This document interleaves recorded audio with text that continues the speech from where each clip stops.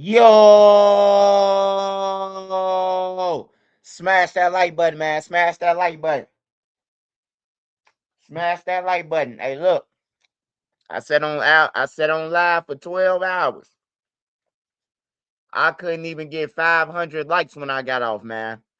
Cash app Nene, man. Somebody send some cash apps, because I be talking some real shit, giving out real game, and I don't know what's wrong with the other people. I know who hitting the like button, though. I wish they had a button that tell us who don't hit the like button. I'll block y'all ass right away. You wouldn't even be on my page no more. This is disrespectful, man. A motherfucker on here with content and stand on here live and talking and engaging, and a motherfucker can't even smash the like button. That's crazy. I ain't talking to my mods or the people who I know gonna hit that like button for me and go across the border for me. I'm talking about the illegal aliens on my page. I'm talking about the illegal aliens on my page. Now you got me in my Trump mode now. Smash that like button. See Nene a cash app. Somebody. I got some stories today. We're gonna talk about O Block. We're gonna talk about what's going on. I can fill y'all in much better because I got more information. You know, and I'm gonna fill y'all in on the Muwop situation and all these situations. Um, this ain't Trenches News saying it, so don't come through my page talking about Trenches News. You said it. This is federal paperwork. This is on pacer. You just got to catch it when the undock is sealed before they sell them again. They unseal them and they sell them. You just got to be on it. So with that being said, we're talking about that, the O Block 5, the O Block 6, whatever. We're talking about Lil Durk, Young Thug. I seen the video around. We're gonna watch the family. Shout out to Family TV. He got the killer that was in Philly, the guy who got walked down through the alley. So we're gonna watch that. And I got another video, man. Make sure y'all smash that like button. Shout out to all my mods, man. All my wrenches. Make sure y'all go and check them out. Celis Smith. Shout out to Celis Smith. King Mavelli. Y'all got some long ass names, man. Just make your name 223, man. Adia. Shout out Adia. Shout out Adia. Always support me. Dustin Turner. Always support me. Bobby9623. King of My TV. Shout out to King of My TV. Make sure y'all go and check them out. King of My be having the old school Sunday on his shit. He be listening to music and that motherfucking thing. Shout out Angie Thomas. I appreciate you, Angie. The Stewart family. Shout out Bone Yak. Shout out Josh. Shout out the Real Parlay Whispers. Shout out Monty. Shout out Bone Yak again. Shout out Savage Black too. When you say Bone Yak, you say all the moles. Shout out to all the moles. We ain't talking about no Blackstones either. So we don't game bang. We talking about the moles. Just like we say Joe in Chicago, they say Mo. Chris Thomas, man. Shout out to you. Shout out to Quat. He been on my channel a long time. Shaky Shark, Big Fishing. Anthony Peterson, man. Shout out to the whole New York. Shout out to Street Code. Shout out to Made Media. Shout out to all my mods. NC, BZ, Queen Lotus. Shout out to all them. Lil Pans, Jayski. Shout out to all them, man. It's all love, man. Even if you don't see them here, hey, look, they went to war with me, man. They ain't got to be here, man. They got other things to do, man. You know what I'm talking about? So shout out to all my mods, the mod squad. Dro the mod for sure. I love Dro, man. I love Dro. That's my boy, man. He might fuck up to you, but that's my boy, you know. Hey, Made Media, Street Code. Did I get everybody? Tommy Shermer. Just trying to make sure I get everybody, man. I love all y'all, man. All right, y'all. So we're gonna get into the O Block situation. I got more detail on what's going on. So we never seen it before. And in the United States history of jail, that nobody sat in jail 2 years or almost 3 years now. After they was sentenced, after they was convicted for a charge. The reason why that they sitting in there, because the gates open. Teasy actually opened the floodgates. Teasy said some shit like they ain't show my address. They ain't show my location. The feds knew who I was on the phone to. I was talking to an informant. Y'all know who I was talking to. So Teasy said all this to the FBI. Y'all know who I was talking to. I was talking to one of y'all workers on the phone when Duck was finna get killed. But According to the feds, he was talking to D Thing. You know what I'm talking about? The conversation that he was having in the store was recorded. And he was asking for badass. He was asking for he was and make sure y'all keep the badass name in y'all head. Cause Teasy asked for badass when he got on that phone. He ain't asked for Muwop. He ain't asked for none of them. The first name he said, what badass at? That's what he said on that phone. So Muwop got a motion of, and it's an argument, you know, whether I like it or not, whether you like it or not, it's an argument. Um, the dealership guy got up there and said that only person he seen at the dealership was Carlos. He the only one seen him, and then he seen him hop back in the black car. Now we seen the camera. We seen the camera.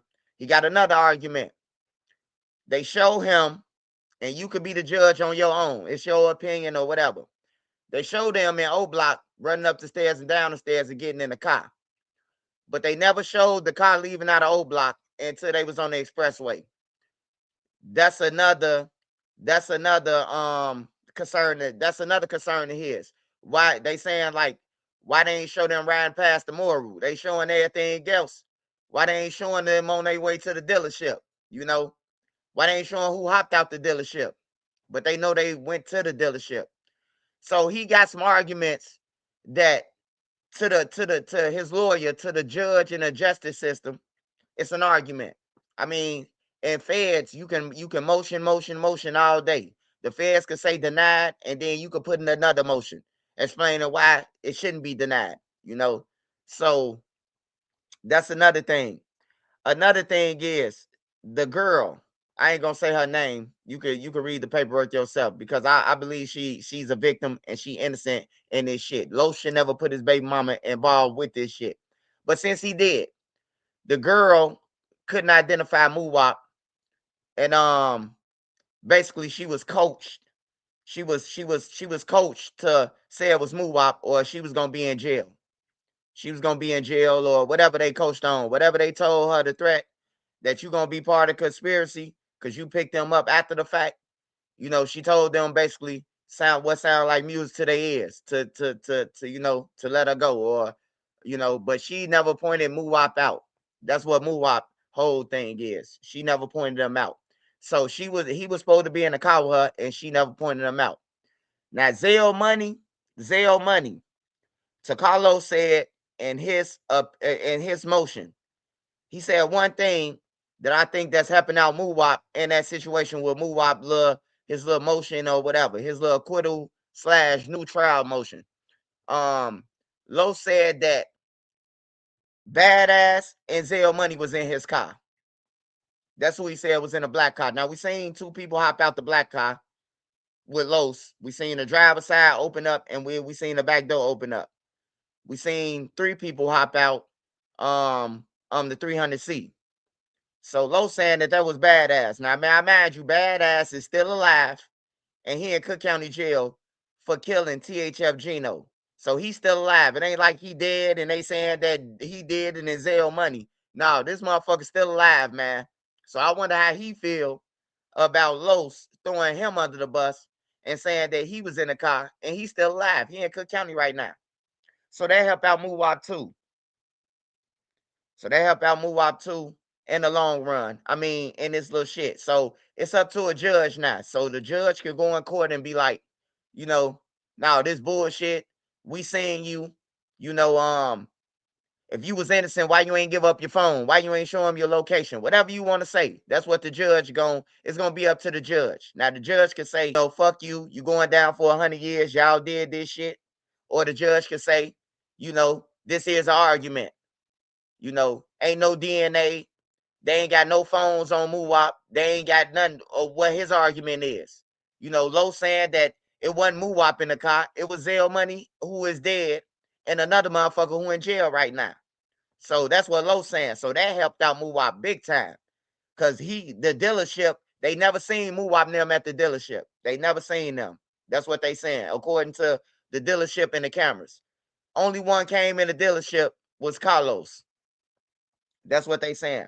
Hey, I'm just a blogger, man. Even though I was on Duck Trial and all that shit, I'm a blogger and I see things I'm reading it both ways. I ain't on nobody's side. Ain't nobody on Trenches New. I ain't on nobody's side. I love Duck, and I know all them in O Block because I watched them grow up. So I ain't on nobody's side. I'm just reading the shit that I'm telling y'all, what y'all will later see in paperwork when y'all catch it again. You know, somebody gonna report about this 5 months from now or something like that. But Trench News always on it. So I just thought I'd give y'all an answer to why O Block and Muwop and them been convicted, but they still in court. Cause we ain't never seen it, man. You can ask any nigga who been to the feds or jail or anywhere. You ain't never seen nobody stay 2 years later after they was found guilty and convicted. They was already found guilty and convicted, man, 2 years ago, 2020, 23, 24. Yeah, 2000. Well, what was it, Nene? Yeah, 2024 of January, they was found guilty. This 2026 of March. So ain't nobody seen it. So that's why Muwop and them is still in there. They still in there. Nobody could identify Muwop in court. Nobody, including Trenches News. Nobody. That's what the lawyer's saying. Ain't nobody identify them. They should never let it ride. And basically, now the feds gonna have to show. If they don't show anything, they're gonna have to show them loose ends, them cameras. They're gonna have to show the whole O Block ride to the judge. They're gonna have to show um them pulling to wherever she took them to. Like, they gonna have to show. But one thing I can tell you is, if Muwop do get a new trial, if he do get a new trial, Trenches News won't be on that motherfucker. On everything. I ain't helping nobody. On some real shit. Good luck. Get them on your own. That's your job. It's lower than my pay grade. It's lower. I can't say it's above my pay grade. That shit. It's lower than my pay grade. So I won't be helping them out or none of that shit. They gonna have to get them on their damn own if they let them out. On some real shit. Don't come back talking about some, oh man, we need, nah. I got a lawyer on everything. His name is Sam. Go and holler at him. You hear me? So that's just what it is with Muwop, man. So if you want to know why Muwop them still in jail, they got an argument. Now I don't know C-Thing argument. He ain't got no argument. He gone.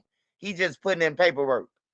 C Murder, he left his whole motherfucking diary of he left a he left his whole motherfucking his baby mama phone number in the car. He left a DoorDash order of Hurl's chicken and Subway. You know, the kids need a size 8 in Nike, and he left his fingerprint on the paper or whatever they said he did. So they gone. Most of them gone. Kenny Mac, he gone. He used this car. Kenny Mac used this car. He texted everybody in the world and told them that, Duck was dead in Check Spot News. So he ain't getting out either. And he took his car and he called the police station to get his car back after he abandoned the car. They done left bullet shit. They done left shell cases in the car. C Murder done left a note with his baby mama phone number on that motherfucker. And then on top of that, he had his girlfriend call for about 2 weeks straight to try to get the phone back. I mean, try to get their car back.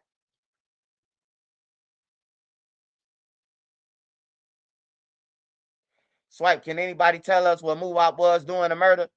I mean, hey, look, this all I'm gonna tell you on that one, bro. If I was involved with some shit and I ain't had nothing to do, you act like you don't want them boys home. Hey man, get your bitch ass on, bro. I'm explaining to something to you that you ain't even know. So get your goof ass on, nigga. Hey, don't come on my page talking about, hey, look, they should never went. Hey, look, first of all, let me just explain this to you. They should never went downtown and killed nobody anyway. Whoever did it. Hey, look, you ain't getting away downtown. They got trees in the bushes. They got everywhere. Just ask Lil Jeff and them. Ask Bloodhound, did they get away when they killed them kids at school? You ain't getting away, man. That's some dumb shit. If anybody call me and say, hey man, I see somebody on Oak Street, bro. Woo, I'ma tell them leave them alone. I'ma tell them leave them alone. They got cameras in every bush down there. You getting caught. I don't give a fuck if you got on the mask, you getting caught. So that was stupid. That's their fault. Hey, look, I'm gonna tell you again. Accountability is a motherfucker. People need to start taking accountability for their actions.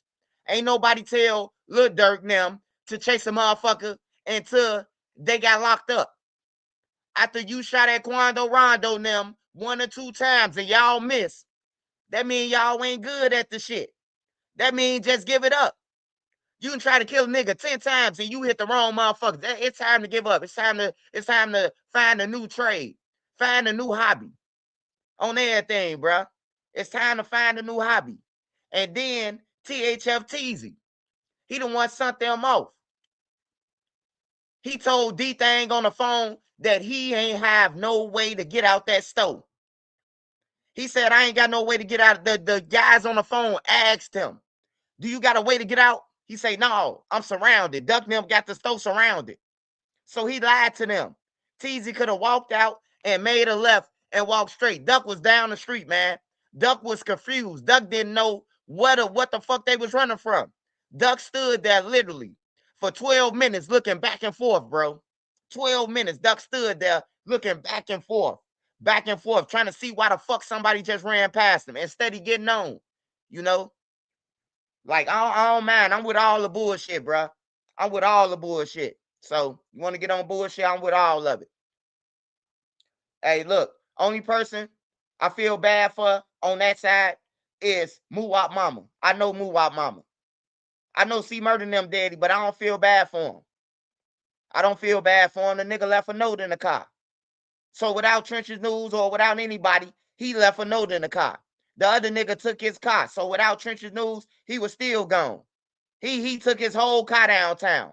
Los and them drove a car that they rented that was in his name. Did you think they was gonna get away?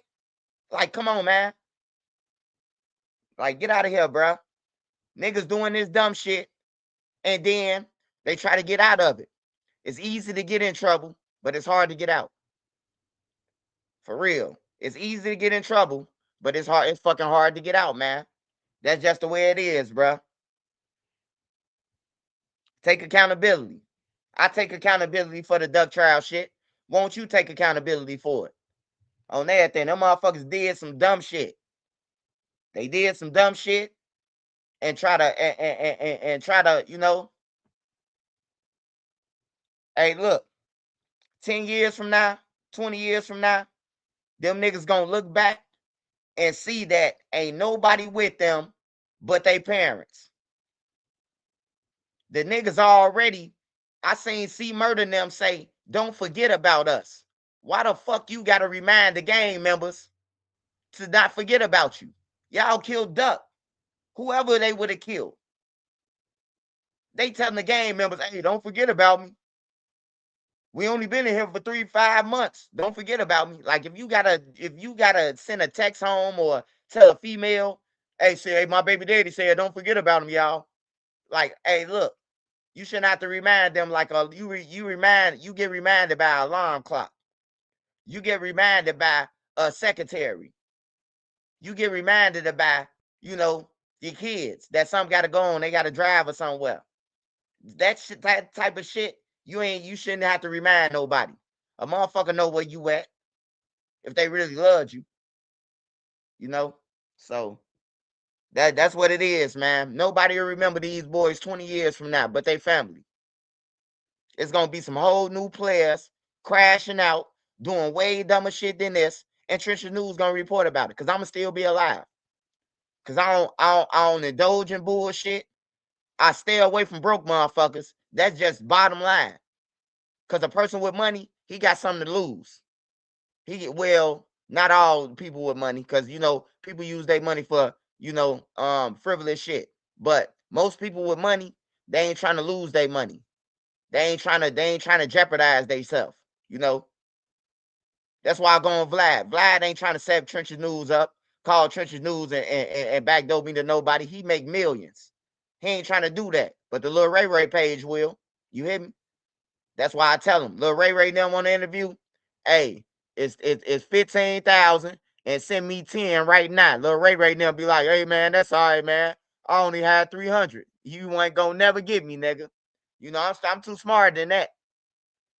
I'm too smart. And then depending on how fast you send a 10,000, I might still not come. Depending on how fast. Oh, 10,000. Oh, send that to him. Especially if I hear somebody in the background making noise and shit like, yeah, send it. You know, that mean they saying, hey, send that shit. We got him. You ain't gonna give me that easy, man. You ain't gonna give me that easy, man. I'm a real life veteran. On everything. I've been wounded and scarred and every motherfucking thing. I learned from a lot of shit. And then I learned from the guys who die every day in the streets right now. I take a mental note. I never go to get an auto part from no store just because they killed Zoo at the auto part space. I never stand in line at Dolce and Gabbana or Gucci or none of that shit just because they killed Duck right there. I never stand right there. I never stand in no line. If I can't shut down the motherfucking store with me and my family in there, I don't want to go in there. If you can't close the door for 20 minutes while it's me and my family shop and I'm spending some money with you, I don't want to go in your store on everything. I don't go to malls. I don't go to Tasty Freeze. None of that shit. So good luck. Good luck. Good luck trying to chase me like Carmen Sandiego. And I'm on the move all the time.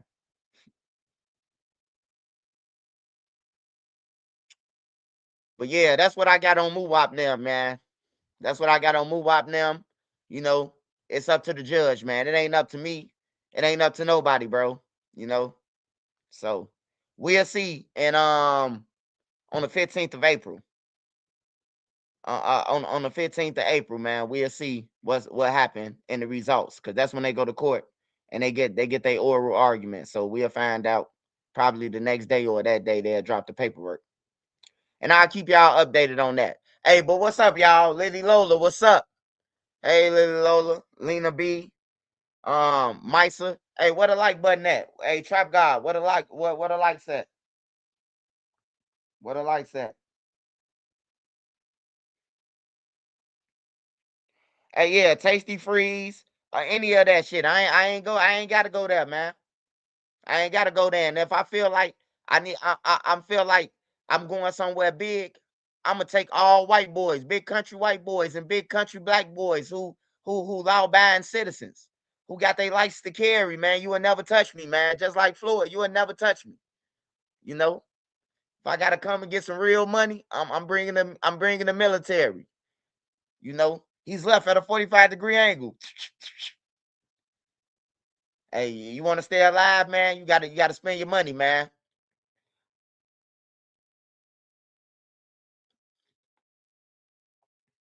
Oh no, man. Hey, look, man. Hey, look.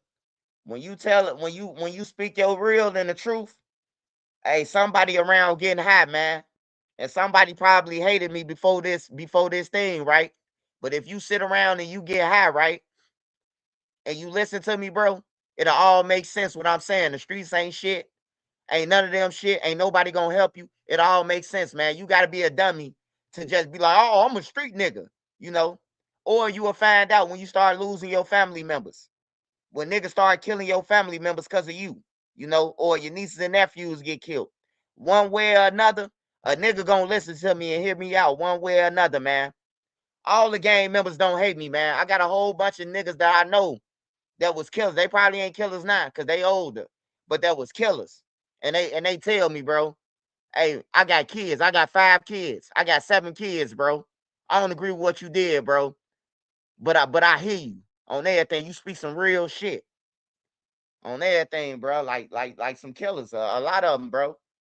Like that's all. Hey, look. Long as I live in my truth, long as I can say I told you.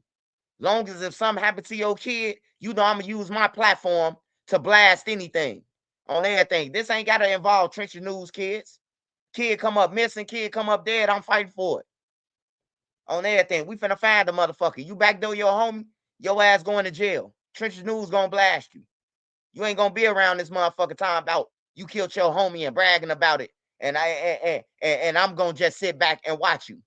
Because I look like I feel like if you killed your homie, don't none of us got a chance against you, bro. If you kill one of your people, your brother, your cousin, anybody, anybody of that nature, I'm not no kin to you. So if you killed your brother or your mama, you would kill anybody. We got to get you off the streets, pal, on everything. We got to get you contained somewhere where motherfuckers could jump on you, and that's jail. That's the only place you can go. That's the only place you can go. We got to send you somewhere that is gonna guarantee you gonna get into a fight or somebody gonna jump on you because you killed your homie. I don't like that shit, man. Some niggas be giving they all in the streets, man, and get backdoored and treated like goofies to the streets on everything. I know a lot of killers who killed everything that was around them. They was broke. Motherfuckers was having sex with their girls because they was broke behind their back, you know, but they killing everybody. So I'm here to tell you, man, hey, it don't pay to be no killer, man. It don't pay to be no killer. It don't pay and none of that. If you want to get paid to be a killer, take your ass to the army. Go and join the Navy SEALs. Go and join the motherfucking the hit squad. Like the dude who be on Vlad team. You know, all that shit, the army and shit. Go and join one of them forces, the Rangers. That's the only way you getting paid, man. Other than that, you going to jail. I'm gonna make this real simple for you. You see how Donald Trump doing the same shit that the drill rappers do. He online. He telling the motherfuckers, we killed your leader. We bombed him at 540. We're going to kill his whole family. You hear me? That's legal, what Trump doing. People be like, Trump doing the shit, that's legal. He could do that. The generals, they could brag about it. They laughing about it now. I never seen it happen, but now that Trump them in office, they bragging about it, just like the YNs. But they could do it. They ain't going to jail for that shit. You know? But you going to jail if you kill somebody. You definitely going to jail. You going to jail for bragging on it. The feds are watching. The police watching. So you talking about you got a hat, then you going to jail. Trump and them say they got a hat. 2 hats. I ain't seen no law enforcement run up on them and handcuff them. You see what I'm saying? So if you want to go and kill somebody, go to the army, man. Go to the army, the Air Force, go and fight for your country. Because what Trump and them doing right now, he doing the same shit y'all doing. Only difference is Trump and them, they got the right. They got the right to start a war and all that shit. Well, they ain't got no right to. They just did what the fuck they did. You hear me? I'm gonna keep it real. They ain't got no right to be starting no wars and shit, but it's legal. Until somebody say war crimes. Yeah. Hey, it's called war crimes, but we ain't seen nobody from the United States get a war crime. It's like, hey, look, Dro, I ain't gonna lie to you, Dro. The United States is big, bro. And they must got a lot of people by their nuts, bro. Cause motherfuckers say we ain't dead and everything, but we do what we want when it comes to doing shit to people. I don't understand it. I don't agree with it, but the United States do what they want, man. Since I've been alive, they've been doing what they want. They the only motherfuckers that I seen going to another motherfucking country, take some, and ain't nobody did shit about it. But a little attack or two. That's what they do, Dro. I ain't got no control over it, Dro. It is what it is.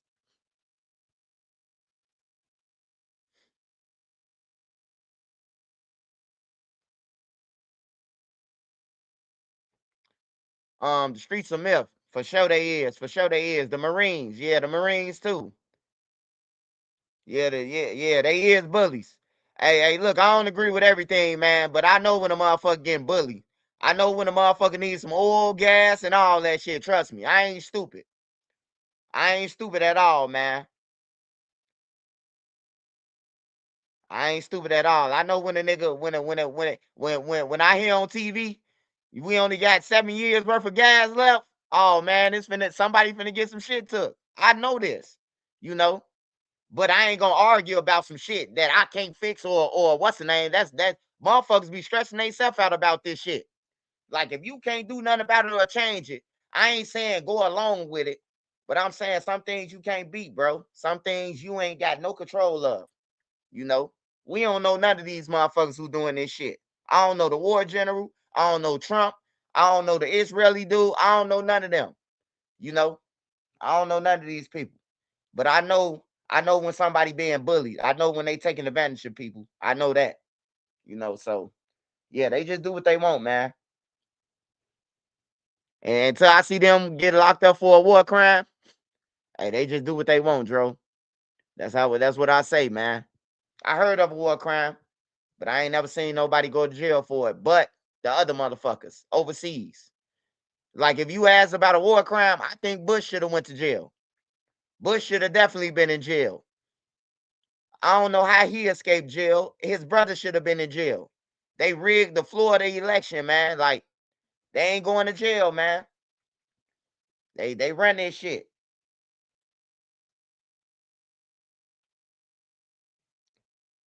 Trump was the first black president sliding on continents, whacking ops, robbing oil. Hey, yeah, you ain't lying, man. Hey, look, every time I see Trump on TV, and I look to my wife and say, this motherfucker on some more bullshit, Nene. He on some more bullshit. And then his words is just stinging, man. Like, no, Trump, why you say it like that, man? Say, I'm gonna take out all your generations. That's what he said to the Ayatollah person. They say, what happened to his son? Well, I heard that he had a half a head on this. They said half his head was gone. I'm like, no, Trump, you can't be doing that, man. You are a president, bruh. But he do what he want, man. I don't know. But don't blame us Americans for what the fuck he's saying on there. Go to Trump crib. Y'all know where he live at, Dro. I'm pretty sure everybody know what Trump mark. Hey, go there. And no, Dro, don't go there. They gonna lock your ass up, man. Don't go there, Dro. Everybody who went there, they dead or they in jail right now. Don't go to Mar-a-Lago time about that shit, Dro. Your ass gonna be gone to motherfucking You gonna be sales for El Chapo, goddamn it. Yeah, y'all got some problems with the United States, man. Why don't y'all head towards y'all know where these people at. Y'all know where they having their sessions at, man. Don't try to come to no Chicago, well, I can't say DC. I'm sorry for DC. I love y'all, man, but hey, DC, I ain't trying to throw y'all under the bus or no alley hoop. But man, it just happened to be right down the street from your projects, brother. Nah, I'm just playing. Hey, shout out to DC. DC got them hammers, man. They ain't going. DC ain't going, goddamn it. Yeah, but it ain't our fault, man. We just live over here, man. We live over here, we pay taxes, and we don't know what happened to our tax money. We don't know what they spend it on, man. And they just raise them motherfuckers when they want to.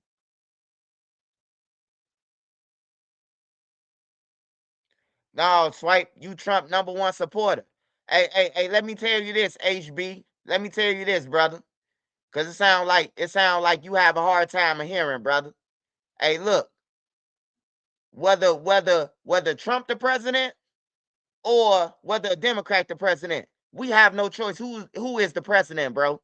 So for the next 4 years, hey, I gotta ride with the president. I am a citizen of the United States, and I ain't no motherfucking radical. So whatever Trump doing, hey, look, we ain't got no choice but to ride with him for 4 years, and then he get out the cart. Then another motherfucker gonna come in, and they gonna open the borders again. They gonna do everything that Trump went against if the Democrats get in. They gonna let everybody back over here. You hear me? So we have no choice, bro. That's what I'm telling you, bro. We have no choice. You know, you like Obama. Obama ain't did shit though. Obama did nothing. Obama watched all the kids down the drill scene. He did nothing. Fuck Bin Laden them. Why you ain't help with the community? You know how many kids was down while he was in office? He been in office since 2008. Drill started 2011, 2012. He ain't get out to 2016. You feel what I'm saying? So what Obama do? So I'm supposed to just say, because Obama black, I'm supposed to say, yeah, Obama, shout out to Obama, but fuck Trump. Get out of here, man. Right is right, wrong is wrong. Hey, look, everything Trump doing, all Trump showing me is that Obama could have did it. Obama could have did whatever he wanted to. That's all that let me know. Because Trump doing what the fuck he want to. So when you say, oh, Obama couldn't have did nothing, that's bullshit. That's bullshit. Obama ain't nothing. Yeah, the LGBTQ, he fucked up the school lunches, him and his wife. Now they don't even get to see the shit that we had, the school donuts and shit. They don't get the school donuts that we had. Them motherfuckers getting wheat donuts at school now, thanks to the Obamas. I don't give a fuck if you black or white. On everything, what are you gonna do to help the people? Hey, look, you can say whatever you want about Trump, right? But man, I swear to God, man, I ain't never see my peers so happy, whether it was legal or illegal, 2020, 2020, 2021, well, 2020, I never seen the people of Chicago, even the homeless people was balling. I never seen nobody that happy, bro. I seen the ops and I seen the ops together running in the stores. 2020. I seen the ops running in the stores together. They weren't killing each other. 2020.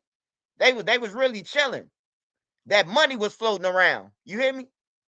I ain't never, hey, look, I ain't never seen, man, I ain't never seen the black community ball like that. I ain't gonna lie, bro.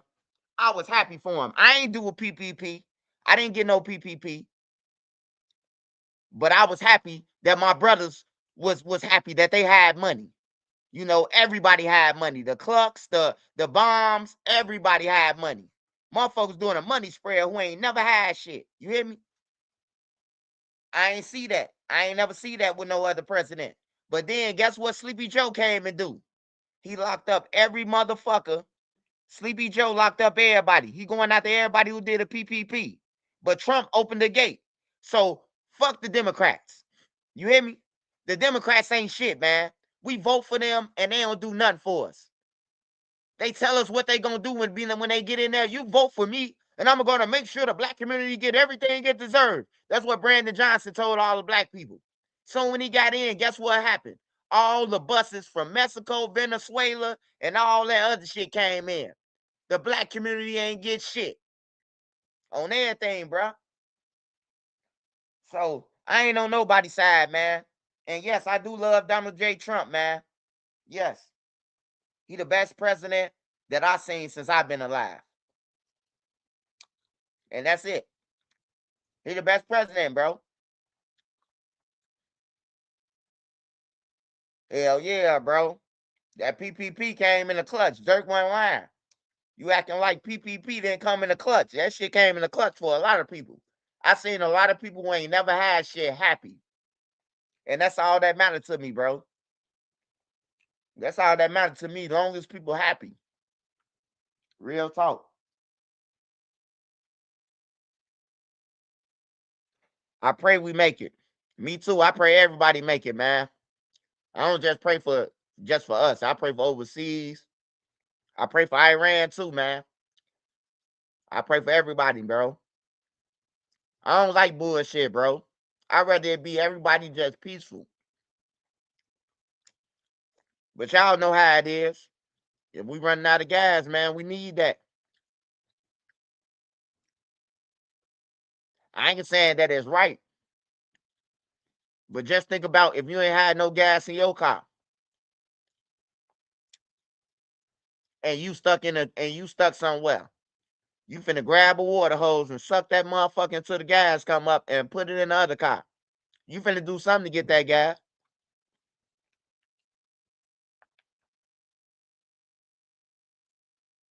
Say that one more time, gang. I don't know.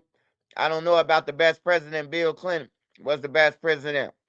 Hey, Bill Clinton probably could have been your best president. He probably, and I know the Clintons, bro. Like for real.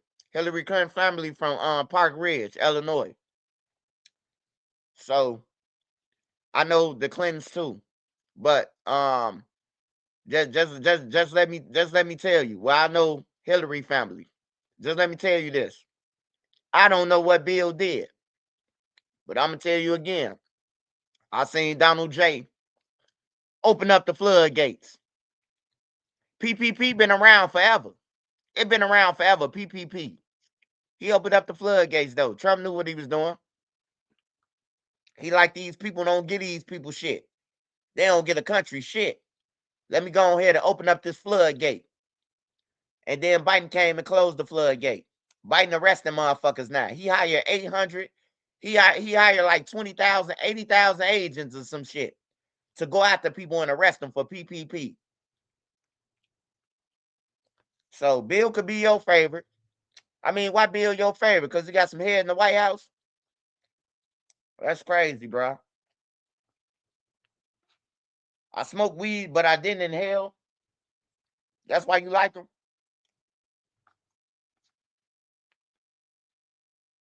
Talking about he took a puff, he took a pull off of it, but he didn't inhale. His ass should have been in jail. How the fuck you take a pull off a cigarette? You inhaled it, nigga. You can't take no, you can't take no, you can't take no hit off no motherfucking blunt and then say you ain't inhale it. I'm hitting the blunt doing like this. That you inhaling once you, or did he do like this? I can't believe they fell for that shit. How much time did Teasy get? Teasy ain't getting no time, man. Teasy and them ain't been sentenced yet. They only been found guilty, Rod.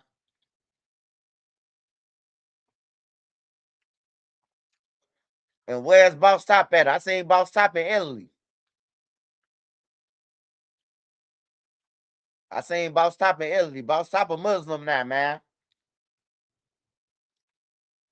Leave brother Farad alone, man. Let him stay gone, man.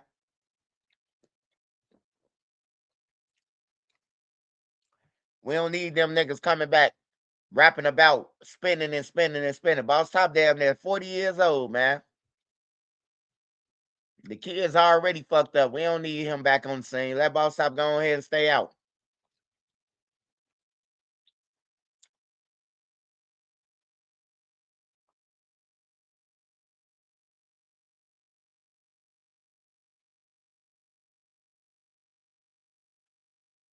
Oh, he say I know a motherfucker who hit PPP and crack right now. Oh, yeah, it's a lot of people. It's a lot of people. I seen in Joliet, Illinois. They locked up like 50 motherfuckers, bro, for the PPP that they did. And they going federal. They came back and get them. I'm talking about these motherfuckers bonded out with the PPP money. Like they said that they bonded out with PPP money. Like they was on the phone giving up their information from jail and somebody bonding them out when the PPP money came. And they got that shit on the jail call, bro. They in jail right now. They say 2020, everybody was bonding out from the PPP.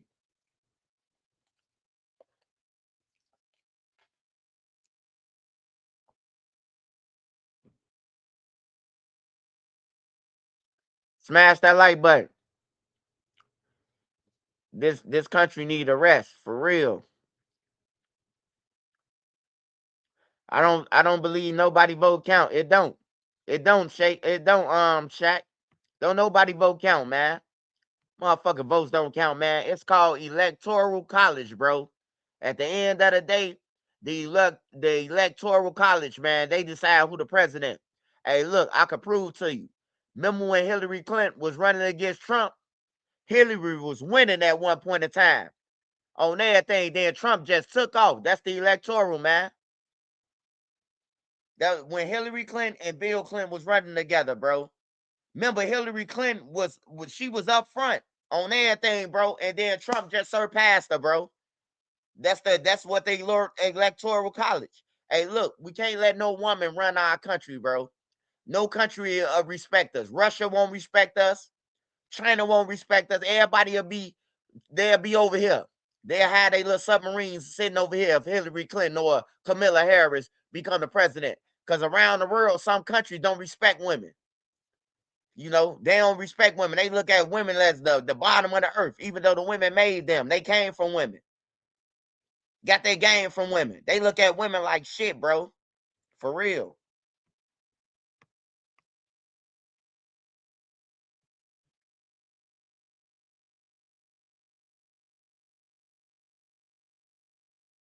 She had the popular vote. Yeah.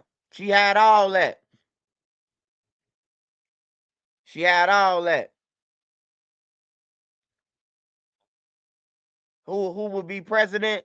Whoever the Jews choose. Now I don't think the Jews try to choose Obama, man. I don't think they try to choose him, bro. And a whole bunch of more motherfuckers. But Dro, man, I understand you got something personal against them, man. But you know, hey Dro, don't be hateful like them, bro. When you become them, then you becoming just like them. You know, people ain't gonna take you serious because you just like them.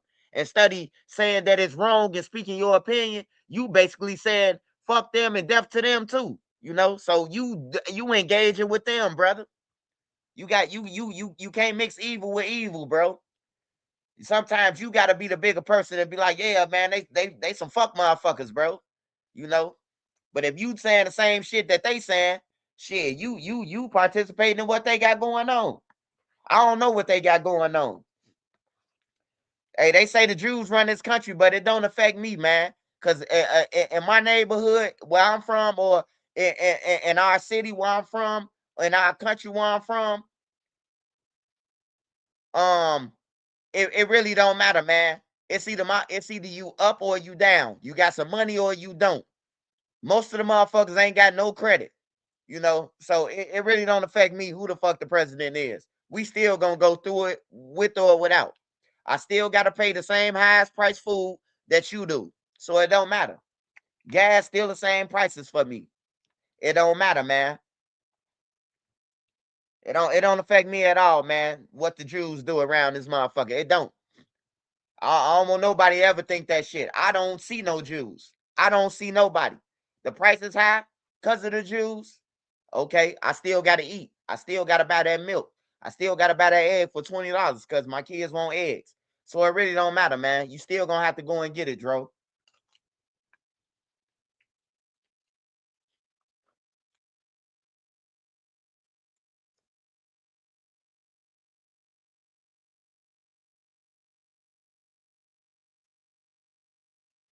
Hey, you get off my page. Don't come on my page telling me what nobody said. I don't give a fuck. Don't come on my page telling me what no other channel did. Your ass getting blocked off the bat. No for extra. Don't come on my page telling me what nobody said about me. I'll kill a messenger too.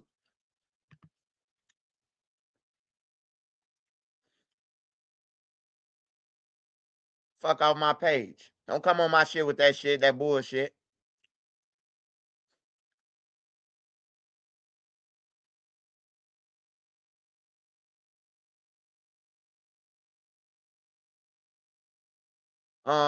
Where we was gonna go? Where I finna go first?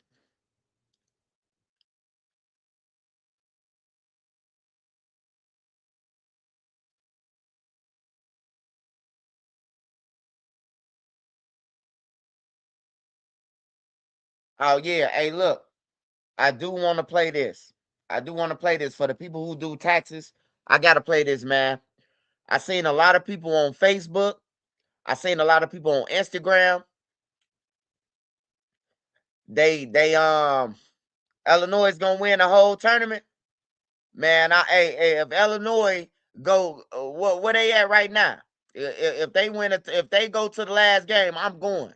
I don't give a fuck what the ticket price costs. I'm going. Um, if you do your taxes, it's been a lot of tax people who people trust. They been beating motherfuckers out, bro, and they getting you in a hole. So make sure you be aware of your tax person who doing the taxes, bro. They cheating people out. They ain't getting you the money that you really got. Like it's real fucked up out here. And I see a lot of people on Facebook.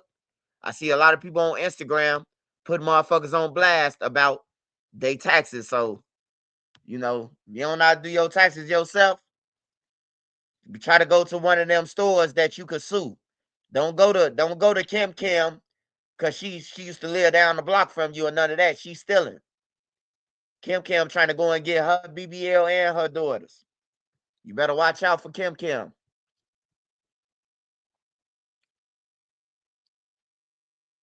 2014 and 15, North Korea. Man, I don't know nothing about North Korea, man. All I know in North Korea, they can't have no phones.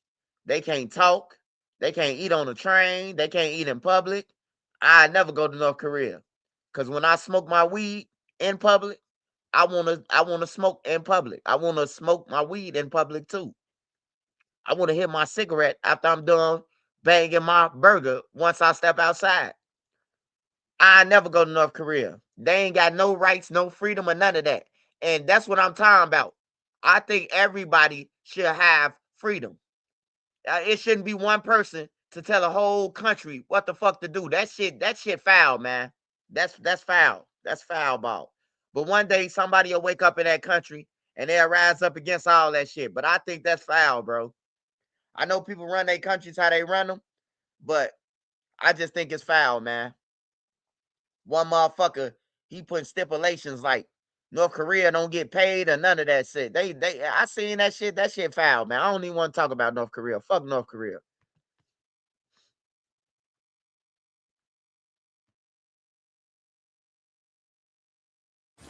Now more than 600 lawsuits are already filed, just like the Catholic Church and Boy Scouts case. What if my story doesn't count?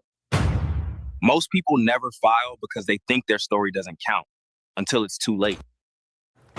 Channel 2 Action News investigates falsifying documents and, in some cases, never filing returns at all. Just some of the allegations taxpayers in one metro Atlanta community are making against a local tax preparer. And they reached out to Channel 2 investigative reporter Ashley Lincoln and told her they now owe thousands of dollars to state and federal agencies because of it. I checked with the federal government and learned the company doesn't appear to have the proper credentials on file, something these customers say they wish they would have known before trusting this business with their money. That's evil. That's wicked. It's very sad, and it also hurts my trust in small businesses. These taxpayers say they question the credibility of Whitland Tax Service, owned by Jahia King. When we go to a tax preparer, we're asking you to do things on our behalf. Channel 2 first reported on complaints last year after Donna Hines says she paid $15,000 for her 93-year-old mother's taxes. Every month, she would have $1,000 withdrawn from my account. Hines filed this police report alleging that money went directly to King and her husband and not the IRS. I sat down with her again last month. Her mother has since passed away, but Hines says she's still fighting to clear thousands in tax debt for returns she says was never filed. If I had paid it on time, it would have been about $6,500. It is now $28,000. I went back to her to do 2024. This customer asked not to be identified for safety reasons. She says King told her tax returns from 2020, 2021, and 2022 needed to be corrected, promising a large refund. So collectively, it would probably be about almost $40,000. Does that sound realistic to you? It didn't. She says letters from the IRS started arriving with warnings of incomplete filings. They are submitted, but they're not complete. She hired a certified tax professional who discovered falsified COVID tax credits on her return. She says when she asked to receive her returns, they were heavily redacted. She said like my amended returns are like the Epstein files, so much redacted information. When I checked the IRS database, neither King nor her husband appeared to have a prepared tax identification number, a federal requirement for tax businesses. P-10s are issued by the IRS to tax preparers every year. Tax expert Shauna Pope. A legitimate tax preparer is going to review your files, review your income, ask questions, and not make any personal guarantees or promises. Customers say they can never reach King to question her, often told she's out of the office because she's sick, a claim they don't believe based on King's social media. Generational wealth, that's all I'm going to tell y'all. Workers gave me that same explanation in 2020. Hey, long story short, my people, you see what I'm saying? Hey, look, I'm just going to take this way, way back, man. I'm just going to take this way, way back. When I be telling my black brothers and sisters, when they say the white man ain't do that. That lady did that. Now she running around with black people, old black people tax money, right? And she talking about generational wealth off somebody else who black, who's struggling just like her. She robbing everybody. I tell y'all, man, every race is their own problem. It got their own problem. She taking everybody black down. I ain't see no white person on that motherfucker like, yeah, I gave her my what's her name. You know? That's what they do to each other, bro. I ain't gonna lie, bro. Atlanta supposed to been clipped her wings. They was supposed to been gave her wings. You ain't doing that to too many people in Chicago. Somebody coming to your job, somebody coming up there. And if they saying that you won't work there no more, Motherfucker finna find out where you at. Somebody know you. Yeah, it ain't the white man, man. We our own problem, bruh. All my family members got killed by somebody black, man. Every last one of them, including my brother.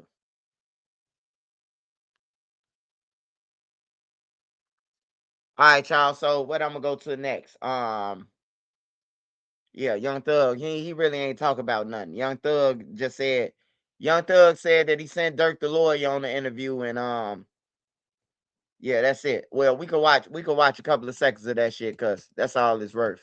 And then I'll go to the family, and then I'll go to the other video I wanted to watch. Make sure y'all smash that like button, man. If you ain't smashing the like button by now, send in your cash out, man. If that's what's easier for you. I was on here for 12 hours, and all I asked people was to smash the like button. It was 600, 700 people on there. And I only got 275, 200 people on the damn thing, bro. Like, come on, man. I talk to you about real shit. I don't talk to you about no bullshit, man. I talk to you about real life events. Smash that like button or send me a cash out. She'll tell me. Hi, Isabel.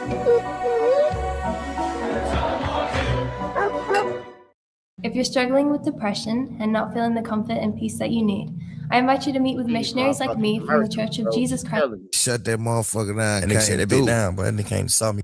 Yeah. You know, that jail shit. Nigga in the Fed, man. That nigga ain't trying to be on the phone with us. Yeah. But I just wanted to know, you know what I'm saying? I've seen him engage with your name online sometime. What they probably got them put his name just to try to you know, If you're struggling with depression and not feeling the comfort and peace that you need, I invite you to meet with missionaries like me from the Church of Jesus Christ of Latter-day Saints.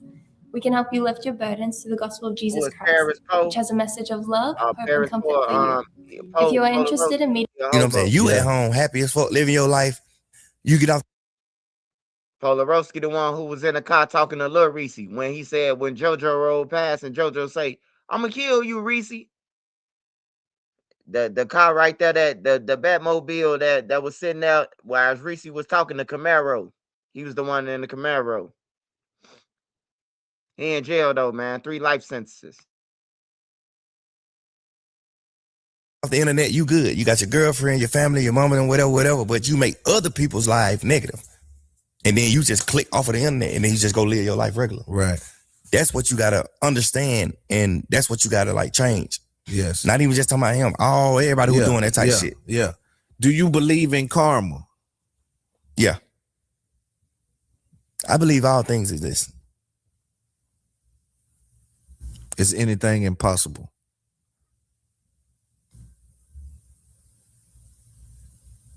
One thing. There's only one thing in the world I feel like is impossible, and that's being God. Anything else you could do is possible. Can't be home. Right. But anything else you most definitely do. Yeah. I think everything is possible except being him. Right. What's your feelings on Whack 100? On the West Coast? West Coast Whack 100. Game manager? Yeah. What you mean with my feeling? That OG. I fuck with him. You fuck with him? They're my mans. Yeah. What you mean by that? I'm just wondering, you know, I had him on the show, you know, he called me here and there sometimes to ask me questions. But I just wanted to know, you know what I'm saying? I've seen him engage with your name online sometime. What he say? He said something bad about me? Well, I don't know. I wouldn't call it bad. Well, I don't know. I haven't tuned in to everything he said. I think he done went rogue on you though. Whack 100. Game what? Game what? Hell no, that that's my man. That's your man. That Okay. Hey, Young Thug, man. I don't know if you think that Whack your uncle, but according to Whack 100, that ain't your motherfucking uncle, bro. Hey, stop calling people your brothers and shit, bro. Whack 100, he dissed Thug and goddamn it, stepped on Thug 6 months ago. I don't know if Thug seen it, but that ain't your motherfucking uncle. Whack 100 say your ass a snake and all type of shit, man. On Vlad TV, he did an interview with Vlad and said it. Smash that like button, y'all. Bet. They probably some cap. They probably got damn put his name, just try to put a nigga name on some shit, man. You know how this shit go, bro. Yeah, Niggas for sure. Niggas just want to put nigga name on shit. I ain't never had no problem with him. He ain't never been nothing but some goddamn respect on his end with me and on my end with him. You know what I'm saying? Right. Yeah. He was on the show. We had a good conversation. We debated and he got kind of heated, but that's what he does, you know, on this internet thing. So, you know, I took it for what it was. I done seen him have some little internet feuds and shit with people and shit like that, but I ain't nothing about me. He always showed me love. I can't tell you exactly what it was, but I'm gonna have my people pull it up. He said something about me. I don't know. We'll figure it out. Nah, I'm getting get on them, man. Get wet them. We'll figure it out for sure. I know I ain't saying that about me on the internet. Bro. Yeah, man. Yeah. We got one or two more things. Lil Durk, what's your feelings? What's your relationship with Lil Durk? Last couple of weeks you had an encounter with some of the people that represent OTF. Is it still love with Durk? Have you spoke with Durk? What do things stand with him? I spoke to him one time when he was in jail for sure. And I just told him, like, man, you know, everybody with you, bro. We love you, nigga. Head up, chin up, you'll be all right. God willing, you'll get on out of there, bro. You're a good nigga. You solid. You got them, you know what I'm saying? Yeah. No. Everybody got their ways, bro. But when it come down to just being a man and being solid, he's a solid man. You know what I mean? Like, right. Nigga solid. Yeah. You know what I'm saying? I only had one conversation with him since he's been locked up, you know. Yeah. You know, that jail shit. Nigga in the Fed, man. Nigga. Yeah, that nigga ain't trying to be on the phone with us. Yeah, for sure. Man, that shit all that shit do is put the police on us. Yeah. Now 12 on us. That's why I wasn't calling niggas from jail, you know what I'm saying? I wasn't calling any nigga. I would just sit on the phone. Hey, y'all, tell y'all kids just get out the streets, man. Motherfuckers always making an excuse. Oh, man, being on the phone with a person or sending the person some money, that's all it's going to do is lead the feds to us or lead the police. Nigga, y'all was just out there stepping on people. Don't wait till I go to jail for the rest of my life and then try to say it's hot. What the fuck you mean it's hot, nigga? Send a lawyer, nigga. Send that money. You hear me? Like, for real, bro. Hey, look, get out the streets, y'all. I'm telling you, tell your kids, get the fuck out the streets. This nigga talking about some, oh, man, the phone call just gonna lead. Man, look, bro. You been doing dumb shit. You been rapping about murders this whole time, bro. Send me a fucking lawyer, you hear me? Like, for real, I ain't trying to hear that shit. I'll be the one that ain't trying to hear that shit. If we been out here killing people, rapping about and everything, don't wait till I get to jail to say it's hot. No, fuck that. Send my lawyer, send me some money, commissary, and that motherfucking thing, nigga. Or your ass coming in here with us on everything, bro. Don't play with me. I ain't no goofy. These niggas goofies. Oh man, I can't pay for your lawyer, man, because the feds on us. Man, you better send that bomb that's downtown then up there. Say he hit the lottery, goddammit. My girl, but shit. That ended up hurting me though, cause I end up having regular conversations on the phone. Now we just talking about other shit. You know, cause it's like shit, I'm locked up. I can't talk about my case, nigga. I can't talk about my case. I can't talk about no bitches. I can't talk about nothing that got nothing to do with no street shit. I can't talk about none of that. I can't do nothing but talk about celebrities. So, you know what I'm saying? Like lit shit. I can't do nothing but talk about rappers and gamers and people that play sports and you know what I'm saying, comedians and just like all I can do is just talk about that type of shit. You know what I'm saying? So that's where a lot of them conversations stem from. Right. But shit. But Smirk, my brother, I love that nigga to death, man. I'm never going to get that nigga, man. That nigga got, bro, listen. We done shared too many real moments, too many real stories, bro. Yeah. That nigga was with me every day when he was down, bro. Before he caught that wave, he was with me every day, nigga. Hey, Thug, man. Hey, look, Thug, man. In Lil Durk defense, man. I'm tired of y'all saying that before Lil Durk caught a wave, man. Lil Durk been hot for a minute, bro. Like, he been hot the whole 2017, 18. Lil Durk was on fire, bro. That's all niggas was listening to. That's all we was listening to in jail. Lil Durk, T Grizzly, A Boogie, PBN Rock. Like, they was on fire, bro. Like, what the fuck you mean when he was down? You know what I'm talking about? Like, you was up, you was cool, you was up, but you know, like Lil Durk been cold, bro. Like y'all Atlanta ain't gonna talk about like y'all put him on or none of that shit. That shit dead with me on everything, bro. I hate when they say that shit. It's like y'all hanging around Lil Durk because he was hot. That's what I think. Lil Durk young from Chicago. Y'all needed street cred, more street cred, and y'all was hanging with Lil Durk. Fuck out of here.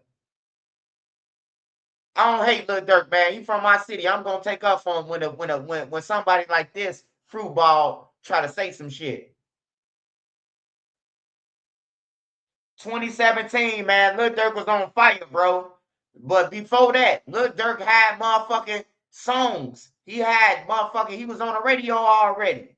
Dage Loaf and him done already made hits. He done made hits already. On everything, bro. Like, don't try to motherfucker act like y'all did it or something. Y'all niggas fruit balls. Only thing Young Thug did for Durk is put a ring on his finger. Every day, he know that. Ask him. Ask my 1,000 brother. What's up with Slime? Right. What's up with Thug? Is bro 1,000? Yeah.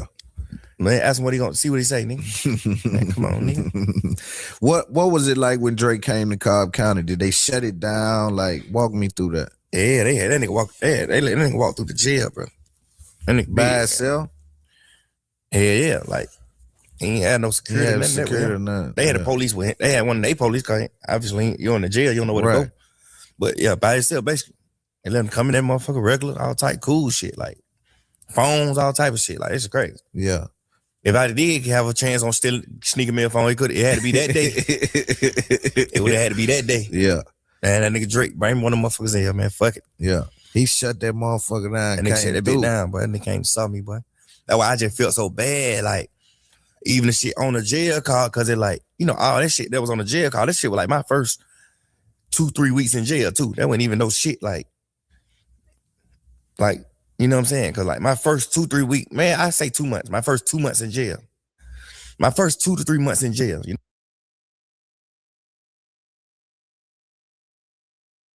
know.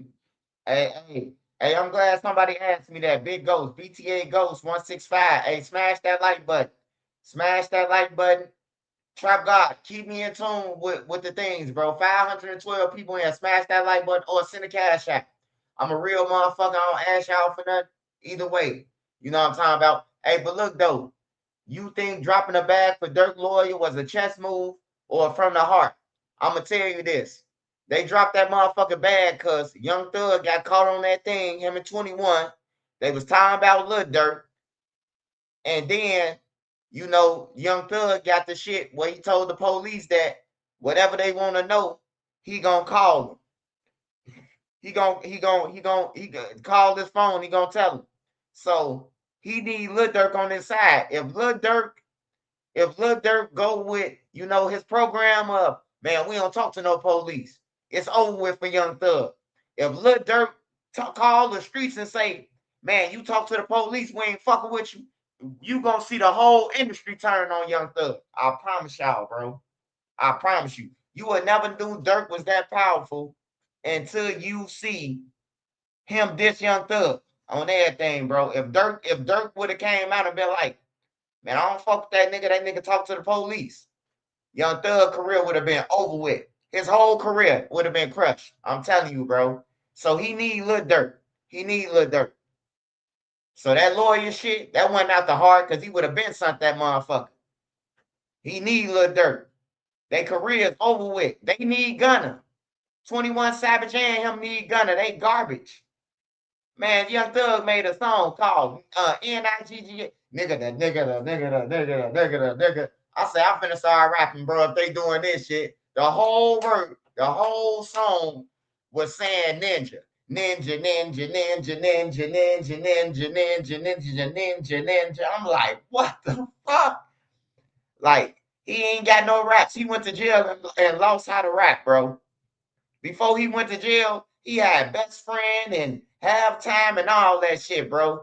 It's like somebody was writing his lyrics the whole time, bro. He garbage. Oh, yeah, I forgot. Lil Durk did say he told Young Thug all the niggas he shot, too. So Lil Durk Mike don't want to cut Young Thug off because that's another person who can tell the feds and get the feds some information, you know, and it'll be over with. Young Thug ain't beat no case either, y'all. Why is he talking about son Brian Steele? Nigga, you do one thing right now, and he going to jail for 20 of them. Yeah, Young Thug trash, man. You could tell it's a difference between the halftime and the that's my best friend, and then he get out of jail with this bullshit out. His girl Mariah the Scientist, I'll listen to her before I listen to Young Thug again. He garbage, bro. That whole album he just put out is garbage. Lucci album is fire. I can listen to a Lucci album. But him, he garbage. They need Gunna. Him and 21 need Gunna. Let me finish playing this. You know what I'm saying? That's before I was talking to everybody and just getting them outcome, getting like what I knew about certain situations. Like I'm just literally in jail going off of what I'm hearing on jail calls. Yeah. But these nigga beefing, these nigga doing it. But these nigga, man, hell nah, Shawty can't. Ooh. But this shit Metro Mama, ooh, nigga, like, man, hell nah, I know that nigga ain't did that, bro. Hell, ooh. I done talked to him though. If you've got an old fence that you've been thinking of replacing, or you're just looking to add a new fence to your property, we're one of the top-rated fence and deck companies in the state. And right now, this month, we have an offer going on where we can get you a brand new, beautiful fence. This fence comes with a lifetime warranty. I done told Drake this. That's what I'm saying. Like, I done had conversations with all these niggas. Like, hell nah, you ain't supposed to do that. If you did that, you know, kind of find out it's other shit, but it's just like, man, I'm telling him, brother to brother, like, nah, you ain't supposed to do that. Right. If that's what happened, you ain't supposed to do that. Right. You know what I'm saying? I done had conversations and with as everybody. men, we got to be able to do that with each other. If we brothers. I'm not just sitting around you being no fuck nigga, being no dick sucker, at bro. all. I'm telling the nigga, bro. I done had conversations with everybody. Right. And these niggas done had these same conversations with me. Like, man, your head goddamn, bro, you tripping. Like, you ain't goddamn, man, you doing it, bro. You ain't, ooh, you know what I'm saying? Like, that shit go both ways, you know what I'm saying? But as far as like Durk, yeah, my little brother, bro. I love that nigga, bro. I sent my lawyer down there, man. Yeah. I sent Brian Steele down there. For Durk. Yes. Yeah. That's a fact. Yeah. Real fact. Hey, Thug, shout out to Young Thug. He son Brian Steele down there. You son Brian Steele down there. Too late, though, nigga. You supposed to send him first. On that thing, Drew done already fucked up, man. You was supposed to been send him, man. You was supposed to been send him for Lil Durk. Shit, you sent him a little bit too late, man. Drew done already fucked up everything. Now Brian Steele gotta come and try to do some shit. But one thing I like about Brian Steele, if he said he lose, he gonna take it personal, bro. Drew Finland know he couldn't do it by himself. He knew he couldn't do it. I told y'all he couldn't do it. I say Drew can't do this shit. He can't do it by himself. And then I say he gonna need somebody else, another lawyer, man. If Lil Durk wanna have a chance, then they got Brian Steele. They be watching my channel though. I guarantee they be watching my channel. Everything I told Durk them to do, they did. Hey, why they ain't sever their case? The next thing you know, they severing his case. They trying to sever their cases, bro. Like, hey, look, I ain't no lawyer, but I pay attention to everything, bro. And I say I've been in jail with thousands of people, bro, who went to trial, lost, got hit over their head. They lawyer played them, you know, even they paid lawyer, fucked them on everything. Knew they weren't coming out that motherfucking period. They still took their money and everything, bro. 50, 75,000. Like I done seen it. So I ain't no motherfucking lawyer. But a lawyer ain't us either, because it's one thing for you to fight a case and study for cases, but you ain't never been through shit. So that's the upper hand I got on the lawyer. I've been on the defensive side and the offensive side and in jail. But let me finish this, man, so we can go to the family. Yeah, we were talking about Drake coming to see you. I think you and Drake new music gonna be dope as well, man. Got niggas just be talking, man. Yeah. I'm moving for real, man. These niggas are talking. I do this shit for real, for real. I don't want to hear all the shenanigans, man. Yeah, we don't want to hear the shenanigans at all. Yeah, these shenanigans. What are you talking about? These shenanigans, man.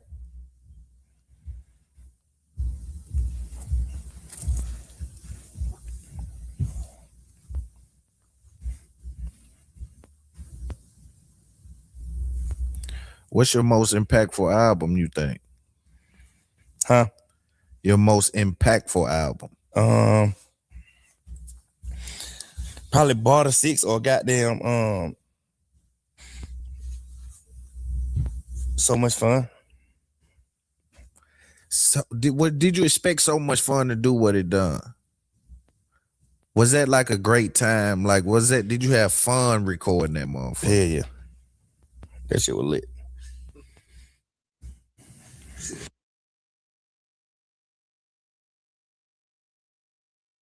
Hey, shout out to this guy who did the podcast, man.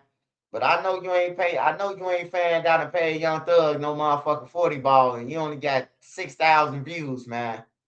Young Thug would have had to give me a discount or something, bro.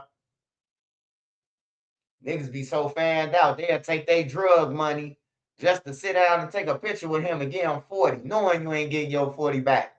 You ain't making $40,000 back on YouTube.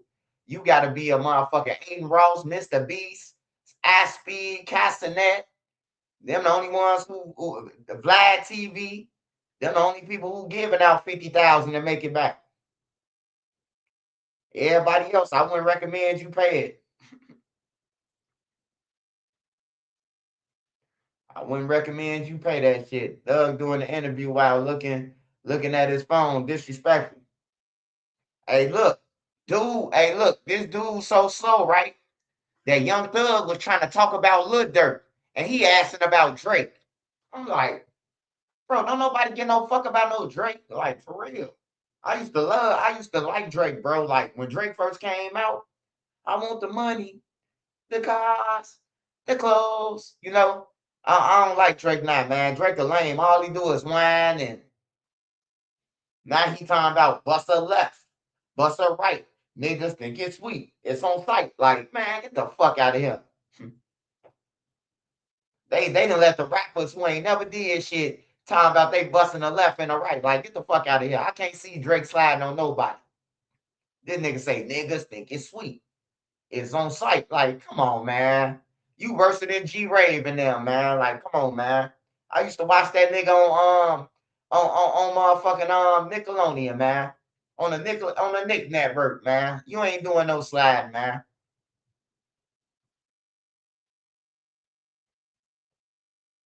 They be taking it way too far, bruh. I used to like Drake until I heard that shit. Bust a left, bust a right. Niggas think it's sweet. It's on sight. Like, bro, if you been in the streets and you did some shit like that for real, bro, you ain't respecting no nigga who ain't did shit, bro. Like, for real, you ain't respecting no nigga that did that shit. That's why I be saying about, yeah, like over animated shit, bro. I don't respect that shit. If I was in the studio with him, anybody who been to the studio with me and they ain't never did shit and they rapping about, we got the 30M, I be like, come on, bro. Hey, Rich the Real, delete that. Ask Joe Jack, ask Manny. Ask Manny, man. We just stopped the motherfucker Rich the Real so many times. Hey, Rich. Hey, can you delete that whole session that he just did? Nigga ain't never shot nobody. He just trying to make ops now.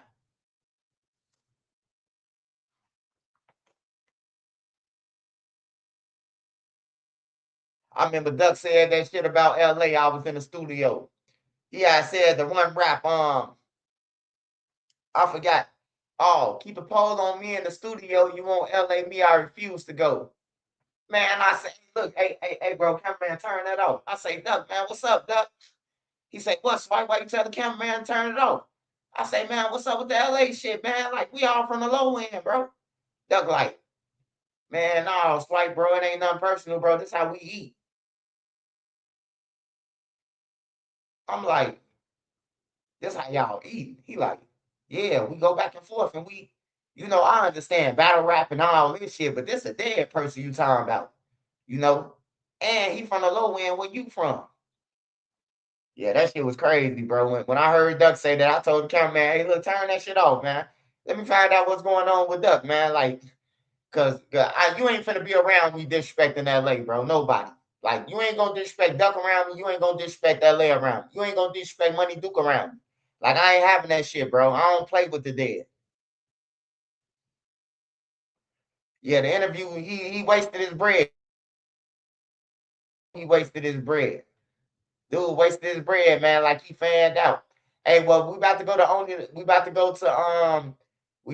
to Philly, the Family TV. Wait, if you were locked up at any Illinois juvenile detention center, such Man. as Cook County, Hold on, man. Hold on, man. This shit getting out of hand, bro. Y'all going to grab the college students. Y'all going to grab anybody, bro, to protest this shit. Hey, look, I just want to say this one more time. You can't break the willing. If them boys was getting their nuts touched to go to gym an extra hour, to get a gold cap in the Audi home, to get an extra phone call, that ain't no lawsuit, man. They was getting their nuts touched for the extra phone call, for a burger, to get a burger and some fries, a real piece of puff. Niggas was getting them nuts touched. Niggas was pulling out their nuts on their own. The guard walked past. The nigga got his nuts out on his own. He in the cell with his nuts out. Please stop coming across my screen with this. I pray to God, please, man. Please, y'all, please take this away from my screen, man. Please, I'm tired of seeing that. I don't want to block all my ads and shit, man, but goddamn, man. It's like every fucking 5 minutes. If you've been to juvenile, this center, please call and we're going to give you $300,000. Like, come on, man.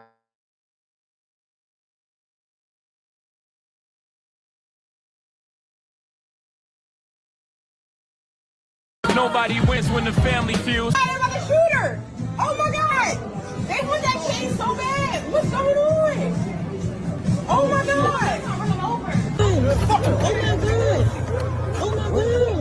That's body. Jumped me and took my chain. No.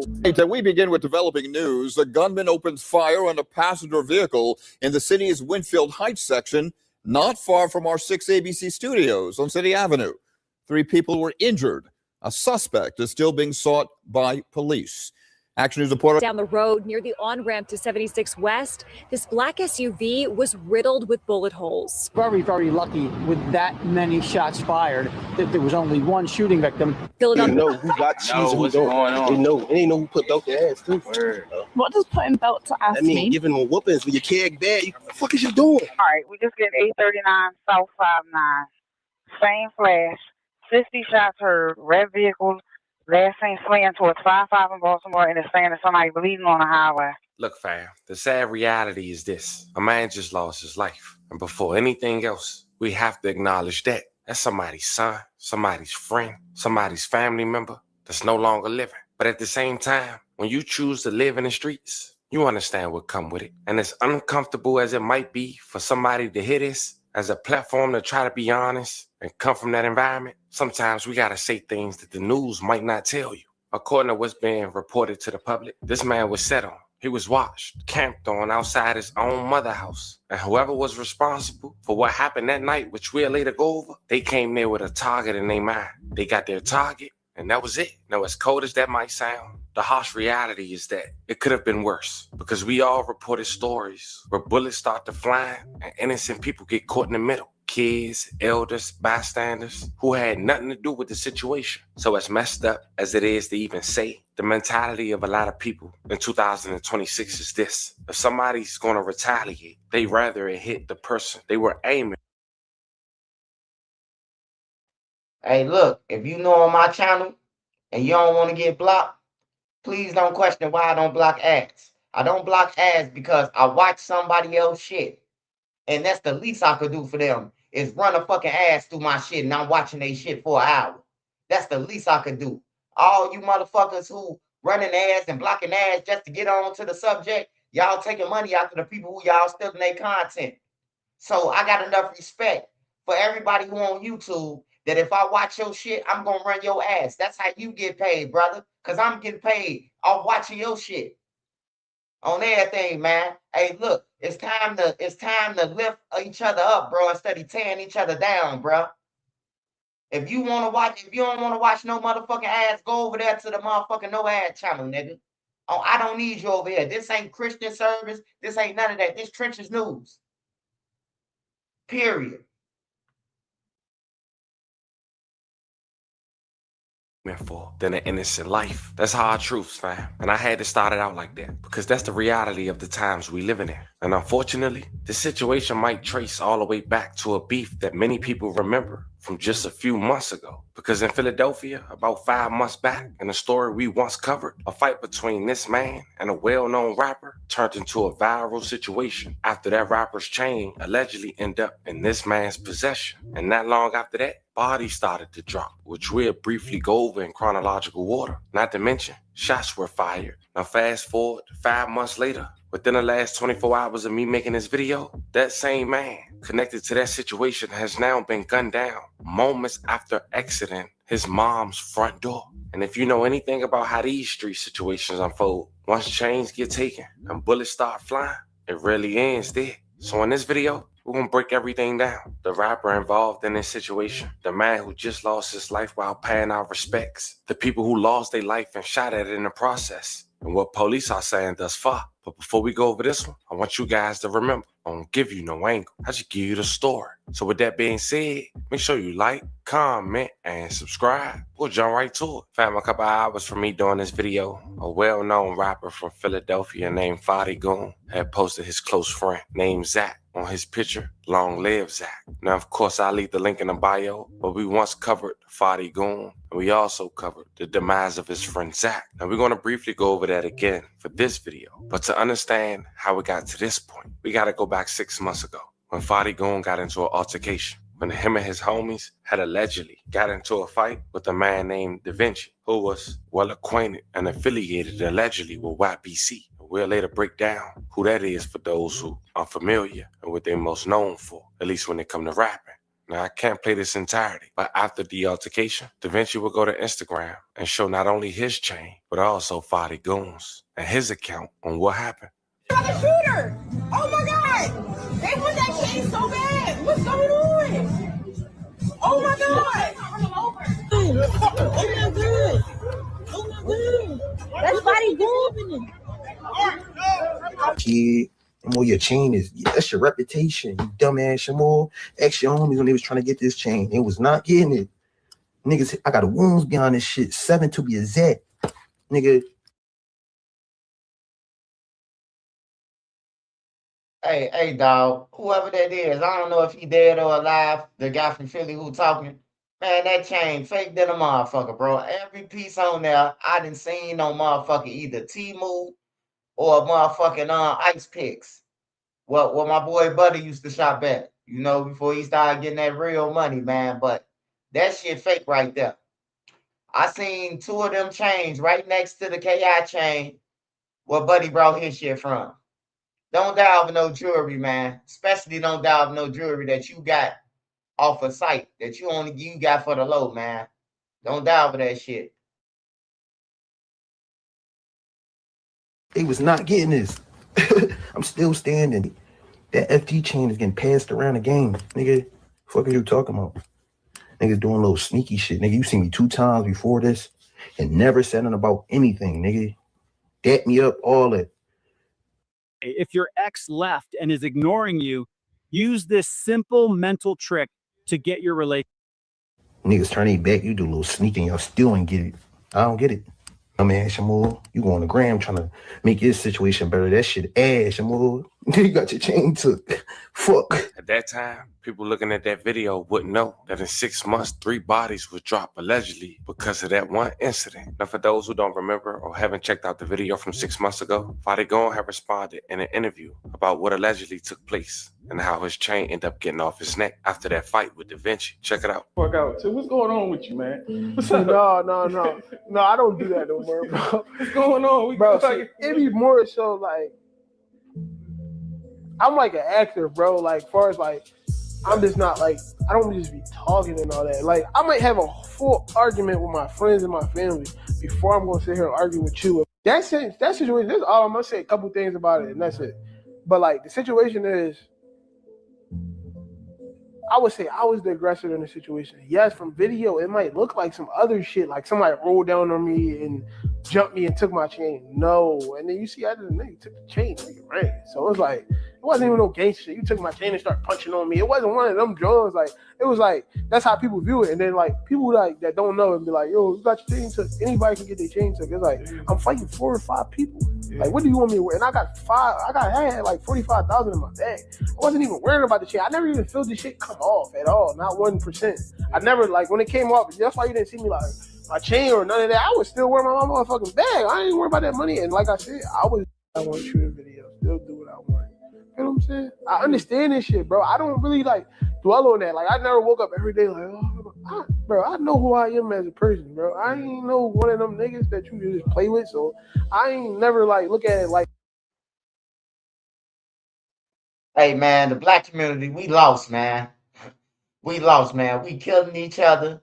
We trying to run up on a nigga for some fake shit. The nigga say he got $45,000 on him, but he got his chain at the back of the Source magazine or the Vibe magazine, the one that be all the way at the end. You know, you can order chains and everything at the back of the Source. Shout out Tommy Sherman. Like, man, we get our money and we run straight to the mall and ball out. You rather be fresh. You rather be fresh than a motherfucker if the Fed's watching, right? But ain't got no dollar in your pocket. That's backwards, man. It's like you buying a Range Rover and can't afford gas. You around this bitch asking motherfuckers for gas. But you got a Range Rover. Like, this shit crazy, bro. We need to do better. All my brothers and sisters, we got to do better. And the ones that don't want to do better, just get the fuck on away from them, man. They don't mean shit. They ain't gonna change. Just like a nigga when he whoop you and he black your eyes and shit, and he tell you, oh baby, I'm gonna help you patch it up. And then he do it again next week, then the next he gonna keep doing it. He gonna keep on blacking your eye, you know. If he blacks your eye once and then you swing on him again, he don't touch you or what's the name? He trying to improve. That's improvement, you know. But just to stay with a nigga and you keep on getting patched up every week, you got a black eye. Like, I know one of the BDs every week or every 3 days, they come outside, him and this girl, one of them got a black eye, if not both of them. I'm like, damn, how the fuck both of y'all get a black eye? What y'all saying is morphin' time and then punched each other at the same time in the eye? I swear to God, I can't make this shit up, bro. Every time I seen one of my homies, he older than me, he ain't my homie. He like my brother and them homie or something. He'll be their age. Every time I seen the nigga and his girl, they both got a black eye. In Rothschilds or any Stone 63rd, they both got a black eye. Huh.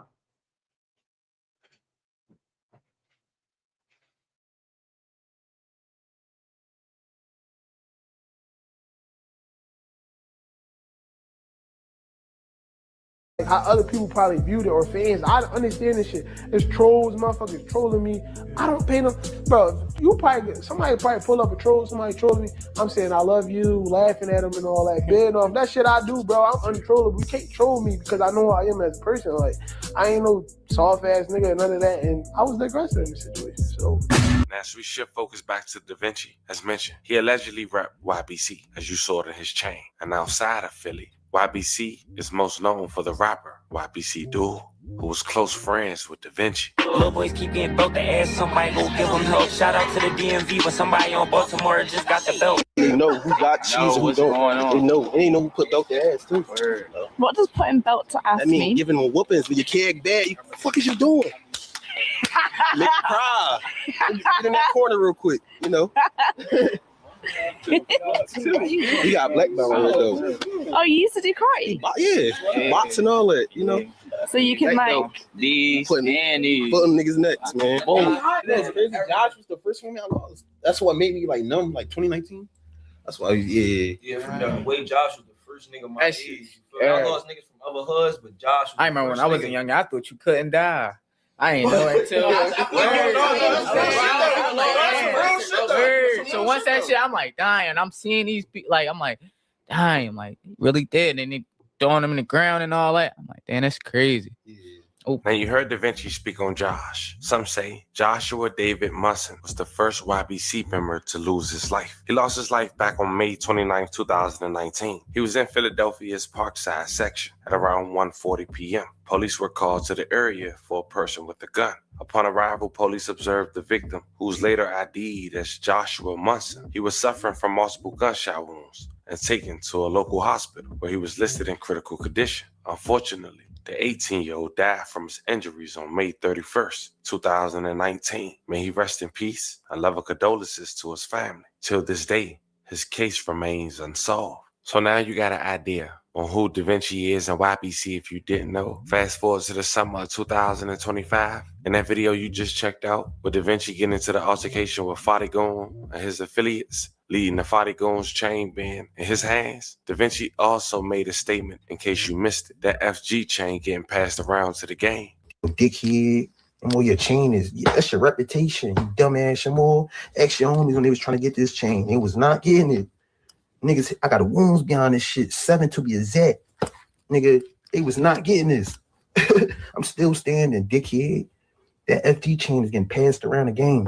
And the person who had the chain bragging online at that time was a YBC affiliate named Drag 4 Times. He posted with the picture of the chain, the real fully G, cheap ass chain, ain't even worth a 10-pack laughing emojis. I can show you how to work that, stupid. But shortly after that post, Spaz 4 Time would lose his life after not 1, but 2 attempts on his life. The last being leaving a hotel, broad daylight, which led to Zach being gunned down. And instead of me briefly going over both stories, check out a clip from the first video 5 months ago. Really got retaliation, and it wouldn't play out until months later when another attempt on the same man, but this time he lost his life. Allegedly, the first attempt was back in May. A guy named Drag 4 Times was shot at over 30 times in a hotel parking lot on a Wednesday evening. According to police, the shooting happened just before 6 p.m. outside the Courtyard Marriott located on 4100 block of Presidential Boulevard in Winfield Heights. When police initially got there, they saw a GMC Yukon that had been hit with gunfire fleeing the hotel parking lot. Police followed the car as it headed north on City Avenue until it got on a ramp to Interstate 76 West. That's when it rear-ended a Mercedes-Benz that was headed in the same direction. Police said 2 people in that Mercedes who were both in their 40s were taken to the hospital in stable condition. As for the driver of the GMC, police wouldn't identify him.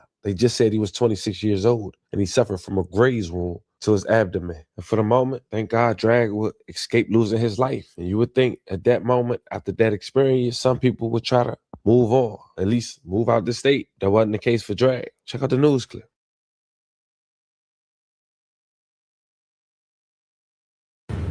Wednesday night, and we begin with developing news. A gunman opens fire on a passenger vehicle in the city's Winfield Heights section, not far from our 6 ABC studios on City Avenue. 3 people were injured. A suspect is still being sought by police.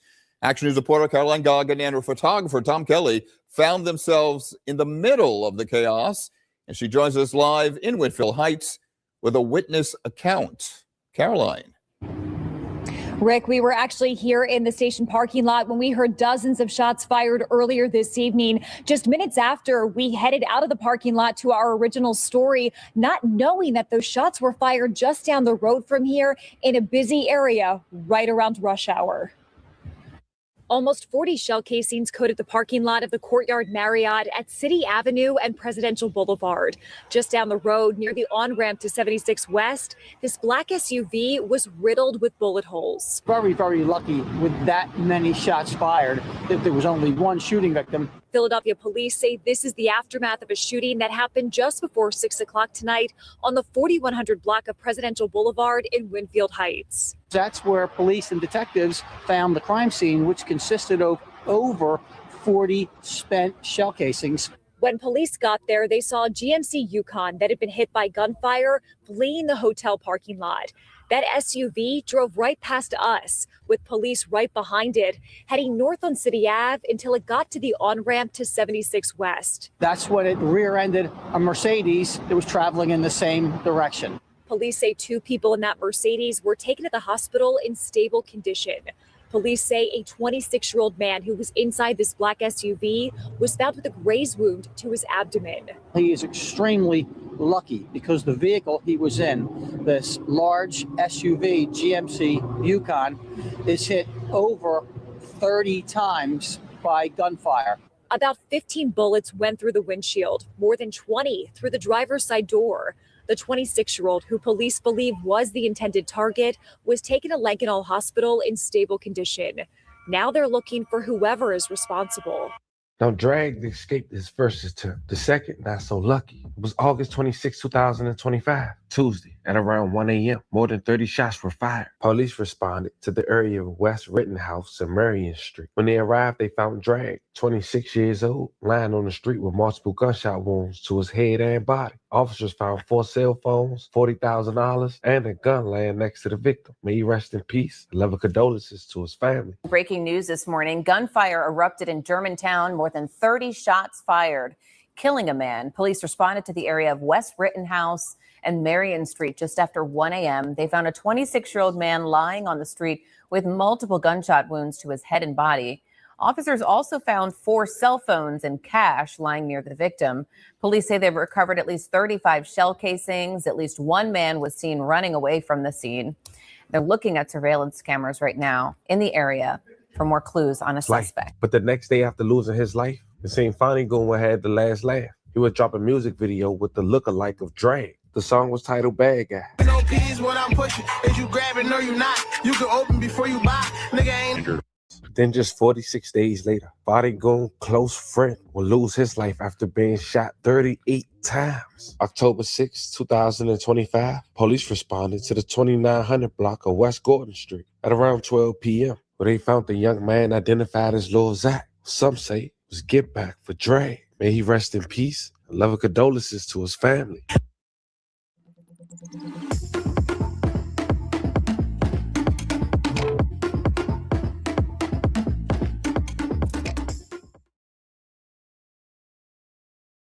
PHA, PHA?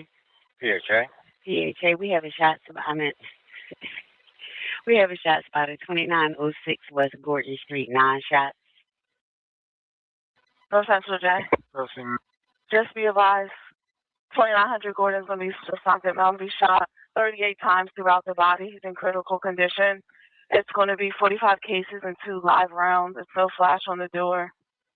But then just 5 months later, Da Vinci would lose his life. A repeated pattern. Saturday, March 14th, 2026, Da Vinci was leaving his mom's house. Police say a 26-year-old man affiliated with YBC was shot and killed in North Philadelphia. His mom lived near 8th and West Burke Street. He left out at around 6:15 p.m. when police say 2 gunmen who was camping out for him had waited and ambushed him. The shooters, armed with a rifle and a 9 handgun, had chased Da Vinci down the block and shot him multiple times near point-blank range. Police said he was rushed to Temple University Hospital and died a short time later. May he rest in peace, and love and condolences to his family. The gunman drove in a black Honda Accord that had been recently reported stolen. 18th, 823 South 6 reported of a person with a gun. Also reported of a male operating a red Honda shooting on the highway. Last seen was Baltimore Avenue.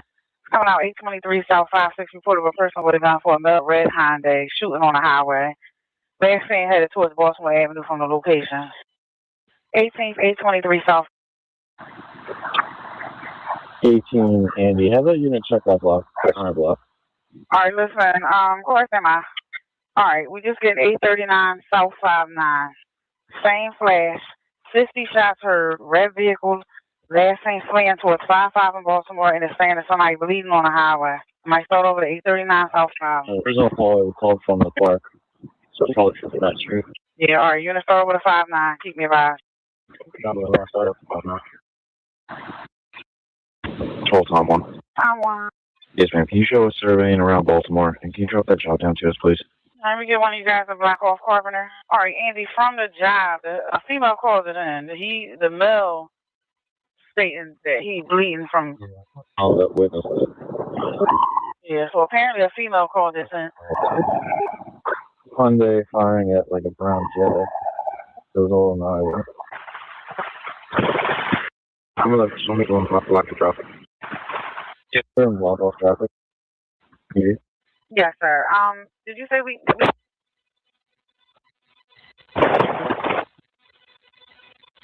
Okay, 1880 was the scene located out there on 56th Street? Yeah, so there's blood out here. Supposedly one of the victims ran into 826, but I can't find any cases yet.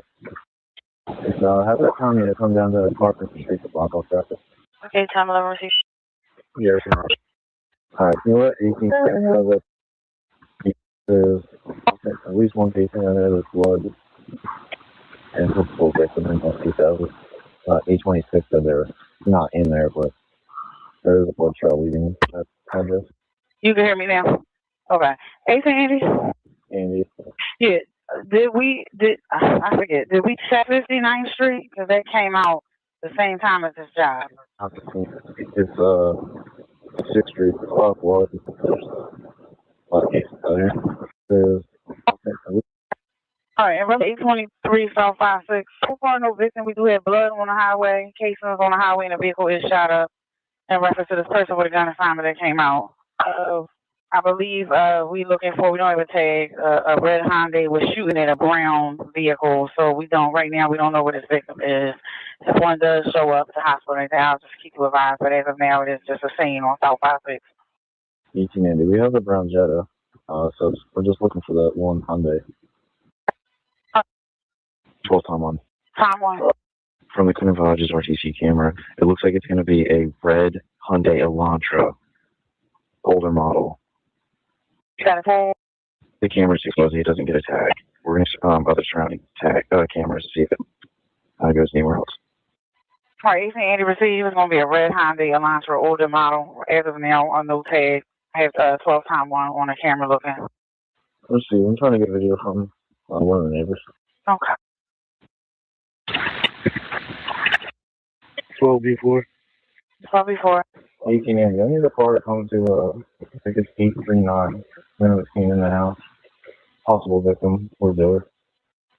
Okay, we have a unit start over to 839 on 56th Street, correct? Yeah, I think Tom 11's walking outside right now, so he can give you the exact address. Okay. I'm going to let me know you're out there with Andy at 839.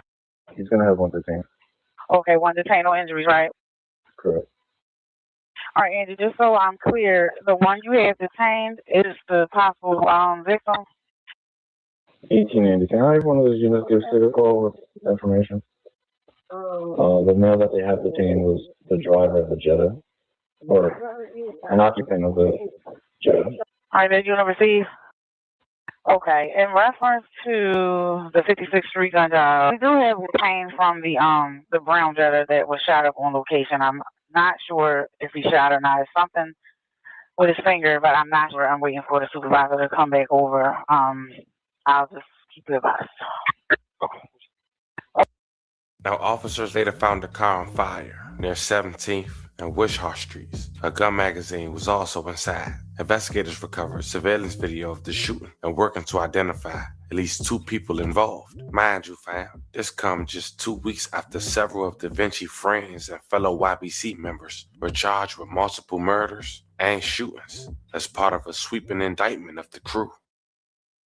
Go, go, go. The client's waiting. Wait. This is last year's deck. Oops. Tonight at 10, the investigation into a deadly shooting spanning 2 crime scenes in North Philadelphia. Police say 2 suspects shot and killed a man as he was visiting family near the area of 8th and West Burke Street, not too far from Temple University. Action News reporter Brianna Smith joins us live from police headquarters with details tonight. Brianna. Walter, Philadelphia police say the victim was ambushed, but they don't know why. No one is in custody at this time, but detectives are investigating 2 crime scenes. Philadelphia police are searching for 2 male suspects who they say shot and killed a 26-year-old man in North Philadelphia on Saturday evening. Looks like 2 males were lying in wait and ambushed him after he arrived here on location. Police say the victim was visiting family members near North 8th and West Burke Streets when the shooting unfolded around 6:15 p.m. He attempted to run, but the shooters chased him down, tragically firing and killing him. Officers say the 26-year-old was shot several times and was pronounced dead at the hospital. The crime scene consists of over 15 spent shell casings from at least 2 different weapons, one of which was a was a rifle. Now detectives are investigating another crime scene about 2 miles away from the shooting on 17th and Wishart Streets. They say the suspects drove to that area in a stolen Honda and set it on fire before running away. A rifle was found inside that vehicle after the fire department doused the flames, and we were able to investigate further. Now, detectives are still looking for a handgun and other evidence, including surveillance video. If you have any information, you're asked to contact police. Live outside Philadelphia Police Headquarters, Brianna Smith, Channel 6, for Action News at 10 on PHL 17. Walter? Okay. So now, 20 plus minutes in this video. You understand why less than 24 hours of me reporting this video, Fadi Goon had wrote, "Long live Zach," with the hot emoji. Not me, not you, but him putting it out there, alleging that Da Vinci was alleged get back, or at least in his mind. As we head out of here, we do want to say rest in peace to every victim we talked about in this story. A love and condolences to the families. We're talking about 3 bodies in 6 months, all over what a chain. Fam, it ain't nothing we can say. Once a body drop, we can't control how people feel once their loved ones is no longer living due to gun violence. So all we can do is keep them in our prayers and wish for the best. This was the story of a man gunned down, leaving his mother home, broad daylight, by 2 men who set on him and killed him as he tried to.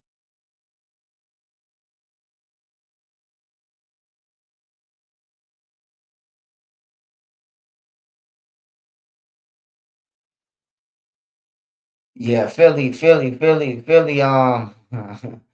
sitting outside motherfucking cribs, Airbnbs, hotel rooms. 2, 3 of these motherfuckers with choppers, man. I ain't going to Philly. Every time when I tell y'all why I ain't going to Philly, some more shit happen, man. And it's just like, see, that's why I ain't going to Philly. It ain't about being scared, man, these days. It's about being smart, man. It's about outliving the next motherfucker. The people who say you scared, they won't even go half the places, man. It's just one of them like slide for bond things, man. Slide for bond until you fucking in jail. Now everybody talking about some Durk gonna beat it. If y'all wouldn't have told the man to slide for bond, he wouldn't be got to waste his money. He'll still be out. If everybody would have said, "Lil Durk, man, hey man, fuck Rondo now, bro, you up," he probably would have listened. Probably would listen. Philly different though, man. Hey, shout out to everybody from Philly, man, who support me, and everybody in Philly anyway. I don't care if you support me or not, man. Keep your head on the swivel. Them little motherfuckers up there, demons, man. I seen the one little boy. He was a basketball player, an honor student, and then in the nighttime he wearing a mask, shooting videos, and they call him the Joker. Shit, crazy, man. Hey, at least y'all got jack of all trades, man. You got niggas still going to school and killing. Chicago, they ain't going to no school. The real killers ain't going to school. Niggas outside who killing people, they ain't going to school. They catching their friends who still going to school and shit, thinking they're sweet. The killers ain't going to school though. They out. They know that's the marked place. Anybody can make a call in school and your ass dead. What they say, scared man, the dead man. Hell yeah, they always say that a scared man, the dead man, man. But the scared man always stay alive though. And a tough nigga always in jail. I mean, always dead. End up dead, bro. Or in jail trying to prove something. Pray for Philly. Yeah, I pray for Philly, man. I pray for Philly, bro, all the time. Even the people on Kensington, bro. Like, I never understood how Philly just let them people sit around, bro, and off drugs. And then you got kids coming from school, kids in cars, and they looking to their left or right and they see people nodding off and shit, bro. I never understood that. But it got to be some type of politicians getting paid to let that shit go on. The drug dealers in everybody's pocket. It got to be for them to let some motherfuckers who doing drugs sit out on this block and just fucking get high. Get high. People can't walk the sidewalks. There's needles everywhere and shit. They should have been took that shit, man. Philly just different, bro. Like Chicago, you got some strips, but you ain't gonna never find no strip in Chicago where everybody just nodding out and camping out right there. Like I ain't seen the Kingston in Chicago yet. I haven't. I seen the drug heads and shit like that, hypes 2-3 hypes over here, 2-3 hypes over there. You know, might be in the trap house, but I ain't never seen it like Kingston nowhere. I never seen a whole block is dedicated to motherfuckers who nodding off. I never seen it, man.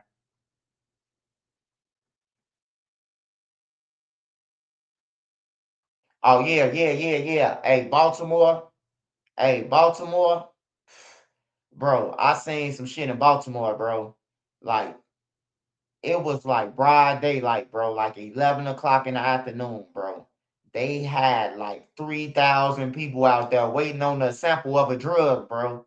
Like it was legal. The dude out there talking to them, telling them to get in line and all type of shit, bro. Like they had a real job. Like they was getting a link card or something. I say, man, that shit crazy, bro. And then people was falling out and shit. They must have been fentanyl because people started falling out and shit. It was in Baltimore though. That was crazy. Nothing but dope fiends, nine all day. Lake Street under the track. Yeah, yeah, yeah. Chicago got dope fiends and shit, bro. But I ain't never seen no Kensington, bro. Kensington is a strip where it's a lot of motherfuckers who nodding off like all day. They out there all day and night just nod. Police riding past. Hey, bro, if you sitting on the block too long in Chicago, bro, they gonna move you around. Police ain't finna ride up a strip and y'all sitting there all nodding off and everything. They finna come and fuck up your high, bro. Chicago police ain't letting you sit there like that for too long. They gonna give your ass a trespassing because they trying to go in the police station and chill. So they gonna lock you up. In Kingston, bro, it's all zombies, bro. The police could talk to them and they don't know what the fuck the police saying. That's why the police probably don't even arrest them. Cause they zombied out. They really off drugs. Even a rapper, not Screwly G, what the fuck is that rapper name? He wearing the mask, the 6'7" motherfucker. He be off drugs. He be going on tour with the dope fiends. I respect that though, man.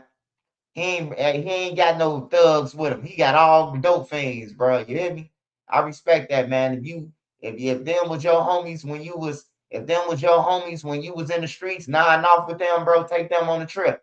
Yeah, he a real nigga for that. I ain't gonna lie, man. Some people might be like, but he got dope fiends with him. That was his people. That was his crowd, man. He keeping it real. He ain't coming to game and be like, oh man, them my people, they dope fiends, and he be bringing them with him, getting them G'd up and everything. White girls, black dudes, all the people who nodding off, be with him on the stage. He a real dude for that. Cause people be leaving they people and forget that, you was nodding off with me. I was sharing my perks with you or whatever, you know. At least he remembered his people, man. I know a nigga right now. He hit the jackpot. He gone. He ain't hanging with the people he drink with no more. And gonna look down on him. You niggas out here drinking that bullshit. Nigga, you just won the lottery last week, nigga. You would have been drinking that shit with them. You hear me? That looking like zombies. My dad say when he was younger, they used to go around and push the dope fiends over. And I seen the dope fiend smoke a cigarette and got his cup in his hand and leaned over all the way to his shoes, bro. His head damn near touching it and then fall. And then fall, bro. And then if you say, hey man, what you doing? Oh man, I want to do another time my shoe or like they got a quick response, bro. That scared the shit out you. You would think they was dead. Bro, I ain't dead. Go ahead and get away from me, man. Why is their eyes closed and they nodding off? It's like they professionals with that shit. Shout out to Explosives, man. Shout out to Explosives. He really took Chuck on tour. Rest in peace, Chuck. Coolest fiend in Philly. Yeah, I respect him, bro. He be kicking it with his buddies. Like people who relate. He ain't just got the thugs and killers all over with him. He take the dope fiends with him. If that's your crowd, you drink Kool-Aid, nigga. I respect it.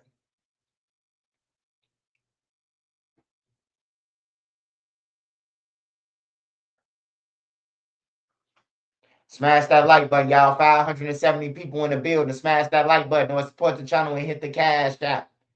I got another video that I seen, man. It's a person getting hold on. Let me look and see. Do I got anything else to go over first before I get into this shit? All right, we watched that. We seen the Young Thug. We seen the taxpayers. All right, man. It's called How's the Paycheck, man. How's the Paycheck? Make sure y'all, hey, make sure y'all smash that like button, man. Smash that like button. So this video can get around. If you don't, hit the cash app. Support the channel. Let me know you support the channel. Shout out to everybody who out there, man, doing their thing, man. Stay safe. Come on, man. I ain't said nothing about no motherfucking Google, man.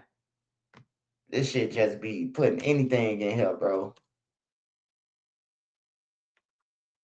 Wait, what's it called? What the fuck is called? Oh, this paycheck. Oh, hide this paycheck. Come on, man. What the fuck? Smash that like button, y'all.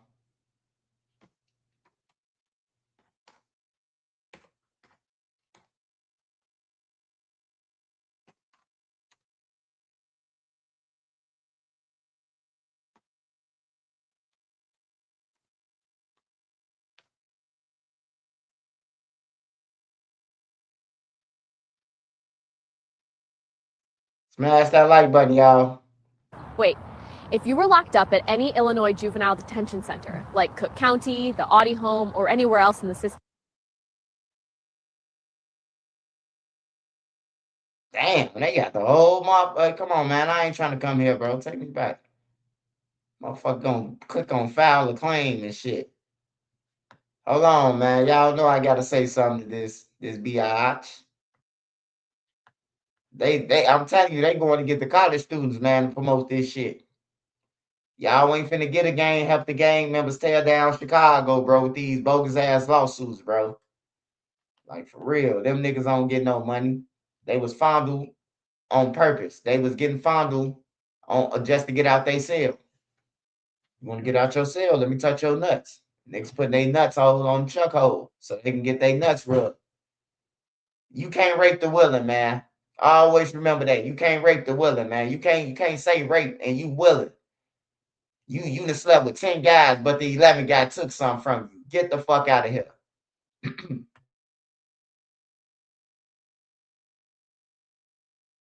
We do not know his name. Can you describe him? It's kind of heavy.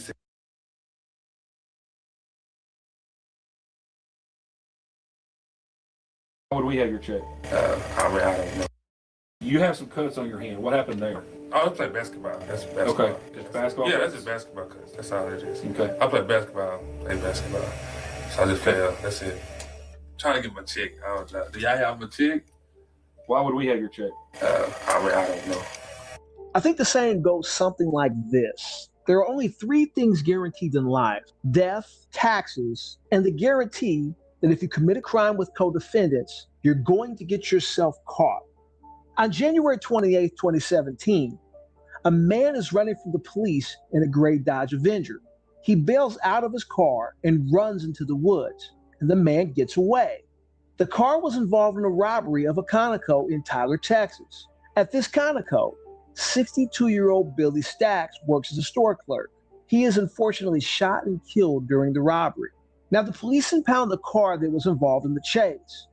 They identify the owner of the car as 25-year-old Damian Mosley.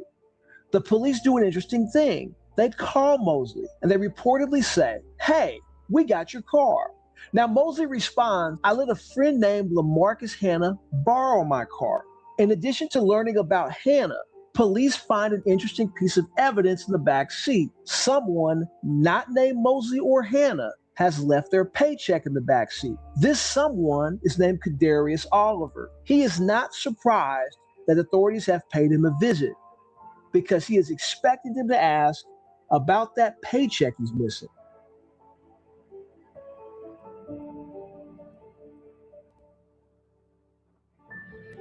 I kind of want to go back to yesterday. Okay. Did you go to work yesterday? Yeah. Okay. Where do you work at? Status is form in Palestine.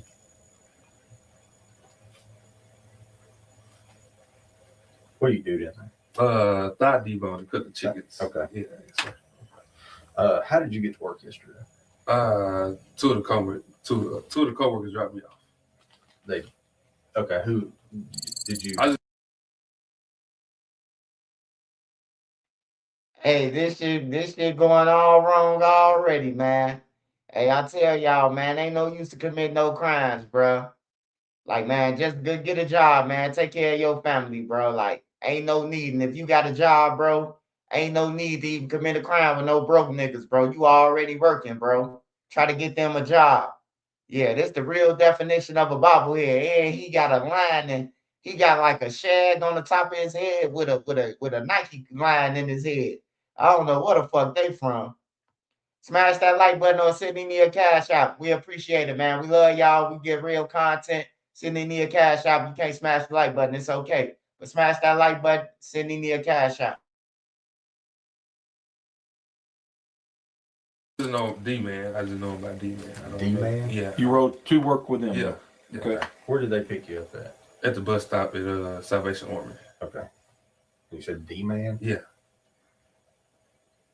And who else? I don't know the other dude's name. I really don't. What do they do down there? They cut the chickens. I don't know exactly. Nah, because we work in totally different departments. So they're not yours, though? No, they're not in my department. But they do work for Sanderson Farm? Yes, sir. Okay. How do you know them? I just know D-Man come to school with him. That's all I know. Okay. Where'd you go to school with? John Tyler. Okay. Yeah. Do you have his phone number? Yeah, I do. Yeah. 903. You want it? Yeah. Okay. 903. And what kind of cars does D-Man drive? One we was in last night was like a Avenger, something like that. Okay. You know what color? It's like a grayish, bluish kind. One of those with a sparkly paint where it kind of looks like two different colors? Yeah. I think that's what it was. I can't really tell. And it's an Avenger, you said, right? Yeah, I think it's an Avenger. There's another one look like a 500 or something. That 500 Avengers don't look alike. That one, the Ford 500, yeah. I mean, I guess it could kind of look like it. Oh, okay. But it's an Avenger's a Dodge product, so it's like a smaller version of a Charger. Oh, okay. Well, yeah, I think because the steering wheel, I can tell from the steering wheel. Oh, okay. Okay. So you got in with them at Salvation Army? Yeah. You know about what time that was? The bus stop be there. We got to catch the bus. We got to be there about 2:30. So we leave to about 2:45. We beat the bus. We beat the bus there. Y'all beat the bus to? Yeah, to Palestine at Sanderson Farm at the job. Okay. Yeah. Okay, so they. So, how did you get over to the Salvation Army? Oh, I was in my car. Okay, you're in your car. Yeah, but my sister dropped me off. Yeah, Okay. yeah, my sister dropped me off in my car. And you're just kind of sitting out there waiting. Yeah, waiting on them, and I hopped in the car. Okay. What did they say at the time? Yeah, I mean, did you say come around with us, or was it? Yeah, that night he was saying he was driving to work, so I was like, okay, well, I just drive around with him. I normally ride the bus, so I guess on Fridays down there it's payday, so people like to drive to work. So that's pretty much how it boils down to. So he said he was driving. So he was going to drive. Why did he come by the bus stop? That's where he said he wanted to meet me at. He said just me at the bus stop. We just leave. Oh, so before y'all ever was getting ready to go to work, yeah, he was driving, and you were going to ride with him and not the bus. Yeah. He told me that night. Yeah, he told you. The night before? Yeah, the night before. Okay, so Thursday night. Yeah, Thursday night. Was yesterday the first day you actually rode with him to work? Yeah, the first day. Was it the first day you rode home with him? Yeah, that was the first day. Okay. Yes, sir.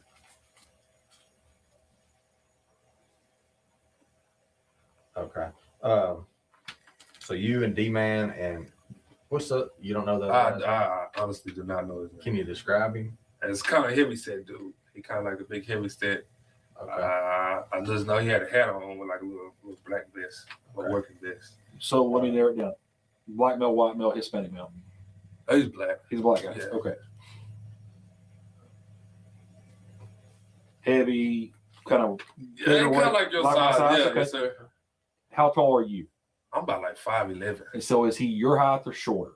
He probably he had steel toes on, so I couldn't really tell. But so pretty close to your height? Yeah, pretty close to my height. Yeah. All right. He had on steel toe boots, so that gives him a little bit. Yeah, a little more. Okay. Yes, sir. Does everybody wear boots down there? Yeah, you gotta wear. Yeah, everybody gotta wear boots. Yeah, yes, sir. Everybody gotta wear boots. What kind of steel toes would he have had on? Would you have seen his boots? Nah, they all black.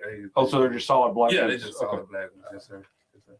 Is that a requirement that all the boots be solid black? Yeah. Well, not solid black, but just requirement wearing steel That toes. they have to be steel Yeah. toes. I bet that's pain some days. Yes. They don't make you buy them from them, do they? Nah, you gotta buy them yourself. Oh, okay. Yeah. So, I know some places they'll have. yeah, they get issues. Hey, you got to order through us. Yeah.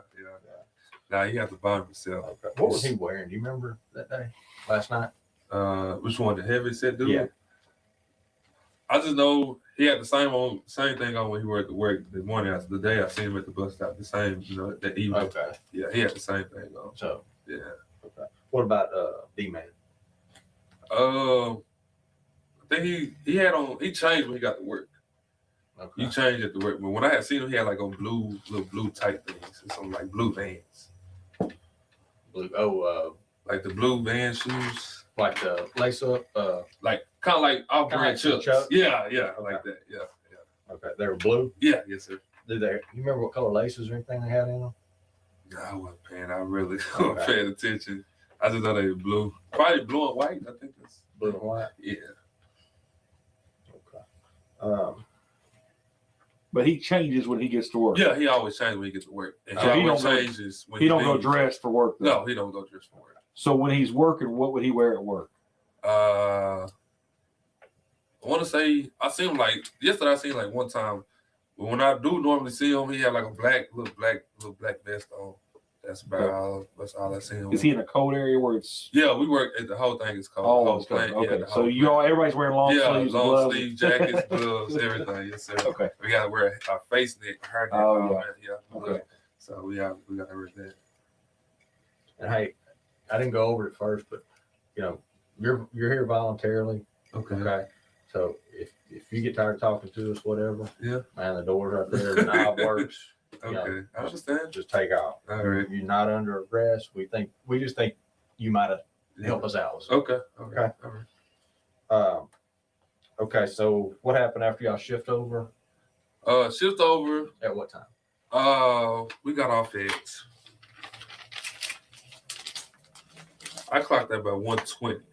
AM? Yeah, 1:20 a.m. Yes, sir. That'd be this morning. Yeah, this morning. Yeah, we always get off. We work from 4:40 to like 1 o'clock in the morning. Yeah. So, and I say he get out about 1:30 because he get out because he the last one to leave. Because he do the boxes, I think, or something like that. So he's the last one to leave. Who is this? D-Man. D-Man. Yeah. Okay. Yeah. Then we officially leave to about like 1:45. We leave the plant to about 1:45. And that was in that Dodge. Yeah. Yes, sir. How Oliver has a difficult task if he wants to lie himself out of this one. He knows that the detectives have him in the car. His paycheck was found. He's going to have to find a way of removing himself from the car and creating an alibi that will work before and during the robbery. The only problem is the robbery occurred directly after the three men got off of work, which is why the detectives are inquiring about time clock punches. Who was sitting where? I was in the back. Which, the back driver's side or passenger side? The passenger side. Okay. And the big dude was driving. The D-Man was sitting in there. Oh, so D-Man wasn't driving? Nah, he wasn't. He let the other dude drive. Okay.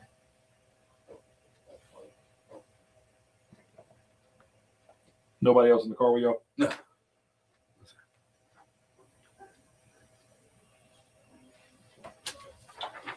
Okay. Y'all talk about anything on the way home? We didn't talk about nothing. I don't remember. I don't think we listened to music the whole way. That's it. We didn't talk about. Did you pick up anything on the other guy as far as maybe a name, nickname, anything that he went by? Or? He didn't know. He was just saying, "Bro." That's all he kept saying. Hey, bro. That was it. He never did say his name. Okay. What? Once y'all start getting back into Tyler, kind of what happened? We went straight to my house. Okay. I got dropped off, and after that, that's like it. So when you were dropped off, what time do you think that was? About.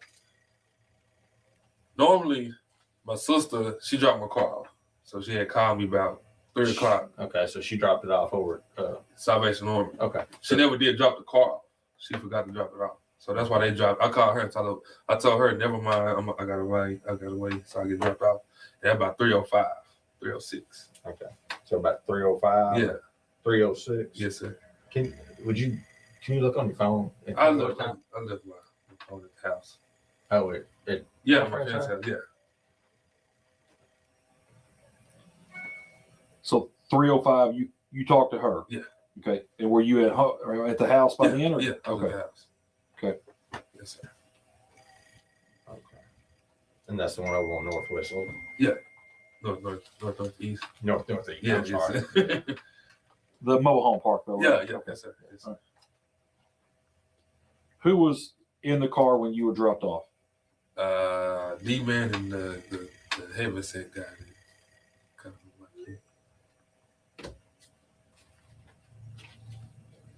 Did they hang around at the house or anything? Come in and shoot the crap or anything? No, well, my mom don't allow it. So basically, they get there, boom, they leave. Yeah, and drop you. Once you're out the door, you're gone. My sister came and unlocked the door.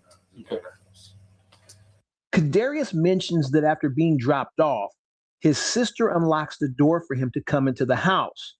If Kadarius had hopes of getting out of this crime, this is the type of mistake that can mess up his story. By mentioning the acts of his sister as part of his alibi, detectives are forced to check into this. His sister will be asked about the approximate time that she unlocked the door for him. If the timeline doesn't match, he will be proven a liar.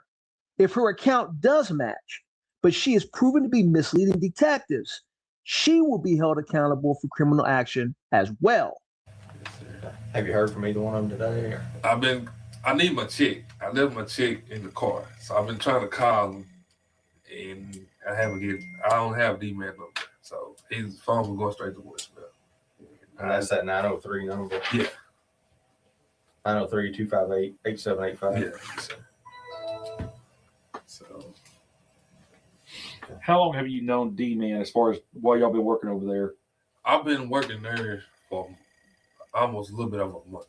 So about a month now? Yeah. So, yeah. Okay. And did you know was he working there when you started there? Yeah, he was there before me. Okay. Yeah.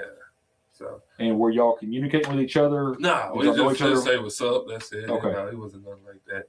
It wasn't. Okay. So at what point did he get your telephone number to call you to set up so you could ride with him on Friday? It was like, I think Wednesday night, Thursday night. Okay. So yeah, set it up. I gave him my number. He told me to hit him up. I'm like, okay, cool. Just save my number, put my number in your phone, whatever. Then he had called me Friday, like evening, afternoon, right before we got on the bus. He was like, you still want to catch the ride to work? I said, yeah, I'll catch the ride to work. He said, okay, well, meet me at Salvation Army at the bus stop about 2:30. So I said, okay. So I met him over there about 2:30, 2:45. The big guy, what does he drive? How did he get to the bus stop? I don't know. Okay. So have you ever ran into him before at work or anything like that? I run into him at work, but everybody, when the bus get there, everybody's right there on the sidewalk. So I don't really see. Waiting to get on. Yeah, waiting to get on the bus. So I don't see what car, they get on. When D-Man got there to pick you up, was he already there? Or yeah, he was already there, and the big dude was already in the car. In the car? Yeah. How close is your fiance's place to here? That's right down the road. Okay. When we get through, would you mind running up and grabbing your phone? Mind if we look through it real quick? Have you ever had another telephone number that you used, a cell phone number? Home phone? Yeah. Okay, so that would go to mom and dad's house. Yeah. Okay, I thought that was a cell. That's your home phone. Yeah, yes. Okay. Okay. Have you gotten any phone calls from D-Man or the heavier guy today at all? I'm trying to get my check. Do y'all have my check? Why would we have your check? I don't know. Why would you think we would have your check? This is about? Is this about something? This is about something. But what would make you think we would? You can't make this shit up. He just asked 12 for his check. Like, that's crazy, man. He thought he was gonna get out of it time, but I'm looking for my check. Nigga, you finna have to tell on everybody in the car what they role was for you to get that check. You ain't even gonna see that check. They might deposit it on your books though. They might put it on your books. Cause they usually let you keep it, as long as it ain't no drug money or nothing. Or you robbed the motherfucker for it. Would have your check. I'm just saying, y'all. Here's the big thing is we're just trying to get to the bottom of some stuff that occurred. Okay. Hey, Steph, you have some cuts on your hand. What happened there? I play basketball. That's basketball. Okay. Yeah, Just basketball? Yeah, that's just basketball cuts. That's all it is. Okay. I play basketball. So I just failed. That's it. Where at? I played Texas College. Yeah, the court out there at Texas College. Okay. Yeah. So why would you think we would have your check? Just out of curiosity. I'm just because y'all was just describing the car. Okay. Yeah. Well, we allowed you to describe the car. Okay. And stuff. Here's what I'm trying to get to. Okay, young man. Okay. One or both of these guys reached out to you today. Okay. One or both of these guys reached out to you. Okay. I wouldn't say something if I didn't know it for a fact. Okay. Okay. We didn't pull your name out of the clear blue sky and just decided to come up here and talk to you. Okay. Okay. Yes, sir. Our information led us to talk to you. Okay. Okay. So there was something bad that happened. Okay. And the question is are you going to be the guy that's sitting here talking as a witness? Or are you the guy that we find out later on had some involvement in it and stuff like that? Oh no, I didn't have no involvement. Okay. What time did you leave Tyler today to come see your girl? About 3 o'clock, 4 o'clock. So 3 or 4 o'clock this evening, you left there to come up here. Yeah. Okay. And you're at the house today. Mm-hmm. Did you get any phone calls at the house? I was asleep. You were sleeping? I've been asleep. Did your dad say anything about any kind of phone calls for you? Nobody didn't say nothing. Okay. No phone calls. And did you get any phone calls on your cell phone from either one of those guys? No. Okay. Do you know what happened to your check? I don't know what happened to my check. Okay. What about your lunchbox? I don't know what happened to my lunchbox. That's why. So you didn't get them out of the car, basically? I didn't get it. I left it, and I tried to call him back, but he never did pick up the phone. When did you try to call him? Last night? Yeah, last night. And his phone going straight to voicemail. So okay. I've been trying to get him. What time do you think that was that you started calling him last night? Realized it was about 3:20. Right when I got in the house, Okay. I realized. As soon as you realized, oh crap, I didn't get it. Yeah. Yeah. Okay. And do you get a paper check? Is that what it is? Yeah, paper check. Yes, sir. Okay. You live at the Northeast Loop. Uh-huh. So if you're not riding somewhere, but you want to go down and get something to drink, where do you normally go? I'm going to the gas station. Which one? Conco? Yeah, Conco. With a little game room in there and stuff like that? Yeah. Did you notice anything odd when you left today? Yeah, I know the tape was around it. Okay. So that was, I guess. So my question to you would be is at this point in time, okay, are you sure that these guys didn't try to reach out and talk to you and tell you something had happened? They didn't tell me. I don't know nothing. Were you involved in anything at that Conco station last night? I was not involved in nothing. Have you noticed that there aren't ads playing every 4 to 5 minutes of my videos, effectively ruining your viewing experience? Well, I did. That's all I say. Ready to join the booming cruise industry? Become an Expedia Cruises franchisee. You'll be part of the Expedia. You know any of the people that works in that store? I don't. Well, the younger guy is like Younger a young dude. I think he worked in the mornings. Okay. Yeah, because I get my gas and I'm like around when I'm about to go to work. So okay, that's about it. So that convenience store was robbed last night, and the store clerk was shot. Okay. For real? For real. Okay. That's why we're here talking to you. Okay. I did not know that. Oh, it gets better. It gets better. So now this is why I'm trying to get you narrowed down on the clothing descriptions and stuff like that. Okay. Because either one, okay, you're with them, or two, you're at the house as you just said. Okay. I was at Okay. the house. So what did D-Man, do you know his real name? I don't know his real name. Okay. Since I've been knowing him, it's been by D. Okay. So what did D-Man have on when he dropped you off? He wasn't driving, you're saying, right? Yeah, he wasn't driving. He wasn't driving. He changed the clothes that he changed in at work. That's what he had on. Okay. When I had seen him when I got out the car. Okay.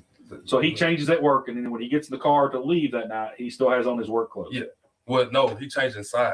It's like he changed back to the he changed back clothes. to the street clothes. Okay, what was his street clothes? What was the top?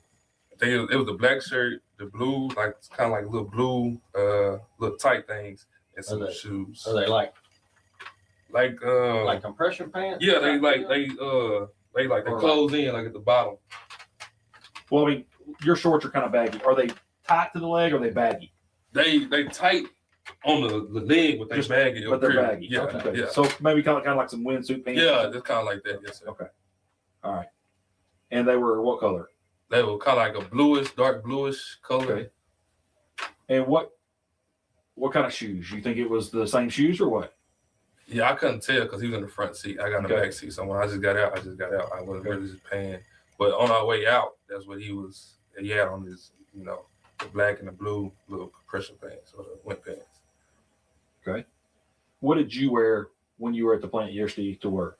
I wear my black jacket, my gray little sweats, and my. As far as a black jacket, describe this jacket. Is it one like this? Yeah, it's just like this. Okay, with a hoodie and everything. Yeah. Okay. Does it have any pockets, zippers, or? Nah, it looked just like this, just like this.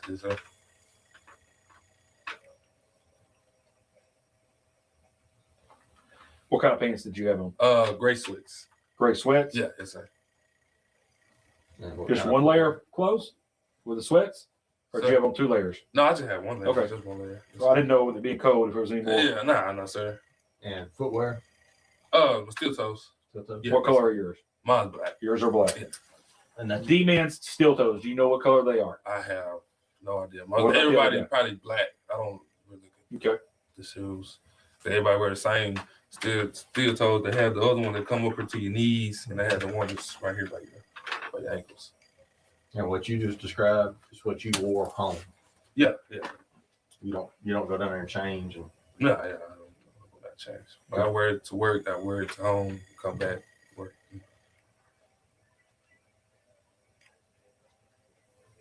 Wow. Anything out of the ordinary with them last night, man? Because here's where we find out, okay? Because what normally happens is we have people who are 100% honest with us, and they weren't involved in it, and they cooperate and they provide everything they have. Okay. And then we have the people who learned a little bit, but then it's a friend, so they don't want to get involved in it too much, so they distance themselves and they try to keep police at bay about things and not reveal certain information. Okay. I'm trying to figure out what you're going to be. If you're going to be the guy that's going to keep us at bay and not reveal certain information you may know. I don't know. So on your phone since last night at 3:00 in the morning, how many phone calls have you gotten on your phone since then?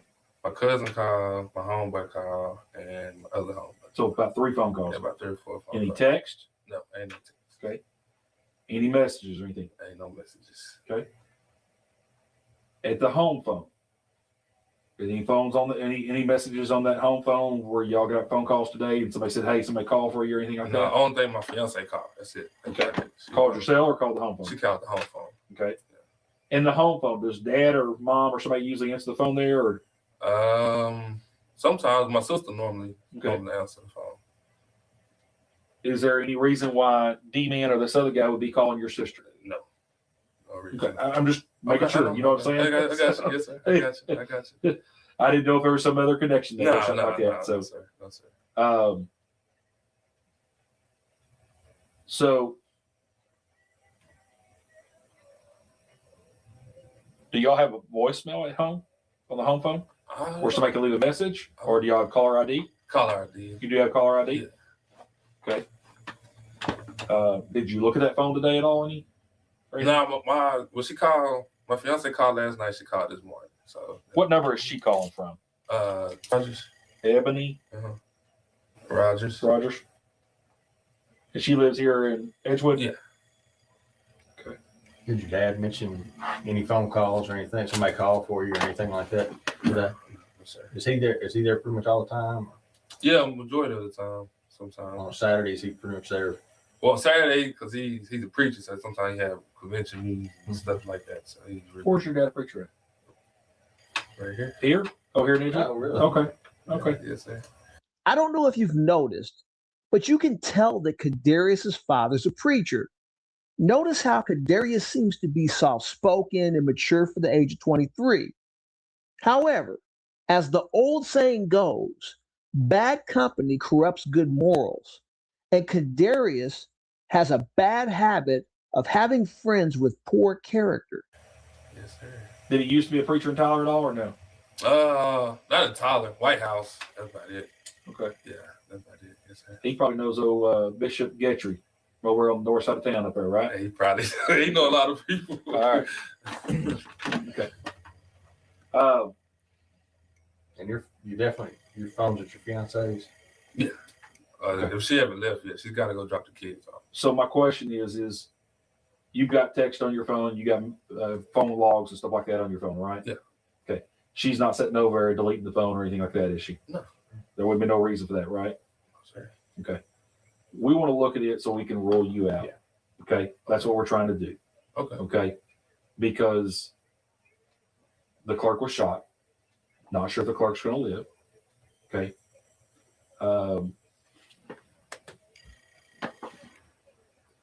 The two guys that you identified as heavy set guy kind of, and D-men. Mm-hmm. I'm trying to get in here to find my picture. Just a second. Out there.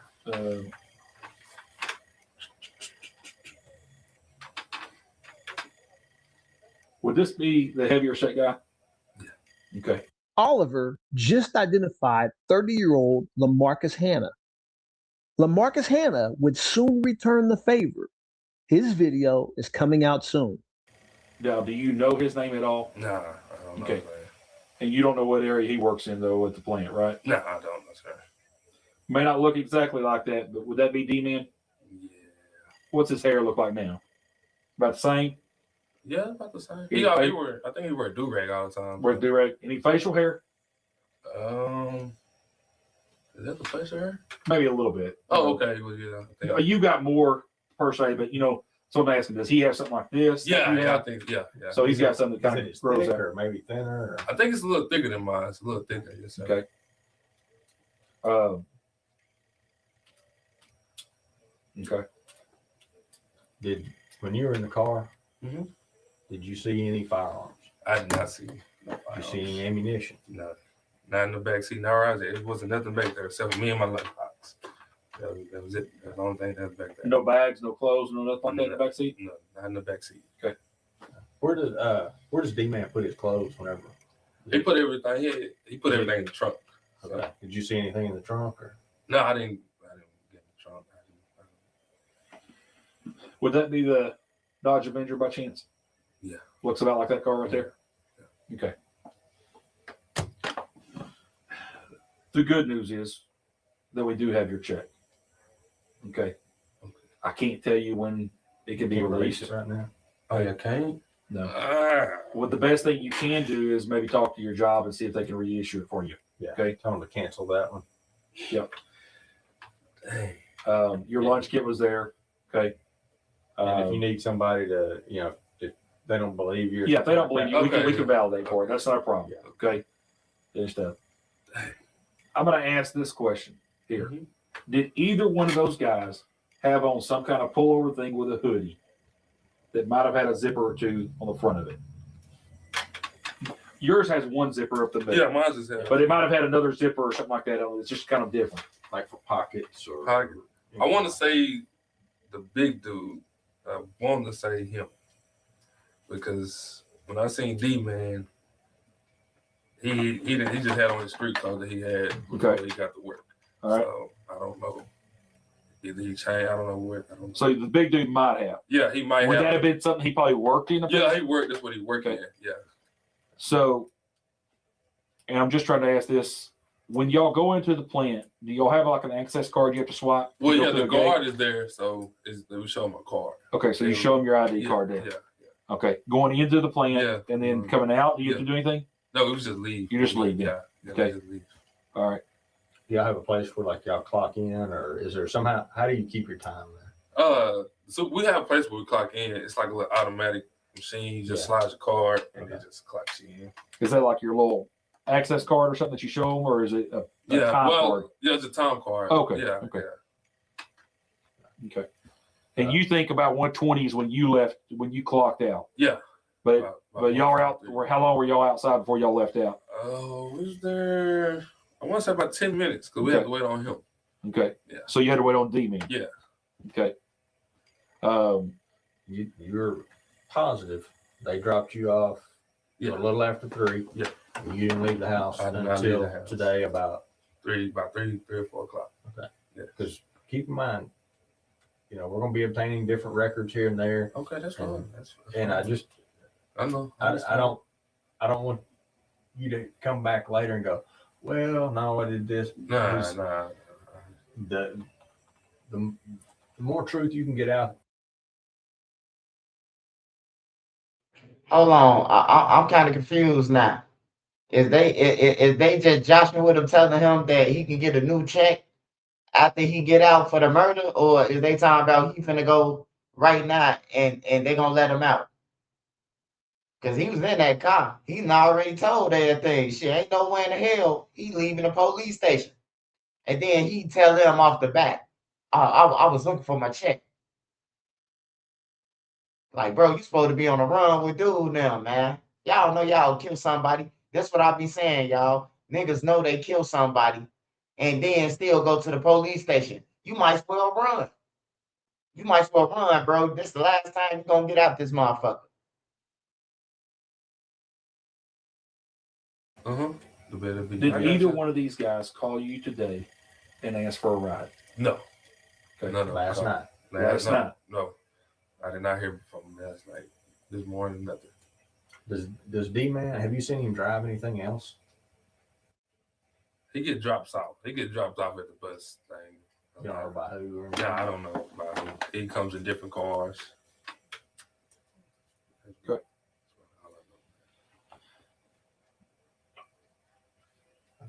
Would you mind running up and grabbing your phone and meeting us back down here? Okay. That way we don't. I don't want to go disturb your fiance and show up somewhere where people are looking at you and going, "What the hell?" What car are you in right now? My car. White Camry. White Camry. The white Camry. Yeah. Okay. All right. Okay. You don't drive it very often though to work. No, I don't, because my sister's always in. My dad. Was your sister awake when you got to the house? Was she there? Yeah, she was there. Okay. Was she awake? Yeah, because she had to open the door. Okay. What is her name? Kiara Oliver. How old is she? She's about 24, 25. K-I-E-R-A. What's her telephone number? It's the house. She don't have just the house. Yeah, she don't have one. Yeah. How old is she? She's about 25. 25. Okay. All right.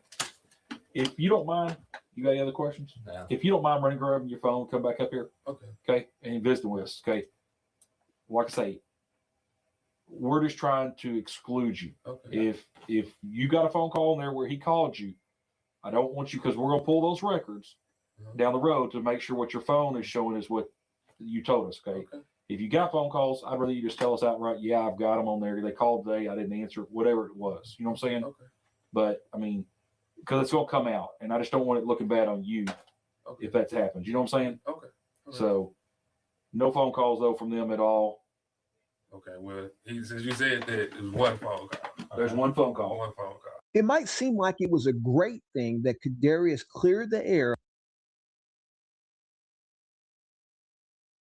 Hey, man, the man was finna get ready to go home, man. He had a chance to run. Now he talking about he got one phone call. He ain't going nowhere. His sister finna bring the phone down there. Now, god damn, brother. You was just finna leave out that motherfucker. You could have bent over something real quick and all that shit before you got arrested, man. Damn, brother. He just fucked up, man. He was finna go home, man, for a little minute. About receiving this phone call. But in truth, it really looks bad because he only told the truth in the face of the investigative methods that the detectives described. Okay, and what time was that? It was about. I gotta look on my phone. I can't honestly Before say. lunch or after lunch? Or last night, or Nah, it was right right before I left. Right before I left. Before you left, headed up here. Yeah, okay. Okay. So after lunch this afternoon. Yeah. did you answer it? Or? Nah, I didn't answer it, man. I didn't. Why not? You were trying to get your check. Yeah. But why wouldn't you answer the phone and talk to him? I didn't want to answer it, man. That don't make no sense. You've been trying to get hold of him. Yeah. Okay. And And then then he's calling you and you don't want to talk to him. Yeah. Okay. I missed the call. I called. Well, I know, but why didn't you call him right back? I did call him back. I Okay, got and one he didn't- call. Then he didn't call. Then he didn't answer. Okay. And I just left it at that. Use it, yeah. You can. Okay. All right. If you don't mind going and getting it, then I would definitely like to look at it. Okay. Because here's the thing, man. Okay. I'm just trying to get to the bottom of this. I understand. Okay. Yes, sir. I understand. Yes, sir. And stuff. And that's what we're trying to do. Okay. Okay. And it's looking like you got dropped off.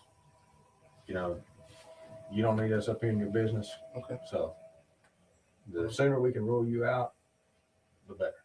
Okay. Okay. All right. So Cadavius leaves to go get his cell phone so that they can rule him out as a suspect. And he comes back empty-handed.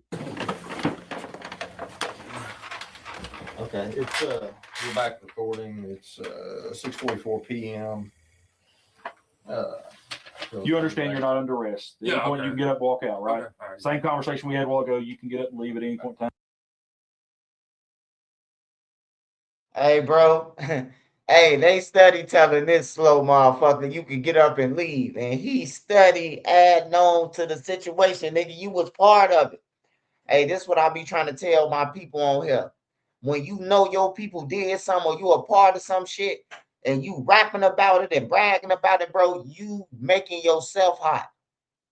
He done went in there and described all this shit. And they steady telling you can leave right now if you want to. This your time to run, you stupid motherfucker. On everything, get up and run. You caught. You left your check in there. They got the camera of him hopping out the car and run. They seen you run. They got a camera attached to the car. Like, this one of the dumbest motherfuckers I ever seen in interrogation, man. And it looked like they're in his house.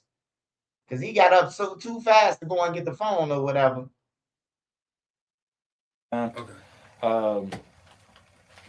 We're just trying to get to the bottom of this investigation of what's going on. Okay.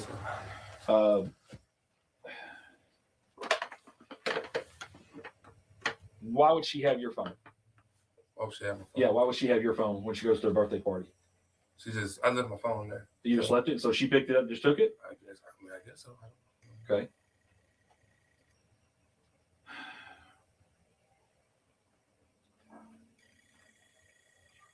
I got a question for you.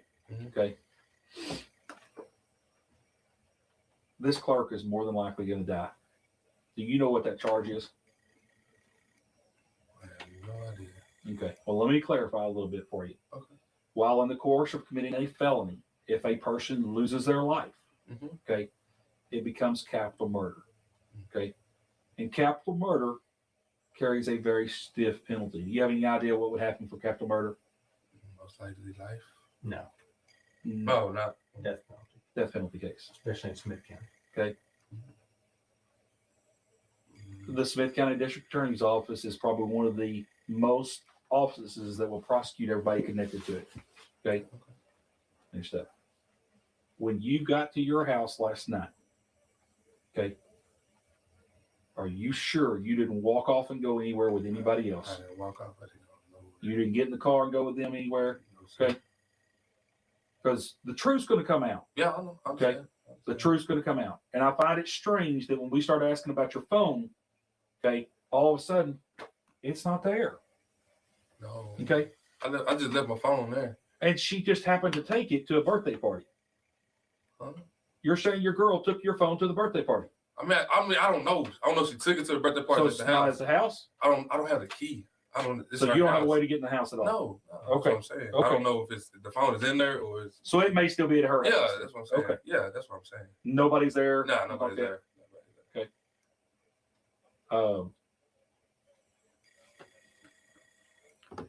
You know that store had cameras. Inside, outside. Okay.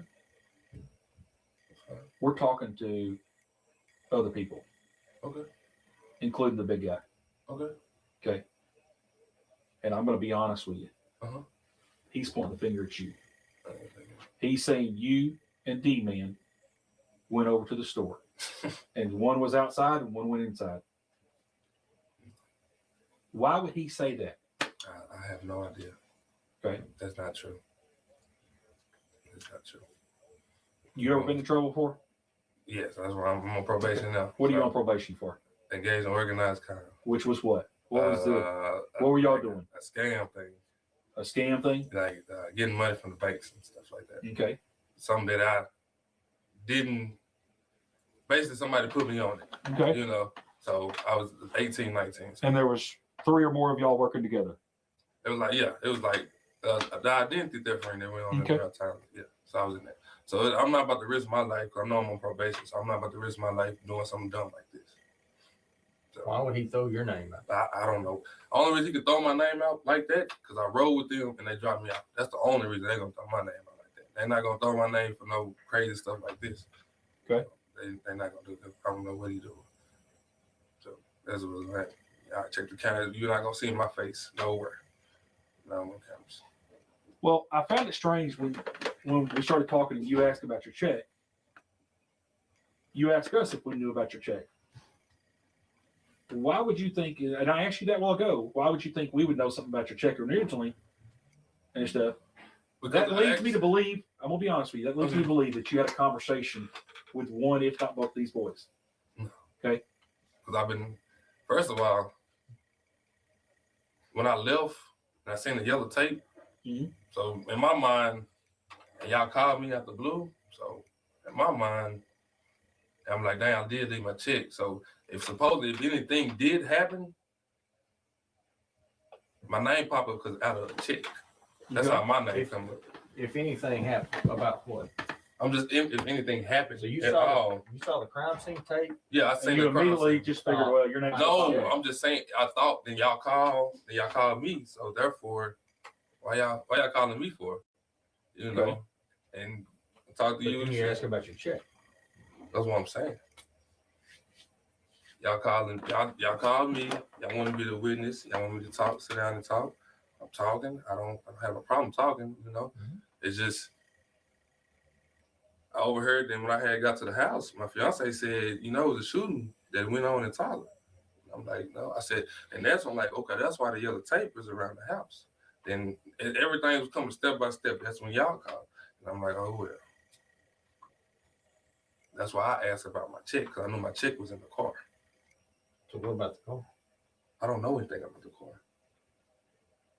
Well, What would make you think that car and those guys would be involved in something and your check would be in the back of it? I mean, it's like, here's what it looks like, okay? One of those boys called you and said, hey, some stuff went down, okay? And you're like, oh, damn, my check's in that car. No, I knew my check was in that car when I got to the house. I know. Oh, I okay, know. okay. Yeah, you told me that. Yeah, okay. And you reached out to them, but they didn't answer. Yeah, they didn't answer. Okay. So, and that's And how many times do you think you called last night? I called them about like 2 or 3 times. Okay. And it kept ringing. And you called the 258 number. 903-258-8785? Yeah. Okay. And you called that 2 or 3 times. Yeah.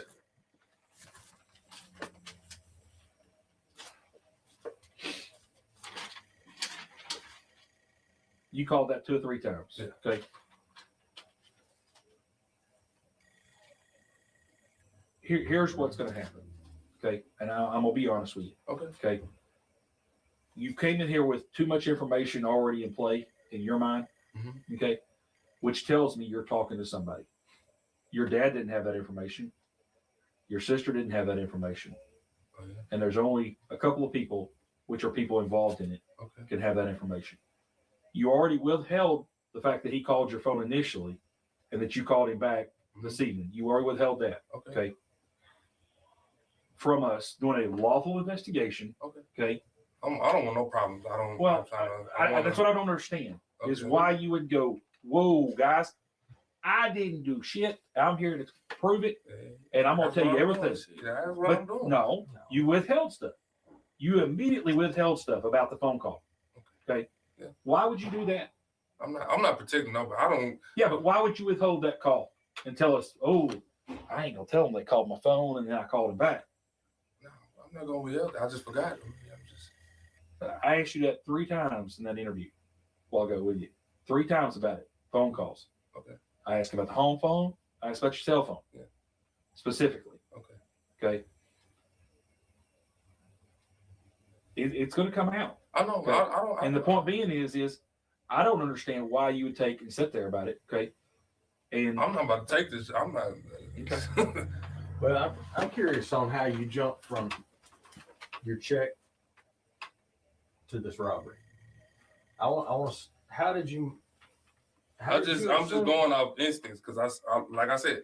How do you think your check would be involved with that crime scene tape? Did you break your finger, bud? You keep rubbing it like it might be broken or something. Nah, man, my finger is okay. good. You keep rubbing it. Nah, my finger's I thought good. the bone was hurting or something. Nah, my finger good. Okay.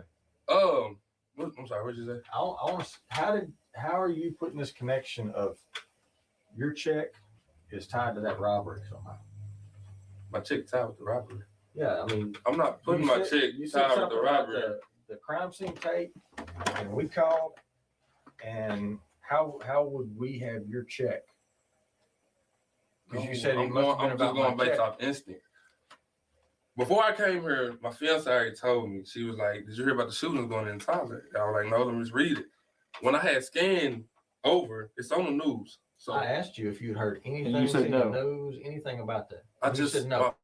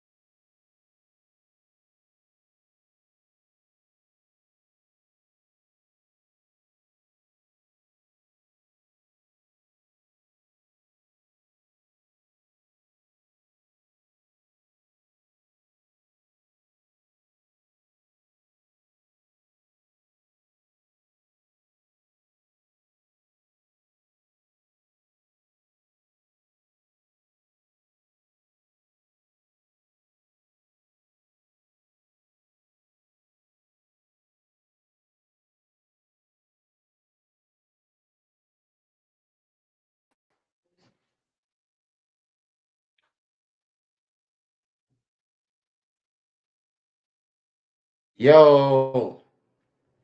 All right. Smash that like button. Smash that like button. Nah, it was just a little. It was just a little glitch. It was a glitch. It was a glitch. I'm good. I'm good. I'm good. I'm good. Hold on. Hold on. Hold on. All right. Let me get it back. Smash that like button for me, y'all. Smash that like button. If you can't smash the like button, send a cash out. Smash that like button.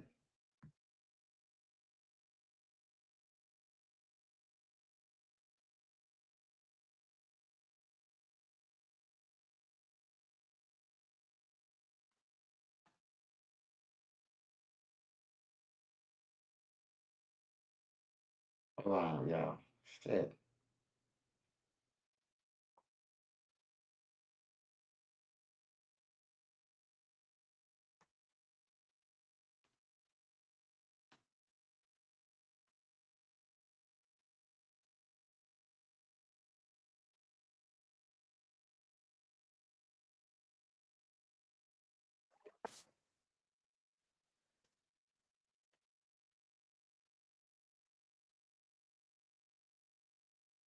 Hold on, y'all. Hold on.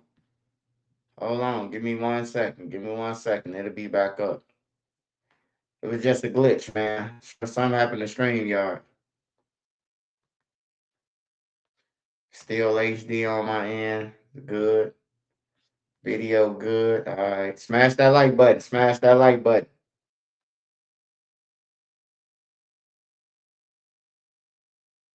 Did you know you could be entitled to a 5 or 6 figure payout if you suffered a serious injury at work, like a broken bone, torn tendon? I seen the tape. Oh, I just seen the tape. I Yeah, didn't know that what. could be I a didn't, store robbery. That could I didn't be exactly. I didn't know that we what it shut them down was. because they had a gas leak. That could be a lot of things. I didn't know. I didn't know until I read the story, and it was right there by my house. That's Okay. all. That's all I know. The problem with liars is they oftentimes forget exactly what they said 5 minutes ago. If you're enjoying this video, please hit the like button. So then go. Okay, then that's when I started, and then I looked at the pictures. Then I was like, wow, okay, well, there go the car right there. Then next thing you know, What car? The Gray Avenger. It's on the news. It was right there on the news thing. You slide over, you see it. So that's when you call. So I already know.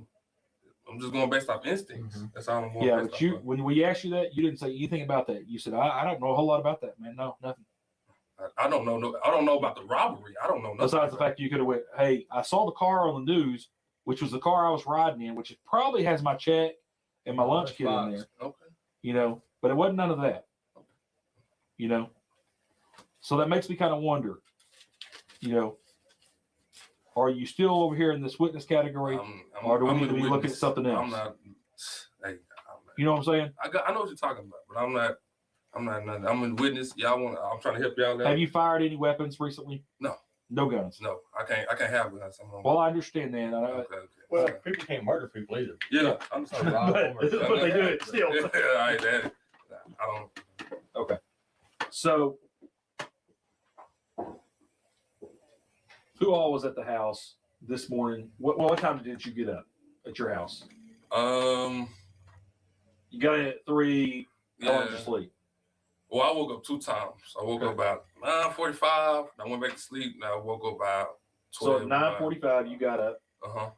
Is that a get up, go piss? Or Yeah, that? yeah. Okay. That's how it was. All right. Anybody awake at that time? No, my sister and her baby. My sister just had a newborn, so that's about it. Not get much sleep in with a newborn. Nah, yeah. So that's what about it. That's why she was up around the time. Okay. But she's also the same one that let you in. Yeah, in the house. At 3 o'clock this morning, or 3:05, whatever time that was. Yes, sir. Okay. All right.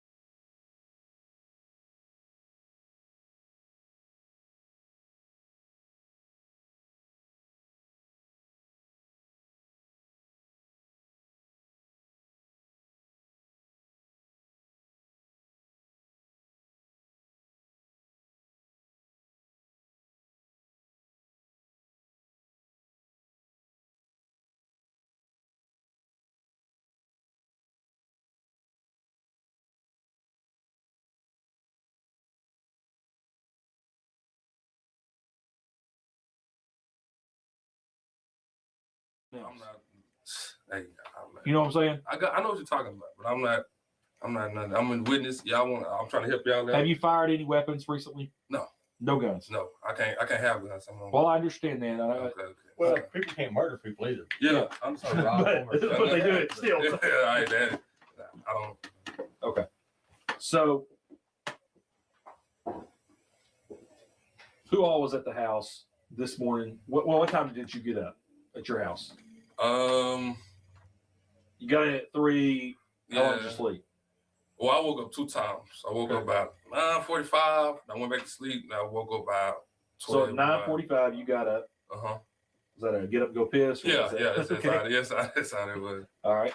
Anybody awake at that time?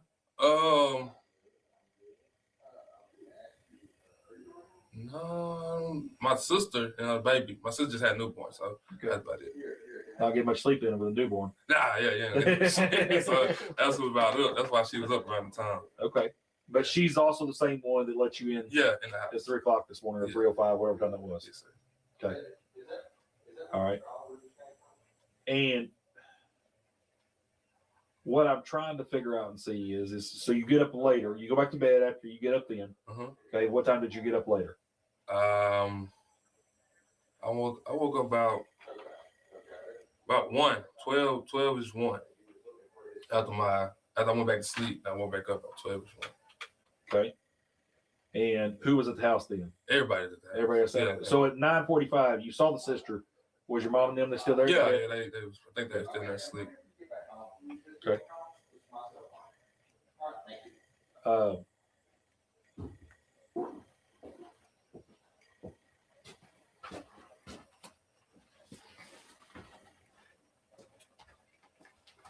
He said he got up 9:45 to go to the restroom this morning. Sister was awake, feeding the baby.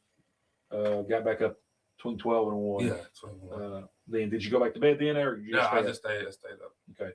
And then after that, after a little while, is when you got together and left to go. Yeah, because today my fiance, well, tomorrow my fiance's birthday, so I came down here. We gonna go out and stuff like that. So, all right. That's what we're going to do now. So, she's gonna call me in just a minute when she gets back home. Okay, that's fine.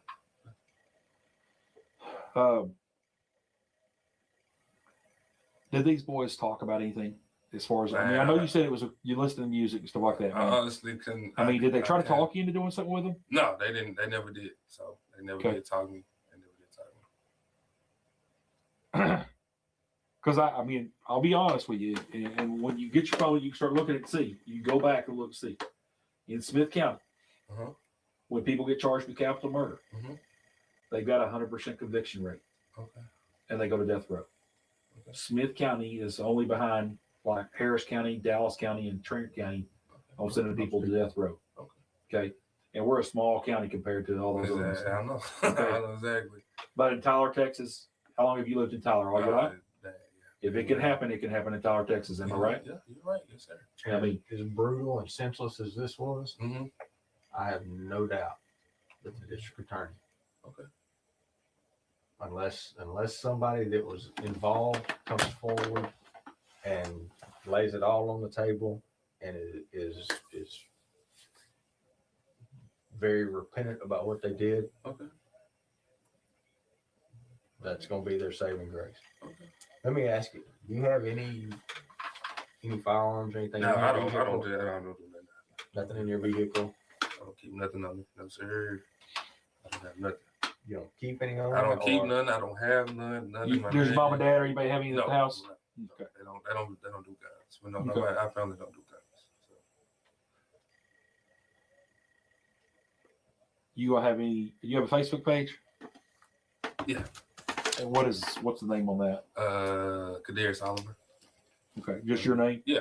And it's KEDARIA. ARIA. Okay, that's what I want to make sure. Yeah. Yes, sir. Okay. Yes, sir.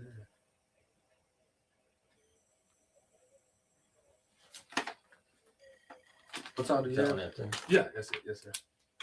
Okay. 7 o'clock. Okay. Well, where you trying to take her out to eat, man? We going. Come on, there's not a big selection there. We probably going to Turl. Okay. It's a little restaurant down there in Turl. Where at? I'm not too sure yet, man. Just gonna go look. Yeah, we're just gonna look. I'm just gonna take it out, man. I was supposed to say the selection at Edgewood is probably pretty slim. Yeah, we don't do nothing at Edgewood and Candy, man. So we say the farmhouse or yeah, that's just to say lumberyard or farmhouse. Yeah, that's it, man. All right. Well, it was nice talking to you, man. All right, man. I mean, all right, thanks, sir. You got my number? We'd definitely still like to see your phone. Okay. You get back over and see her. Okay. You got his number. Okay. We definitely want to see your phone, if at all possible. And so just give us a call. I can get up out of this. That's what we're trying to do, man. Yeah, Let's get you out of here. So you go on back to life. Okay, all right. Thank you. Thank you. Well, they wouldn't quite rule Kadarius out of this. The police can lie in interrogations, but they weren't lying about LaMarcus pointing a finger at Kadarius.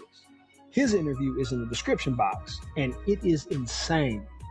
Thank you for watching. They Called Me. Till next time.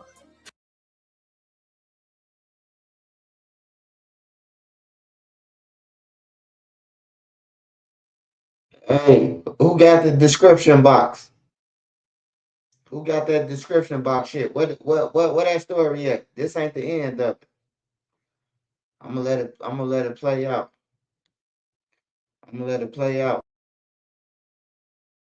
Smash the like button, hit the cash app, man. Hit the cash app. I need 2 cash apps from somebody. Hit the cash app. Smash the like button, hit the cash app. Until I get 500 likes. Hit the cash app. Smash the like button. Hey, Trap, I need one of y'all, Dustin Turner. I need y'all to tell me what the description is for this video. That's his homie who pointed the finger at him. It's a part 2. Huh? What the fuck is that, Nene? Alright. See, it's a part 2 and 3 in the description box. What's that?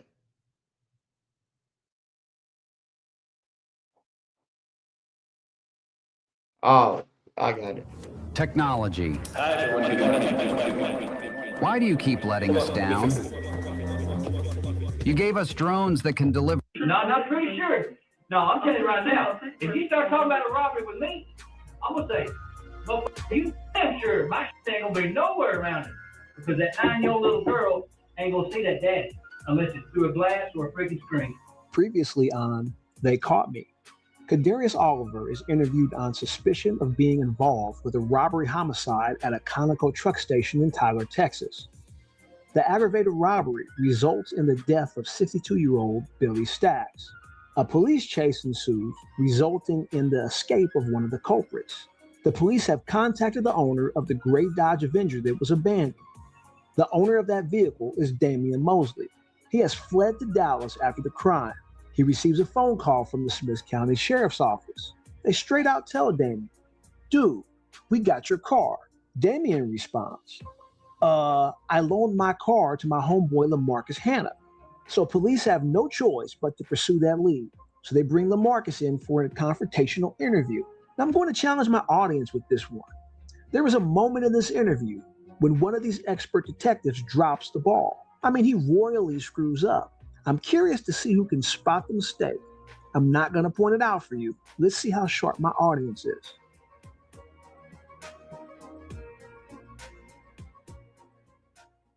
Okay, I'm making sure. I don't want you sitting in here talking to my boy and you got a gun on you. It's been done in the past. You know what I mean? I'll be right back. All right. Cool. I put you back in my pocket? Yep. No, man, I don't leave it home no girl. Okay. We don't need for now, man. Try to stay away from children, man. Not too much. Like my dad, you know what I'm saying? You see his condition, so. You want anything, man? Here, sit over here. We've got it for you right here now. That's your stuff here. Want no water or anything? What's up? What's up, man? Bye.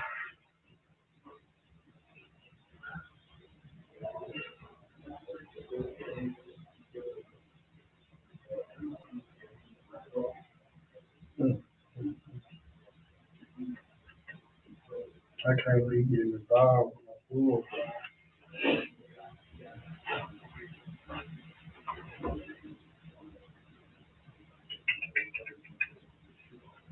I'll be right back.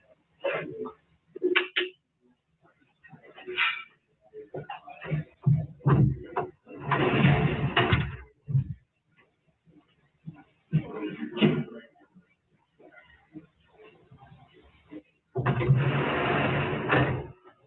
think he does have a phone. You got your phone on, right?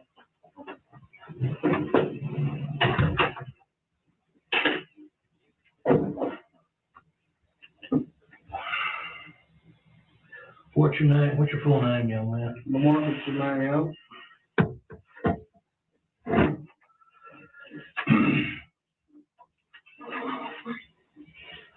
You know that young man? Yeah, I work with him. Okay. What time did y'all get off work this morning? It was before midnight, after midnight? Well, I mean, we always get off after midnight. So, I mean, we'll leave. We'll get off by 1 o'clock. The bus don't leave till like maybe 1:30, 1:40. So by the time I make it home, it'll be like 3 o'clock. So you work at Sanderson on process? No, I work at D-Long. Oh, okay. Okay.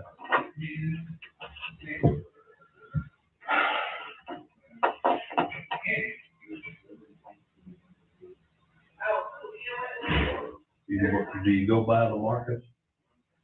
Yeah. Can I call you on market? Yeah. Okay.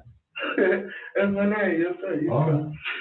Well, some people get, it's like, you don't know me, you don't need to call me by my first name because you don't know me, and I don't know you, so I try to be respectful, and hey, can I call you by your first name? Because I've never laid eyes on you before. You ever met me before? Okay. What I'm gonna do, I'm just gonna ask you if you would, not necessarily to help me out, but to help yourself. Because since about 3 o'clock or so this morning, we've been working on this case. We've been working on an incident, on an event that took place at a convenience store. Yeah, that's what they were saying while I was on the house. Okay, how did you get here? They brought you, that's your daddy's car out there? You drove here? Yeah. Were you promised anything? Were you threatened with anything to come here today? Was I promised or threatened? Were you promised, threatened, or anything? What were you told? No, they asked me if Why I could you come. needed to come down here? They asked me if I could come down here to talk about this incident with the situation. They said evidently because I was in the car with them because I drove to work and I drove back home to my house. Now, what went on after that? That's the same thing I just told them while ago. What went on after that, I don't know. The detectives are faced with the same story and the same challenge that Kadarius gave in episode 1. He claims that after the men left work at 1:30 in the morning, they immediately dropped him off at his house. Both Kadarius and LaMarcus are claiming to arrive home at 3 a.m., something that would be impossible if they are both in the same car. That's all I know. I got home at 3 o'clock. That's Monday through Friday. This Detective Hinton. How you doing? How you doing? LaMarcus or DeMarcus? LaMarcus. There it is. So how old are you? I'm 32. You're 32? All right. So you're old enough to know that you sit here and bullshit me, you're not gonna get yourself anywhere. You're just gonna get yourself in a situation that you might not be able to get out of. Right. Okay. But I'm telling you, I mean, like I said, I don't have no reason to lie. And I got people that I stay with, they see me come in every day at 3 o'clock. That's Monday through Friday. At 3 o'clock. 3 o'clock. It may be like 2:54, 2:56, somewhere up in there, but it's riding about 3 o'clock. Well, let's just go ahead and take care of that then. Who can we talk to that can confirm that where you were at 3 o'clock this morning? My dad, 2 more roommates that just stay there. They see me come in at 3 o'clock. And where's where? What's that address? Lehigh. Like Leigh.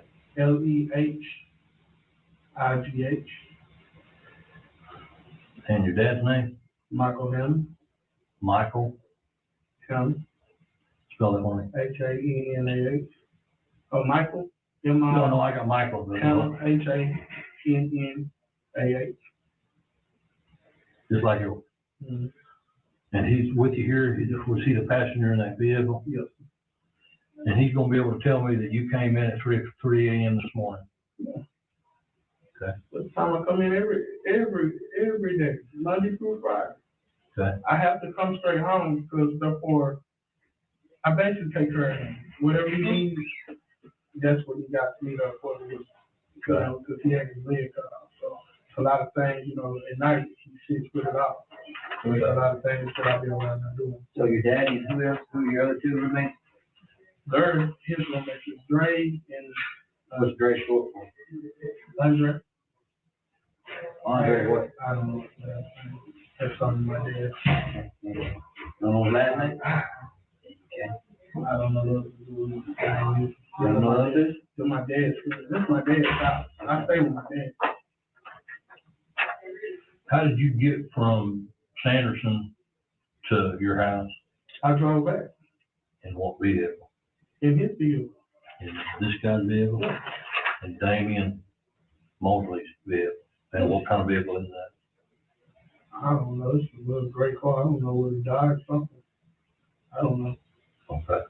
Where did he tell you got that car? I don't know. I mean, I don't be in this. How long has he had it, do you know? No, I don't know. I don't know none of that. Okay. I mean, all I know, we call for Friday. We all call for. We. Just me, just people in general, like you and him and who else? There's a couple people that ride me. I mean, people that don't want to ride. I don't know everybody that he knows. You know what I'm saying? I can't just tell you their names because I don't really affiliate with them like that. Yeah. You know what I'm saying? It's like, okay, we work together. How you doing? What's up? We go to work, make our money, come home.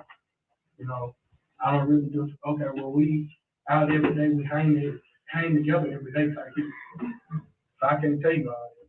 I can't tell you exactly their name. I see them, I work with them, I speak to them, I have a little conversation, then we're going on about our business. Okay. I don't know everybody he knows, like he knows. Well, Friday night, you guys drove down to Palestine to Sanderson Farms, you and Damian, D-Man? Yeah, there was two other people that rode, but I don't know their names. There's two other people that rode with us. You don't know their names. Where did they come from? Where did you pick them up at? At Sanderson Farms, at the bus stop. At the bus stop? Yeah. Well, you said Sanderson Farms. I mean, you're talking about Salvation Army. Salvation Army. Salvation Army. White dude, Chinese dude, no, black dude. Black dude. They black dude. Young, old, middle-aged. Middle-aged would be like 40s. Young, maybe 20s and 30s maybe.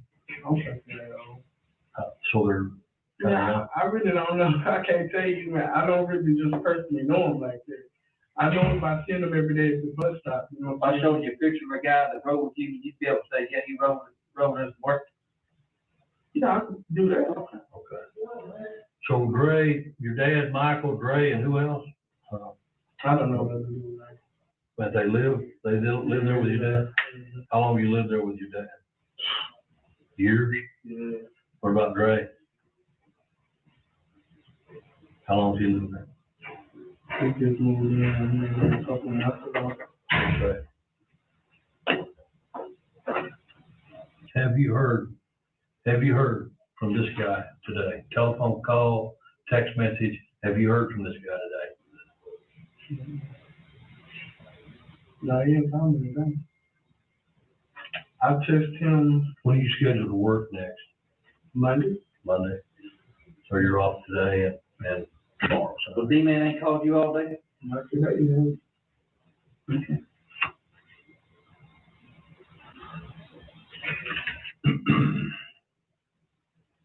Did you hear anything about a robbery? I didn't hear anything about it until the gentleman was talking about this. I Like I say, man, I came home and got in the bed. Now I be tired. You know, I cook chickens all day. You know what I'm saying? I work on the assembly line. I be tired when I get home. All I want to do is just take a bath and relax. I come home at 3, give me something to eat, and get in the bed. So did him and these two other guys drop you off at the house this morning? No. How did you get home? I drove to my house.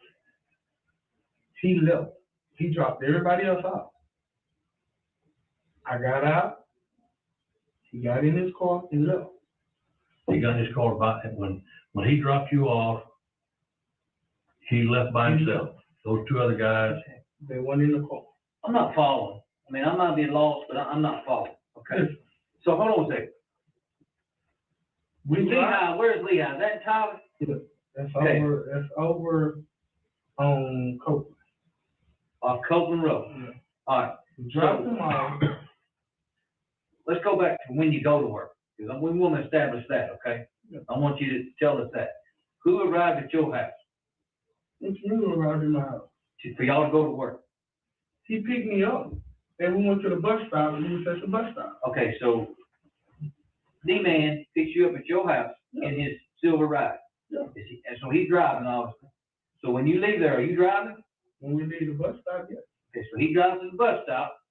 And Y'all pick up two other guys at the bus stop up here at Salvation Army. Yeah. And then y'all drive, all four of y'all, to the chicken joint. Yeah. All right. And I drove back. All four of y'all get off at the same time? Yeah. All four of y'all leave together? Yeah. Okay. Drop them off. So you're driving and you drop the two guys off. And I go home. At the Salvation Army. Right. Then you and D-Man are in the car and you're driving. I come home. So you come home. Yes. So when he leaves, you're saying that he's leaving all by himself? Yes. He gets in his car and drives off. Okay.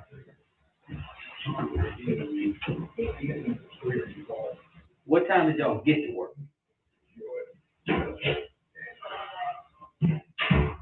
Maybe like 4. I don't know, man. I wasn't paying attention to that. I mean, we Just a little bit after 4 or almost?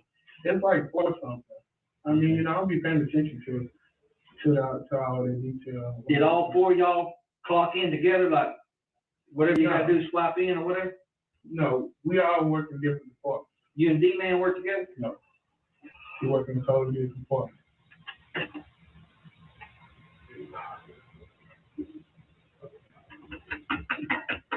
We all get scheduled to get off at 1, but sometimes it may be a little bit after 1. It all depends on the department. What department is D-Man? I don't exactly know that. It's all D-bone. It's all D-bone with different departments. Hey, Ron, you asking me phone number? No. What's your phone number, Lamar? For the market? Yeah. How long you had that number? I don't know. My dad got the number. He got playing with 2 phones. So, I mean, I've been having it probably like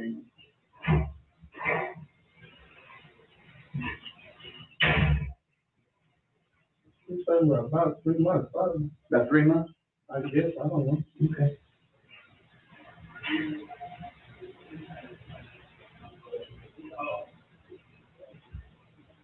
You know, D-Man's number? You got his number on your phone? What's the number I had, man?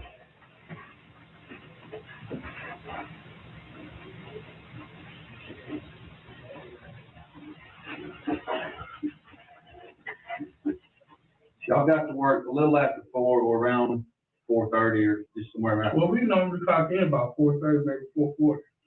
That's what it, but like I say, you know, it all depends on how quick you get to your station.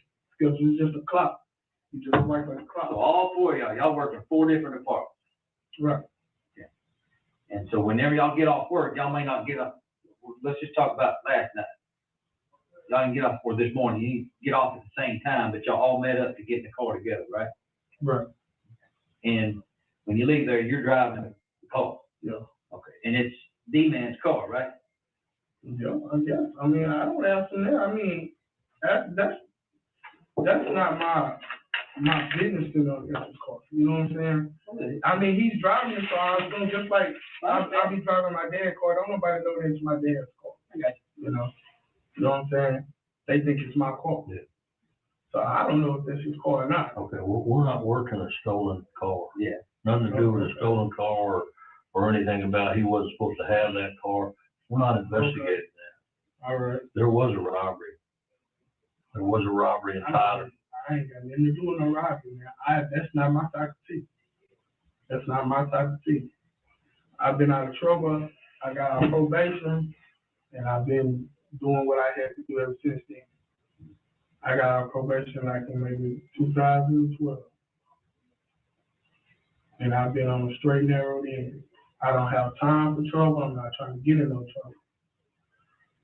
So when you got in, what'd your dad say to you?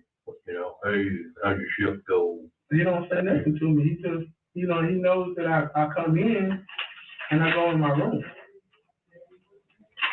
He don't really say nothing to me. So he was awake when you walked in. I don't know. He was in his room. My dad be in his room. If he was in his room, how's he gonna know to tell us? He knows, like when he sees, this is the deal with me and my dad. Let me tell you the understanding on this. He hears me come in. He might be asleep. But if I open that door or that door opens, he hears it. And he'll tell you the same thing. So he knows what times I come in, he knows when I'm leaving out. And he'll tell you the same thing. He's right out there, he'll tell you the same thing. 3 o'clock is the time that I walk through that door. What about these other two dudes? Friday. What about these other two dudes? They come and go whenever they please, or what other two dudes? Dre, the other guy that you don't know. They there all the time. They're there all the time. They've been there since he let them come there. Like I say, that's his friends. I don't really know. I mean, I speak to them because they friends with my dad. You know what I'm saying? But they're not just some people I just hang with on a daily basis like that. You know what I'm saying? Like when I come in, Monday through Friday, when I come in, say like I go to work Monday.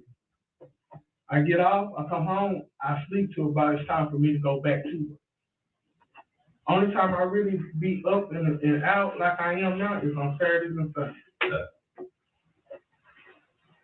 And then Sunday, I'm in the bed early because I got to get up to go to work the next day. That's the schedule I've been on. That's the schedule I'm going to remain on. Ever since I've been with my daddy, he'll tell you the same thing. If I do anything, I go to the club, have me a couple of drinks, come back home. Anything about this type of situation that he may have going on or that he did, that he didn't do, I don't know nothing about. That's not my cup of tea. I go to work, come home. That's my schedule to keep me out of trouble. And that's the truth. If it is, then you got nothing to worry about. I don't. That's a God's honest truth. You ain't got nothing to worry about. I mean, nothing to worry about. That's my schedule, man. I'm not no troublemaker, man. I don't like No one's saying you are. But here's the deal. If you walk out of here later on, and we know that you were part of it, we're going straight to the DA going, totally booked the young man because it blew smoke up our ass. He lied to us. Straight up, for real, no bull. If you walk out of here in a few minutes and we find out later on that you were part of this robbery, you drove it, you were behind the wheel, you get no deals. I shit you not. I will ask the judge and the jury and the district attorney's office to throw the book at your ass. With that said, I want you to think real hard before you get up and walk out of here, if in fact you were part of this robbery, that you drove this young man. Why would I drive somebody else to do something so stupid? I'm not asking why. I'm asking if you did. Did you do it? That's what I'm saying, though, man. I'm not no kid, man. I'm not dumb enough to go do some shit like that. Excuse my language, but I'm not that dumb. Oh, did you, when you left the chicken joint and you went home, did you make any other stops before when you left the chicken joint and you took them to the bus stop or to the? Man, I stay right down the street from the bus stop. No, did you make any stops from the chicken joint to where you dropped them off? You dropped them off and you went straight directly home. Right. And you got out the car, and then you're saying that he drove the car left there. Yeah. Okay. Did you had your phone for, you said 3 months. Who's your carrier? Verizon, AT&T, who? It's Metro. Metro? Okay. You let anybody borrow your phone last night? You let anybody take your phone? Anything like that? No? Will there be any, did you let anybody borrow your phone? No. No? No. Okay, well, it's like Detective Bradford was saying is that, you know, your opportunity, hear me out, to tell the truth is now. If we determine through the evidence that you lied to us at any point about anything, it doesn't matter if you stopped coming from Palestine to here to get a Coke. You just told me that you drove straight there and didn't make any stops. Doesn't matter how minor you think it is. If you lied to me about anything, and we determine that you're involved in this, then you get the same deal as the person who committed this robbery. You understand that, right?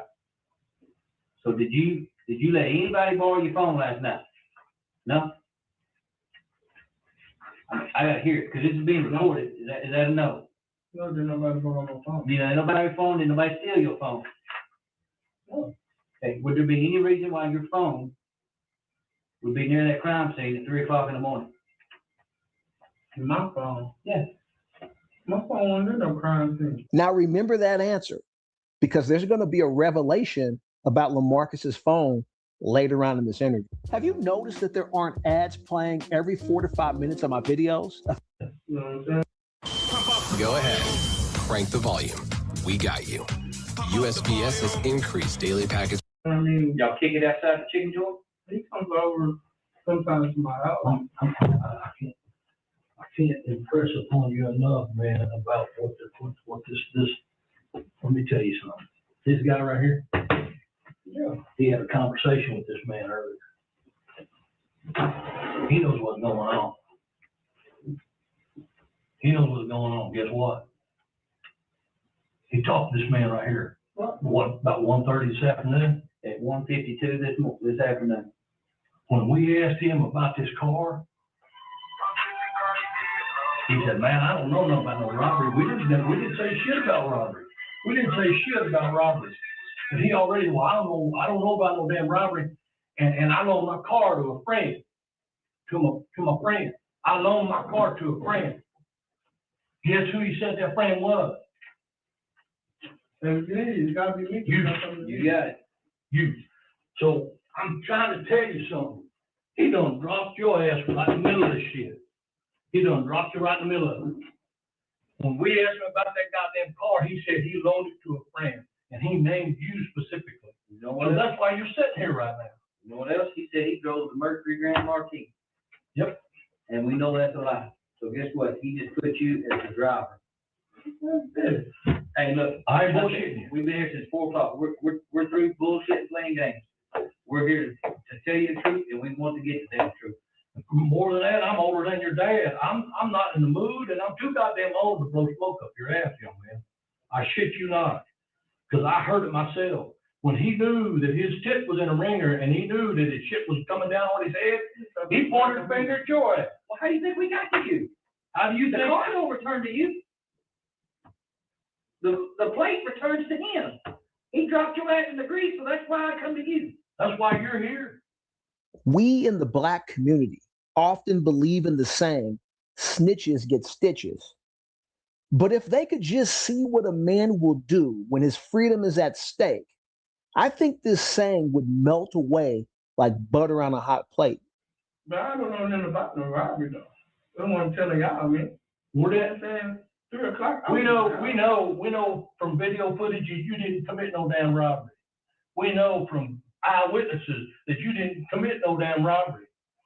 But if you drove him there now, right now, at this very moment in time in your life, you need to tell us. Because if you walk out of here and we find out later, young man, I can't help you. I can't help. I did not drive this man to no robbery. Okay. I did not drive this man. Did you drive him to a convenience store? Man, look. Did you drive him anywhere? So I Marcus? on him and went home. Did you drive him anywhere and drop him off? No. It was not me. And the only thing you can tell me about these other two guys is I don't know the names of the other dudes. I really don't. Then why would a guy that you describe as somebody that you're a friend and you've been knowing him a while, why would he drop you right in the middle of this road trip? If he actually did it, then he's trying to put the heat on me to get it out of him every day. I don't know. I mean, why would somebody else lie like that? Okay. So here's the moment of truth. You're driving his car from Palestine, from the chicken farm all the way to Tyler, did you not? Yeah. How long a drive is that? Because I know. It's about an hour drive. What'd you talk about? What we talking about? What'd you talk about? I didn't talk about really nothing. What did he talk about? Did he tell you what he was about to do? No, once he got back to Tyler? Something about going to Dallas. That's what he said. Something about going to Dallas. Now, I don't know if he did. Yeah.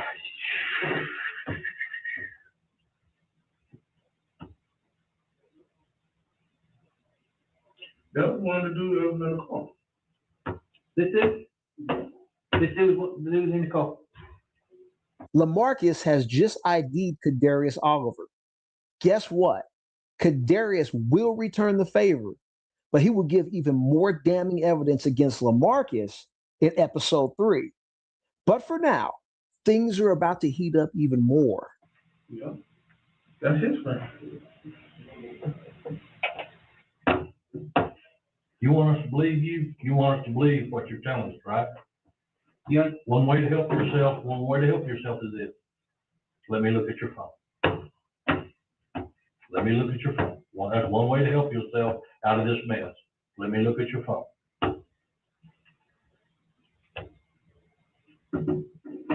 Here's what we want to do. Will you, if I go get a piece of paper, allowing us to search that phone, will you let us download it? We're just gonna plug it. We're gonna plug a USB cord into it, and we're gonna pull your numbers off of it, and then that's it. It doesn't harm the phone. It doesn't destroy any files. It doesn't delete any data.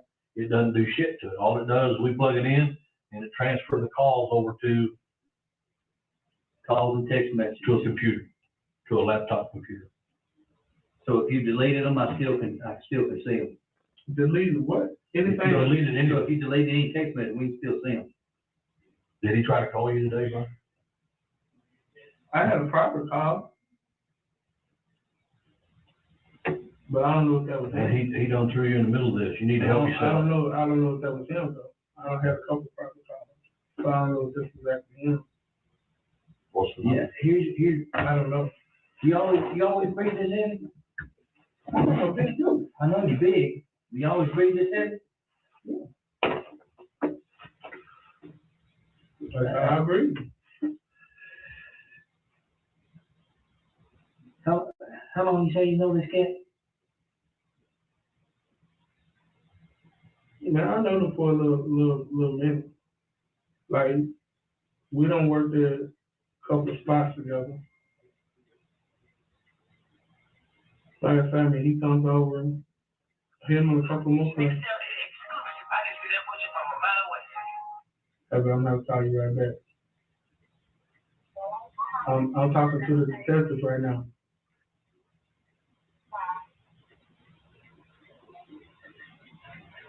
Look, man, we didn't come to you just by chance. And I'll look you dead in the face. I got your name from him at 1:52 today. Because he dropped said you in the grease. You were driving a car. He said, I not that car. I drove my Marquis, and you picked him up. All right. No. So hear me out. If at any point when you're driving back with his and you got any conversation, you overhear any conversation about hitting a lick, doing robberies, anything like that, it means you're part of the conversation, part of the planning, which means you know it, they're planning it, you don't know anything about it, guess what? You get the whammy. Let's focus in on LaMarcus's body language here. So during this robbery, is what happened. Clerk got shot. you probably ain't gonna make it. You know what that means? That's capital murder. You kill somebody during the commission of a robbery or a felony, that's capital murder. You know what your two punishments in prison are? Death or life. Life without. And there's a whole big difference than somebody that's just sitting in a car, hearing people talking, and a little bit afraid to say anything, than somebody that's sitting in that car helping them plan it. The detective is utilizing the read technique. He has grabbed LaMarcus's undivided attention by talking about the seriousness of the crime. And he is now giving him an off-ramp for a lesser crime or even the potential for no crime at all. Let's see if he will take it. You understand the difference? Because if you're helping them plan it, then you're part of it. But if you're just sitting in the car and you overhear them talking, but you're a little bit afraid to say anything, like you just want to stay out their business, but you hear them talking about it, but you don't say anything, there's a whole lot of difference. There's a whole lot of leeway there. But for you to leave here, I got this feeling, I don't know what you're getting to me, but I got this feeling right now that you got some info that you want to tell, but you ain't going to tell just because we're the police. I don't know. You don't feel comfortable talking to us? It ain't nothing to do with y'all. You know what I'm saying? Okay. I don't know nothing about no rock. You know what I'm saying? I didn't hear. You may not have known, bud. I didn't hear them talk about no rock. You know what I'm saying? I mean, what he do, or whatever he's into, or whatever he do, I don't interact with it.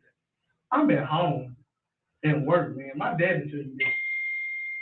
Why were you so focused in on 3 o'clock when we first started talking to you? You were very focused in on 3 No, o'clock. because I told him what time I got off. I mean, what time I made it back to the house. We know what time you got off. We already called Sanderson. We know what time you got Right. off. And I made it to my house at 3 o'clock. I walked through my door at 3 o'clock. Well, how long did you say it takes to get from Palestine to? I don't know. It takes an hour. An hour? Well, you clocked out at 1:24 this morning. Nope. About 1. No, it wasn't about 1. It was after 1. I mean, we were told right about 1 o'clock. Now, we know that he checked out about 1:21. But Yeah, you I'm checked sorry. out about 1. I'm sorry, not him. He did. You're right. It's him. He checked out at. D-Man checked out at 1:21. We were told you checked out about 1 o'clock. Right. So you had to wait on him. And we had to wait on the other 2 guys. Okay. Like I said, I don't know exactly what time they came out the door, man. All I know is when we left Palestine, man, I came to college. I went to the Salvation Army and went home. Now, why would this man let me in his car when my dad lets me drive his car if I need to? I mean, that's not making no sense. Not the point. That's not the point we're trying to make. But you said that he said that he. The point we're trying to make is that he threw your ass under the bus to protect his own skinny ass. He threw you to the wolves, to the police, to save his own skinny ass. And guess what? He ain't talking to us no more. He's like, man, I don't want to tell you, talking. I loaned that car to Mark Hannah. I drove my car to work. That's what I'm trying to tell you. It's not why would he loan you his car. The point is that he was trying to get the heat off of his ass because he knows what's going on. He knows what's going on. And so do we. So when we called him and talked to him, he's like, man, I loaned that car to LaMarcus Hannah. Bye. And he's gone. He threw your ass under the bus. That's an expression for he put the heat on you. He's putting all the bullshit and the heat on your ass because he gave your name. And that's why we went knocking on your door, and that's why you're sitting here right now. And come to find out, well, there must be something to it, because now we found out you all work together down at Sanders. It's not the point that we're not trying to make is why would he loan me his car? Probably didn't. The point I'm trying to make is he threw your ass to the police. He's hiding and running right now. And he's like, shit, I'm gonna pull him off track. I didn't do shit. I loaned that car to Hannah. I don't tell you talking about. He's trying to throw your ass to the wolves. And he ain't lying to you. I mean, like I said, we've been up since 4 o'clock, so we don't have time to lie. We want to get this done. We want to get it over with, and we want the truth. And Remember that statement earlier about his phone? How Lamarcus proclaimed? My phone wasn't in no crime scene. Let's see how well that aged. if you're telling us the truth, then it is what it is. You drove there, dropped them two off, went home, and then he left in your car. If you're telling me that's the truth, then you would have no reason for your phone to be anywhere near that gas station, right? Right when my phone was in the car, he did turn around and bring it back to me. But I didn't get nobody steal my phone and that's what I said. I remember telling him to bring my phone back to me because I called him. What time did you get in? What time did you get in there, Marcus? What time did you get in the house? I got in at 3 o'clock. So now you're telling me you left your phone in his car? Yeah, I did leave the phone. We got detectives talking to your dad right now. Y'all ain't on the same page.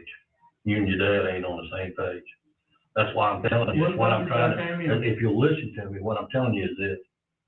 If you got something that you need to tell us, you need to tell us today, because tomorrow I can't help you. Monday, I can't help you. Tuesday, Wednesday, right on down the line, I can't help you. You can only help yourself right here, right now. And if you don't believe me, then walk out the door. And then when you want to come back 2 or 3 days later and go, man, I fucked up. This is what's going on. I go to the judge and the jury and the district attorney's office and say, he had his chance on Saturday, but he decided to stay away from it and lie about it and just stay completely away from it. So with that said, I can't do anything for you, Mr. District Attorney. Just do what you want. Throw the book at him as hard as you can. Do what you want to do with it. I can't help you, but you got to help yourself right here, right now. I think you were driving that car, man. I think you were driving that car and you dropped him off at that gas station. Really? I know for a fact that you didn't go in and you didn't commit this robbery. I know for a fact you did. Man. Yeah, look, we wouldn't be here, man. Listen, it looks like it's on the tip. You tell them. You want something to put my tongue, man? I did not drop that dude off. I'm telling y'all the truth, man. I would not drop that dude off at no gas station, knowing he's gonna rob me.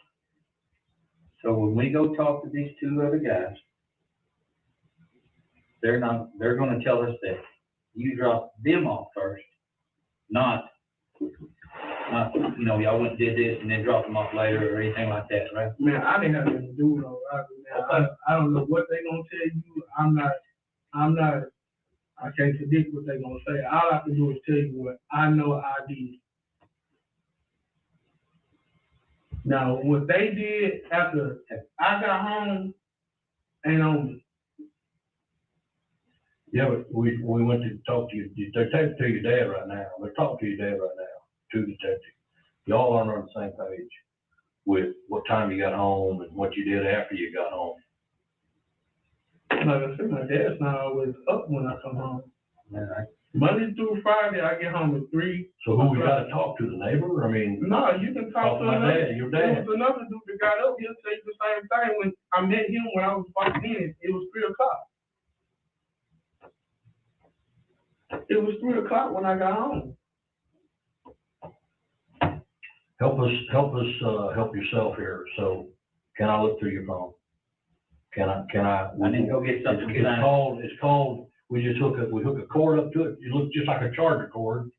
He plugs it in the computer and he just simply pulls everything off of there. It leaves everything intact. It doesn't harm the phone. It doesn't fry the phone. It doesn't delete any data whatsoever. It doesn't delete shit. It just simply pulls it off there, and we look at your incoming and outgoing calls, text messages. And that, if there's nothing there, bud, then you ain't got nothing to worry about. But if there's something there, I'm looking at that face right now on your expression on your face, and I think there's something there that you don't want us to see. Something on my phone that I want you to see? Yeah, that's what he said. You don't have to repeat it, man. There's something there. I mean, I just look at my phone. All right, cool. Well, let me go get it. We're getting there. We're getting there. So what are you doing to your phone right now? I got a message. She was telling me she was on her way. A friend of mine. Okay. Was supposed to be going to a little gathering. Okay. Yeah.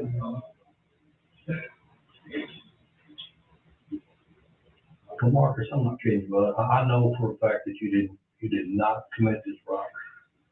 I can show you the footage, and hell, you're probably gonna see it later on the damn news anyway, and we know it wasn't you. But when we talk to the guy who we think might have done it, and he puts your name right in the middle of it, then yeah, we're gonna come talk to you. That's why you're sitting here right now. Naturally, obviously. Plain as a nose on your face, sure we're gonna talk to you. I can't believe he said that.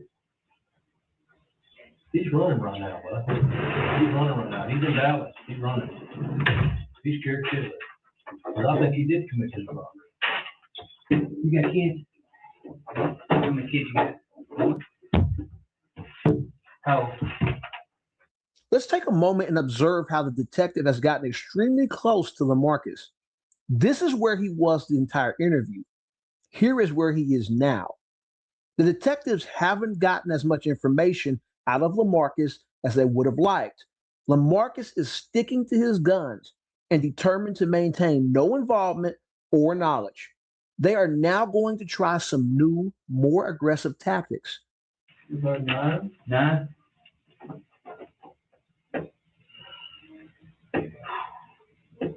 Nine.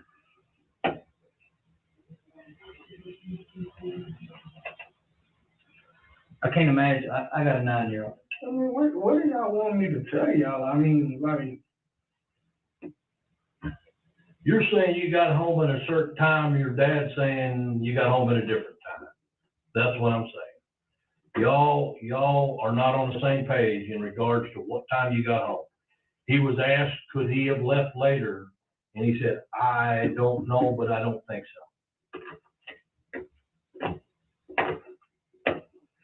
The problem is this, young man, you come in here like so many other people and think that if you could have somebody establish an alibi for you, then you walk out that door and the shit goes away. And that's not the case here. That's not the case. I know, because what I just told you was this. You said you got home at a certain time. Your dad is telling the detectives that you go home at a different time. My dad, like I said, man, my dad be asleep sometimes. Okay. You know, here's the deal. If you want to put your old man in, then we can put him in jail as well, I guess. If you want to put him in a position where he's more important, he's more focused on trying to cover your ass. He's not. Who you love more? He's throwing your ass in the Dad or fire. your kiddo? You love your dad, this dude, or your kiddo? Love my dad and my kiddo. Yeah. Right. What do you mean? This dude dropped in the grease. So how much do you love? I mean, as a father, I'm pretty sure you love your kid a lot, right?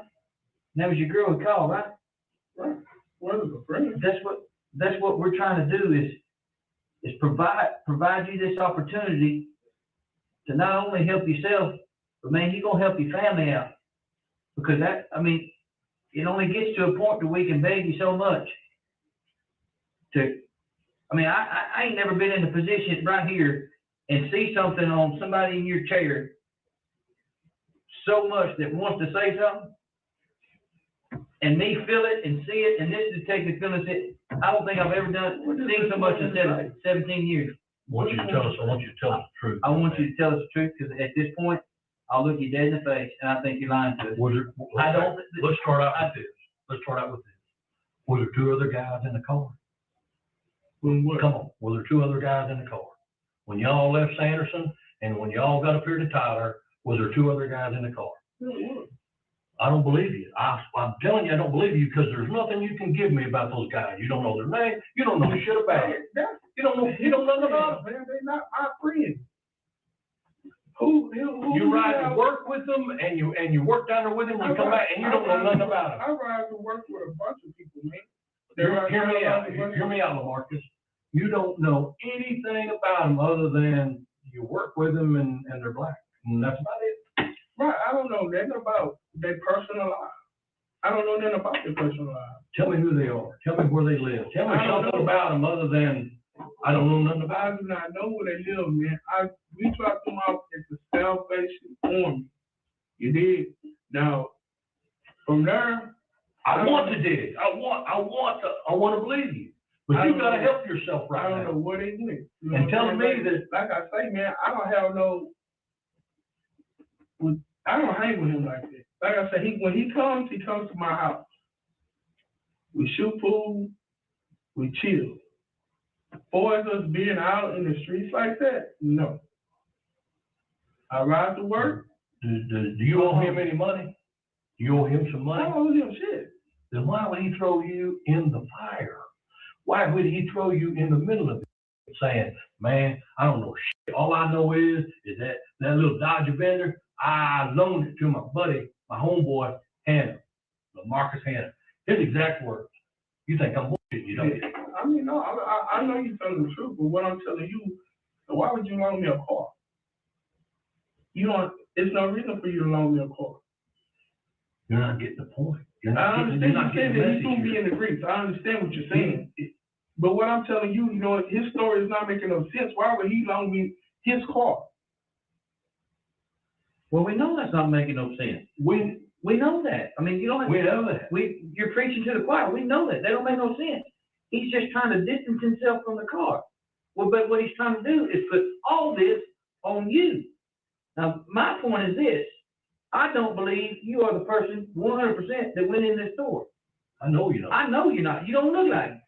You ain't the dude, all right? But here's what I do believe. I believe you were with him. That's what I believe. And when I prove it after today, because you're lying to me, all deals are off. I mean, that's it. And that's why I asked you if you got kids. Because do you want to see your kids grow up? Or do you want to see your kids grow old while you're in the penitentiary? And I mean, that's the deal. You're right. It doesn't make any sense. But he's trying to pin it all on you, saying, I ain't got shit to do with this robbery. It's you. So guess what? You take 100% of it. Now, here's my point. I don't believe you're 100% responsible, but I do believe you're about this responsible. That's what I believe. I don't think you're the planner. I don't think you're this. I don't think you're that. I don't even think you're the person that went in it. I think you're just a tag-along that had the wheels and the ride and knows how to freaking drive like a bat out of hell. That's what I think. Now listen to me. We can only tell you what we think and what we believe, but I'm just gonna let you something else know. We recovered a bunch of evidence today.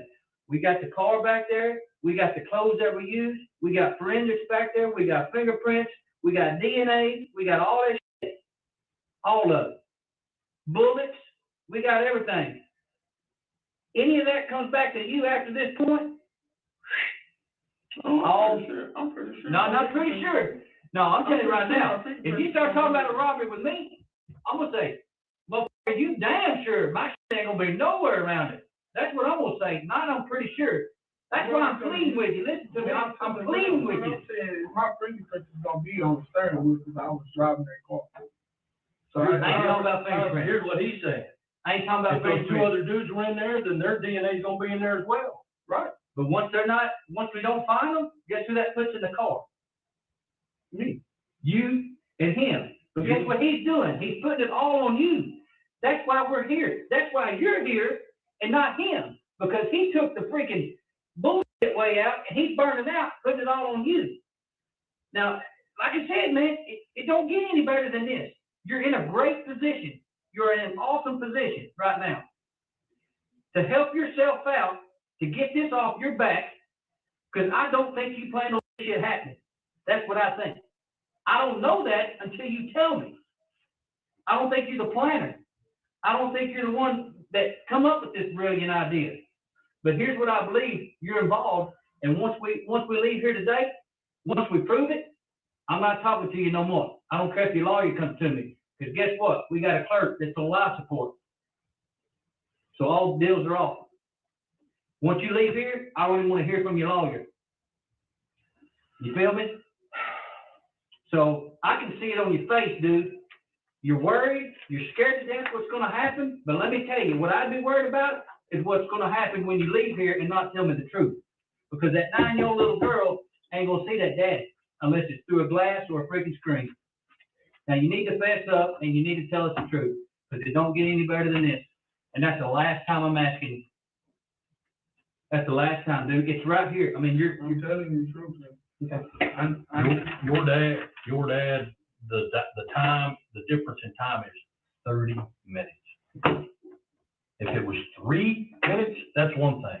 But 30 minutes, you're not on the same page with when the time that you got home, you said you got home, and the time he said you got home. And then when he was asked, well, is there a chance that he could have left once he got home? Your dad was kind of like,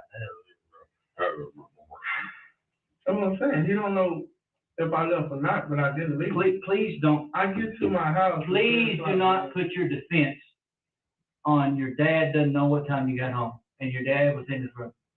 Please do not go to your lawyer with that, because your lawyer's going to see right through it and we're going to see right through it. Because let me tell you, when we leave here, you don't need a lawyer. I mean, I can see it on your face. He can see it on your face. And you're shaking your head, yes. I want a lawyer, period, because I don't know what the hell is going on. This dude don't put this on me. So, yeah, I'm on a lawyer present. I really do. Because I don't know. He's putting shit on me I had nothing to do with. And I'm not going to get caught up in his shit. That's just serious business. I mean, I'm not. I mean, like I say, man, he's telling y'all he loaned his car to me. And we're past that. No, I mean, no, I'm still on there for the simple fact. Why would you loan your car to me? For one, I don't need your car. Right. You know what I'm saying? So why would you loan it to me? Okay, I agree with you. why would you say you got home at this time and your dad said you got home 30 minutes? When I get home, I don't just sometimes walk straight in my room. Sometimes I sit outside. I sit on my porch. You know what I'm saying? I sit in the living room, you know, watch TV, you know what I'm saying? So it's different times that I just go past his door to go in my room. But I was at my house at 3 o'clock. That's the truth. Can Dre or your dad say, yeah, I saw him walk through the door? They can't because it wasn't of Dre. difference in time. It wasn't Dre. Was Dre there?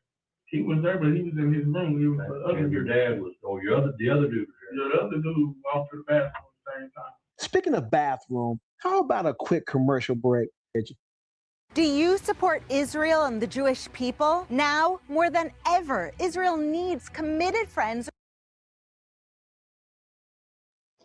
Smash that like button, y'all. Smash that like button. Hey, they need to stop forcing this shit on people, man. Let people be themselves, man, in life, man. I hate these ads, man. But I play the ads and skip them for the people could get their money, man, who content it is, man. Because I ain't, Trenches News ain't handing out no money from my bank account. So the least I could do for these people who are react to their shit and we watch, you know, I skip the ads for them. So, you know, in YouTube, skip ads, you get paid money for. So if a motherfucker skip the ad, you still getting paid the ad, like as if they watched the whole video. So a lot of y'all don't understand that, but you know, smash that like button, y'all. Smash that like button. 585 people in the building. Let's get it up to 500 likes. Or send me a cash app. Cash app in the link. Around the world to voice their support. Why didn't you tell us that before? I did tell y'all that. I told That you. the other dude was going to the bathroom when you came through the No, door? I didn't tell you. I told you he seen me when I walked in. Can you look at me and like right now and listen to me? Listen to me real hard, real clear. You're making a huge mistake for yourself. You're making a big mistake. And that's what we're trying to avoid you from doing. Keep it doing. I don't get a pat on the back for putting anybody in jail. I'm trying. Here's the thing. There's a man right now, 62-year-old man who's fighting for his life because he got shot during a robbery, a bullshit robbery over a few dollars. Hey, everybody that's got their hands in this, it's a fucked up deal. It is a screwed up deal. Everybody. But we've got to be able to make some sense out of it in regards to what was everybody's part. What was your play in this? What was your part in this? And that's what we brought you in here today. If you walk out of here, and you will, we're going to let you walk out of here. Then you're free to go. And the thing is this, What we're saying is, when you walk out that window, the old bullshit, window of opportunity bullshit, what I'm saying is that window closes. Your chance of coming back and going, man, I fucked up, I should have told you, that's gone. When you walk out the door, that's gone with you.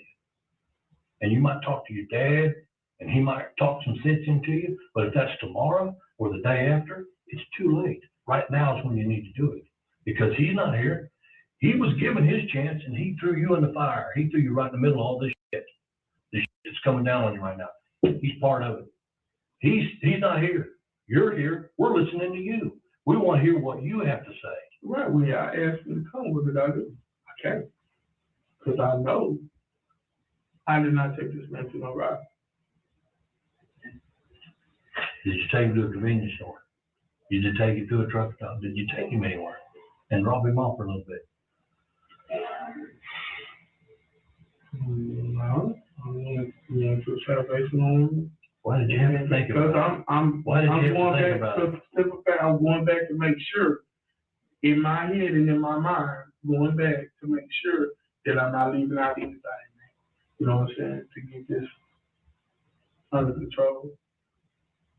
No, we dropped them off at the Salvation Army, and I come to the house. Now, what happened after that, I don't know. You know what I'm saying? The detectives are clearly frustrated. LaMarcus is giving them absolutely nothing. He is sticking to his story. They have a few more tricks up their sleeve. Let's see if LaMarcus takes the bait. Okay, can we knock this out just so, I mean, we're beating a dead horse here. Yeah. Can you just sign here and let us look at your phone just to prove that? I mean, and then we'll get off your back. I mean, We'll let you go. and We'll let you get on out of here with your phone. and that's it. We'll get your phone downloaded, and then that's it. I mean, all this says is that we're not gonna erase no data. All this I does really is, don't want to sign this right now. I don't know what the hell I'm really doing. We explained that shit to you. We're not in the profession of lying to people. I mean, at the We same don't lie to time, though, I still need a lawyer. You want to help yourself? Yeah, I do. You know what I'm saying? You want But us at the to- same you time, want I'm us to not trying believe give you? fuck people. Fuck. how would you, I'm just saying. how are you know what I'm gonna give fuck if you didn't do anything? I'm just saying, y'all already done said this, man. So if my fingerprints is on the steering wheel, y'all already done told me if my fingerprints on the steering wheel and know the other two guys' fingerprints is not even in that car, then that shit's gonna look like I had something to do with it. And that's just not cool. If those other two guys in the car were in fact in the car, then their DNA is gonna get picked up off the door handle, off or seat belt. That's what we're saying. But if the only two DNA that comes up is his and yours, then that's gonna show us that maybe you were bullshitting us here today because there weren't two other guys in the car. Because you can't give us anything about them. You can't give us anything other than they were Salvation Army. I don't know their names like that, man. You know what I'm saying? I really don't hang with these dudes like that. I see them when we get on the bus, man. I speak, because that's the type of person I ride with. I speak to everybody. It's just like, if you to see me today and you walk past me, I'm going to speak to you. It's just the type of person I am. And they were picked up at Salvation Army. Yeah, everybody gets on the bus at Salvation Army. But he said that he was going to drive this car, so I drove down there and drove back because he didn't feel like driving. Where did they sit in the car? In the back. Both of them? So he was front seat passenger? You were driving, he was front seat passenger. Is that correct? And they both sit in the back. I'm just trying to get that one figured out so when we get the video, I'll know where they were sitting. Here we go. He mentions video. Video evidence to be specific. Thus far, detectives haven't tried to appeal to technology in this way, which can sometimes convince a suspect that it's basically a matter of time before they're found out. Let's see how LaMarcus responds to this. So what video? What video? What video? Yeah, what video? Do you think we're here? Man, listen. So when we get the video, I'll know where they were sitting. According to you, these two dudes were sitting in the back seat. And I also, let me tell you something. At work, I was on the passenger side too. See what I'm saying? Because when we take our breaks, I go sit in the car.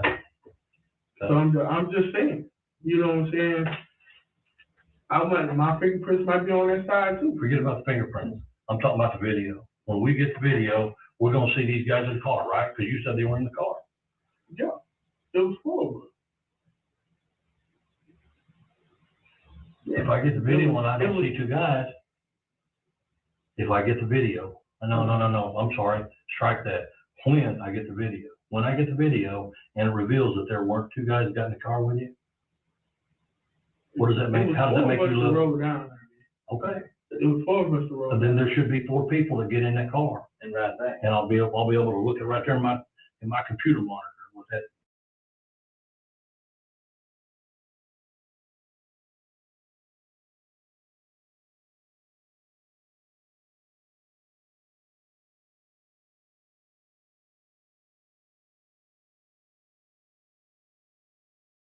That's like you got that. Yeah. You know what I'm saying? Yeah, I would too. I mean, it's just a matter of obtaining it. I mean, and when we do, it's more than likely not going to show 2 guys in the car on the way back. It's more than likely not going to. And just so you know, after the robbery was committed, a lot of clothes that were discarded. We've got all those. And the vehicle, whether you were driving or whether you, in my opinion, I believe you're driving, the vehicle drove past a business that, guess what, is an alarm and video surveillance business system. The business, that's what they get paid to do. So guess how good you think their camera system is? It's pretty freaking awesome. So it is what it is, man. I mean, we've got him pointing the finger. We've got a mound of evidence. And when this detective, when you leave here and he gets the video and it shows what we suspect it's going to show, there ain't no more talking to you. We've got somebody that said they can come in and pull it out. They've got the IT guy or a cyber guy that's going to come in and do that for us. I'm not bluffing you. He's not bluffing you. We got a phone call at 4:15 this freaking morning. I don't even know what time it is. It's almost 6 o'clock. I got a wife that's pissed off at me because I'm missing my mom-in-law's birthday party. All right. So I'm not here to bullshit or play games or bluff. No BS. I'm telling you, I believe you're the driver of the car. And I believe if we wanted to bullshit you, we could sit here and go, yeah, some guy, they turned a robbery, they shot at him, but they missed him and he's going to be fine. But the truth, the cold, hard truth is that man's probably going to die. And that is the goddamn truth. Wanted to bullshit you and just sit here and blow smoke up your ass and lie all afternoon long. I can tell you that, man, he's going to be fine, don't worry about it. But that's not the truth.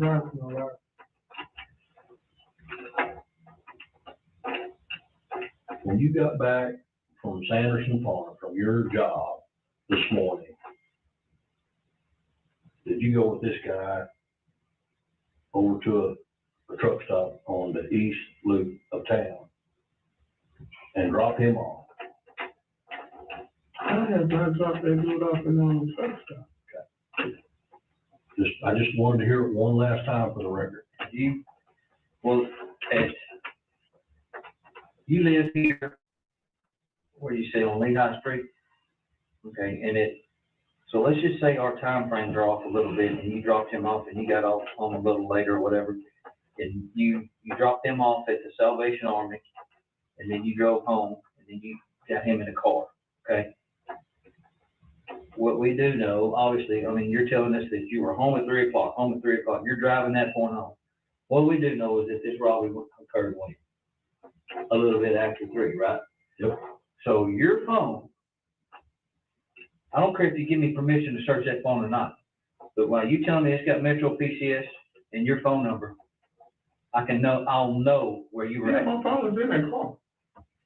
My phone was in the car. I'm telling you, I haven't got my phone in the car. When? What you mean? After he dropped me out. Okay. But you said you called him and he came back, right? Right. So from the time that he dropped you off at 3 o'clock. He was pulling off. I ran to the door and called.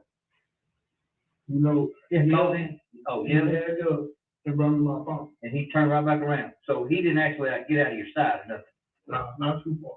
Not too far. So there would be no reason after 3 o'clock that your phone would be way up on the interstate. Way up there, right? You're thinking about it. Now, man, I don't know what to do, man. I honestly do not know what to do. Because he's trying to explain, every time we come up with something, he tries to explain something different. And I think he thinks we're bullshit. But I don't know how to be any more clear, because every time I give you a tidbit of what we got, you try to explain, oh, my fingerprint's going to be on there. Well, I not only drove, then I was in the passenger side. Well, man, I know that there were 4 people went down there. And then when I tell you about the video, I'm not thinking about that either, because go back to where you parked. Go back there on Shirley where you parked, okay? We know where you parked, and you drove right by a business, and we got the surveillance. So I'm giving you an opportunity. I mean, there it is right there. Where is Shirley? Okay. I don't know what that is. Okay. Okay. I mean, I don't know the name of the street you're talking about. Okay. Where is Shirley? I mean, can you tell me where it is? So go to a street behind the Conoco, or a street up on the northeast loop. Go behind there. Go in and find that business that says, hold on a minute, I took a picture of it. I'll even show it to you. So that way you don't think I'm BSing you. The detective sent a text message to us that he said, hand me his phone so we could just download it, and it don't take that long, it doesn't hurt the phone. So I said, can somebody go talk to his dad about his alibi? In other words, did you get home? When did you get home? And the detective said yes, and then a few minutes later he said, Dad said he came home at 2:30. Right there. You see that? What does it say? Advanced alarm systems. Security systems, closed circuit television surveillance, burglar alarms, and other surveillance systems.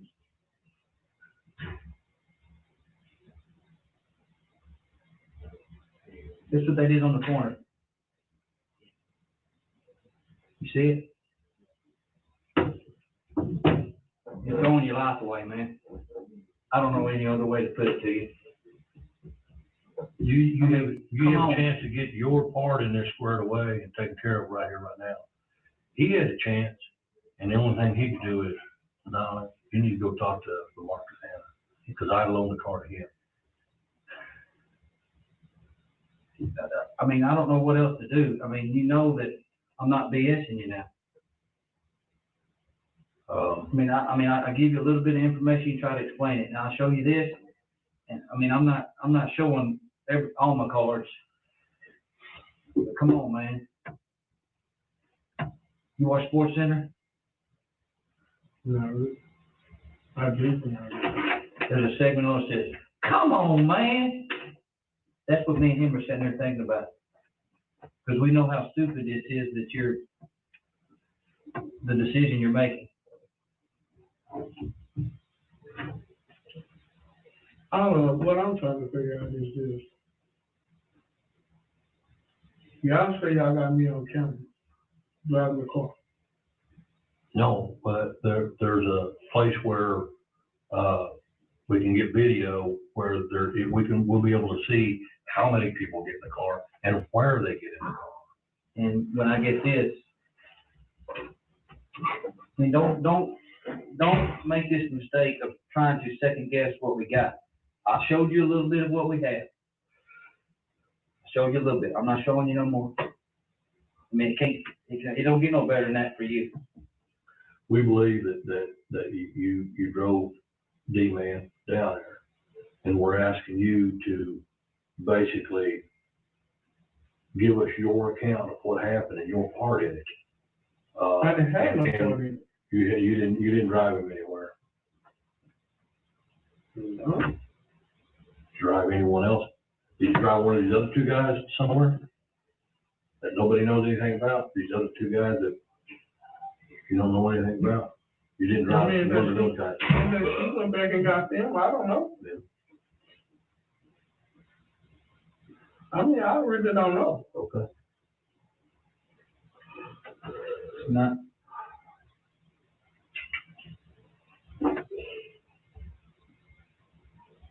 I really want to know, you know. Well, we told you when you come in here. I mean, You can go. you're not under arrest. You can go get you one. You can go get. I mean, we told you when you come in here. You're not under arrest. And nobody forced you to be here. You're not handcuffed. And we didn't. You're not handcuffed. We haven't threatened you in any way. We just begged you to tell us the truth, telling you the consequences if you can't tell us the truth. You refuse to tell us the truth, and basically what you're doing is you can't help yourself. You're just digging yourself a hole. Because most people in your position, they don't want to, like, we don't want to help the police. I ain't gonna help the police. I want my attorney. I don't want to help police. I don't know what else to say. I told you that once you get up and walk out of here, your opportunity to come back later on and confess or admit to your part in this is gone. I didn't have no part, man. I was in the car. Yeah, I'm not saying your I part. was in the car with him, but Okay. I didn't commit no robbery. We told you. I didn't take him to no robbery. We told you that. We told you You you know didn't. what I'm saying? I didn't take him to none of that. We believe that you drove him somewhere and dropped him off. And then I didn't drop him off. That's what I'm telling you. Was you in the car when the robbery was committed? No. I was at the house. I just. Yeah, when he asked you that question, you went. Oh my gosh, dude! And you looked off to the side and you went. I know, No. man. I mean, it's. That is I don't a know. sign of deception. That is a sign of bull. Involuntary body movements. And listen, man, I was at the house.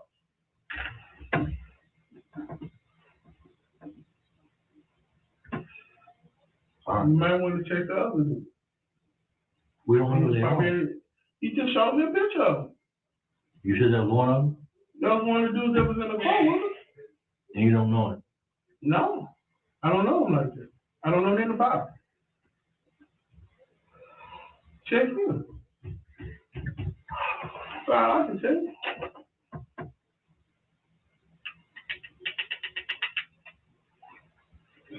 I mean, what's your biggest fear? Biggest fear of what? Of this case? I don't have no fear. It's no reason for me to have fear about it. I didn't go rob nobody. I didn't shoot nobody or whatever you say this dude, whatever happened in this situation. If he did and you know it, now's the time to tell us. If he did and you know it, now's the time to tell us.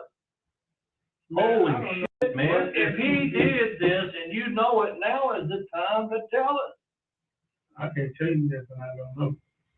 I can tell you something I know. Once you walk out of here, your chance of ever coming back and saying, man, I fucked up, I'm sorry, is gone. And maybe part of your future. Maybe part of your You ain't talked to him, you ain't called him, he ain't called you today? I just told you I had a private call. Did but you I answer? didn't Did you talk to him? I don't answer private calls.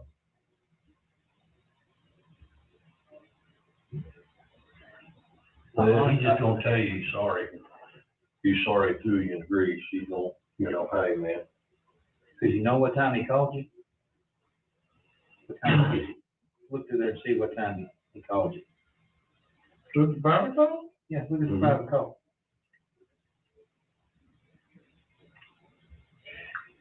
Tell me what time he called you.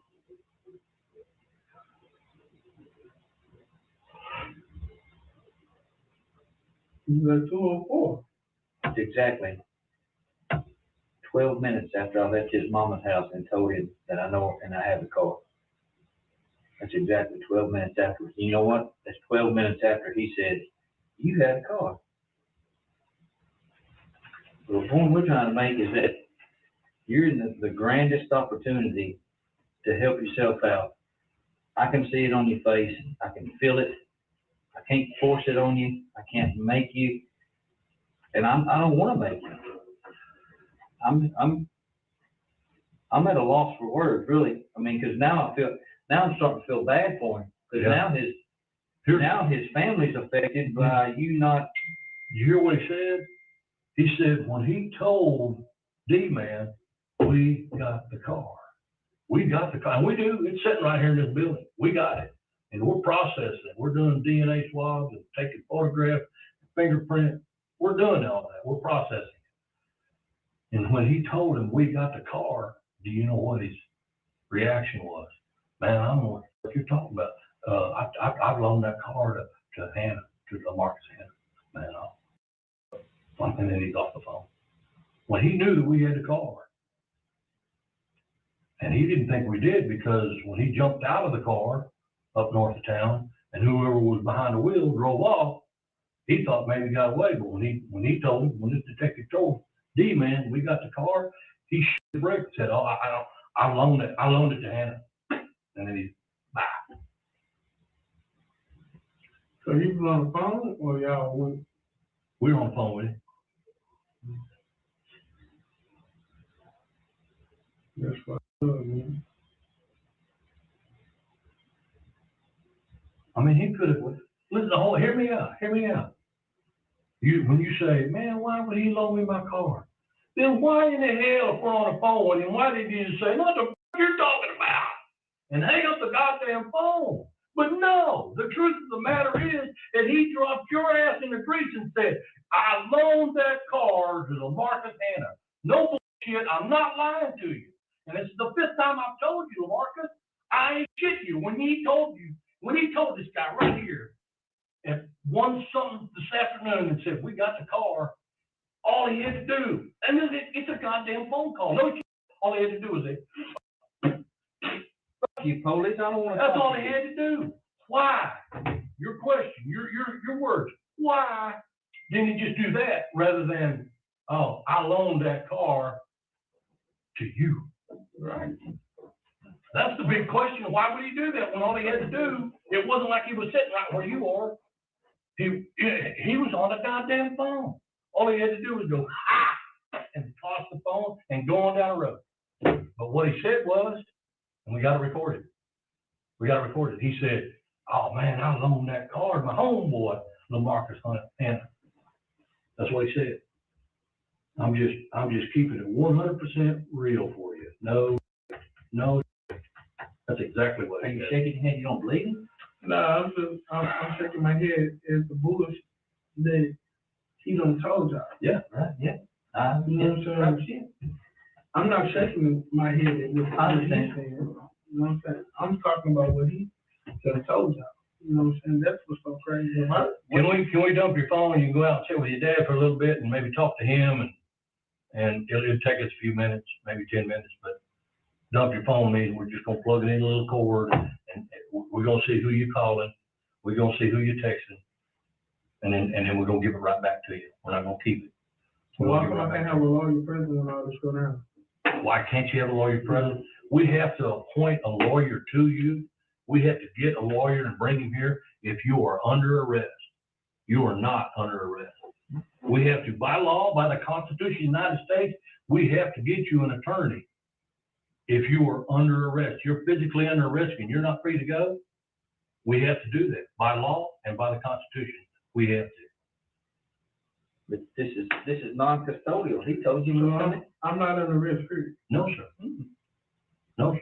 Well, he told you that when you walked in. That's what he said. We're not compelled to be here. We didn't. Were you threatened or promised anything? I mean, you said the word lawyer a couple of times, but the law doesn't require us to give you one. Because and how did you don't get have down here? Once again, how did you get down there? You drove down here in your own car with your dad. I mean, now if we had you in the backseat of a car handcuffed, it'd be a different story, but that's not the case. So, I mean, I'm pleading with you.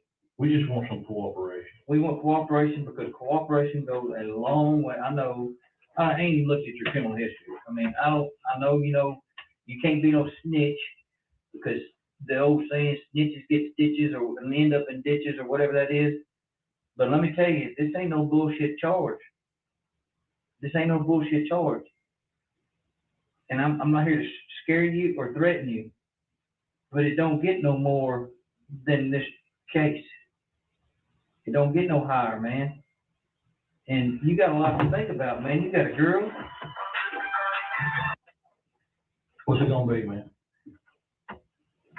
You got a lot to think about. You got your little girl. What's the message about? It's just more discrepancies. From what my dad said, or what? Well, I mean, No. I'm not gonna bullshit you. It says, at this point in time, we've done enough to seize your phone, but we didn't want to do that because we wanted to see if you wanted to cooperate. We wanted to see if you want, how far you wanted to go with this bullshit. And apparently you want to go as far as you can so you get out the door, but we're gonna seize your phone. I was gonna give you the phone. We're gonna seize it anyway. This is a murder case. The guy died. It's a murder case. We're gonna seize your phone. It's a pretty fucking serious deal. It's a real goddamn serious deal. We're gonna seize your phone. We're actually, you know, at this point in time, we're through playing games. Quit messing with your phone, please. That phone's now our property. I can't get my girl. No, don't mess with it anymore. Put it up on the table, please. We're through playing games. We're done playing games with you, man. I'm sorry to be this way, but you didn't want to play ball, and this is how. Then we come back a little harder. Get you on the phone, though. You know what I'm saying? We're gonna take it anyway. You'll get it back, but we're gonna take it. I mean, we've been here, what, for now, an hour? Oh, longer than that. Longer than that. Longer than that. You know, I mean, how many years experience you got? 27? I've got 17, and we both see it on your face. We know you're worried about the outcome. We know you're worried about telling us. We know you're worried about being a snitch. But the one thing, if I was you, I'd be worried about is seeing my family and my little girl.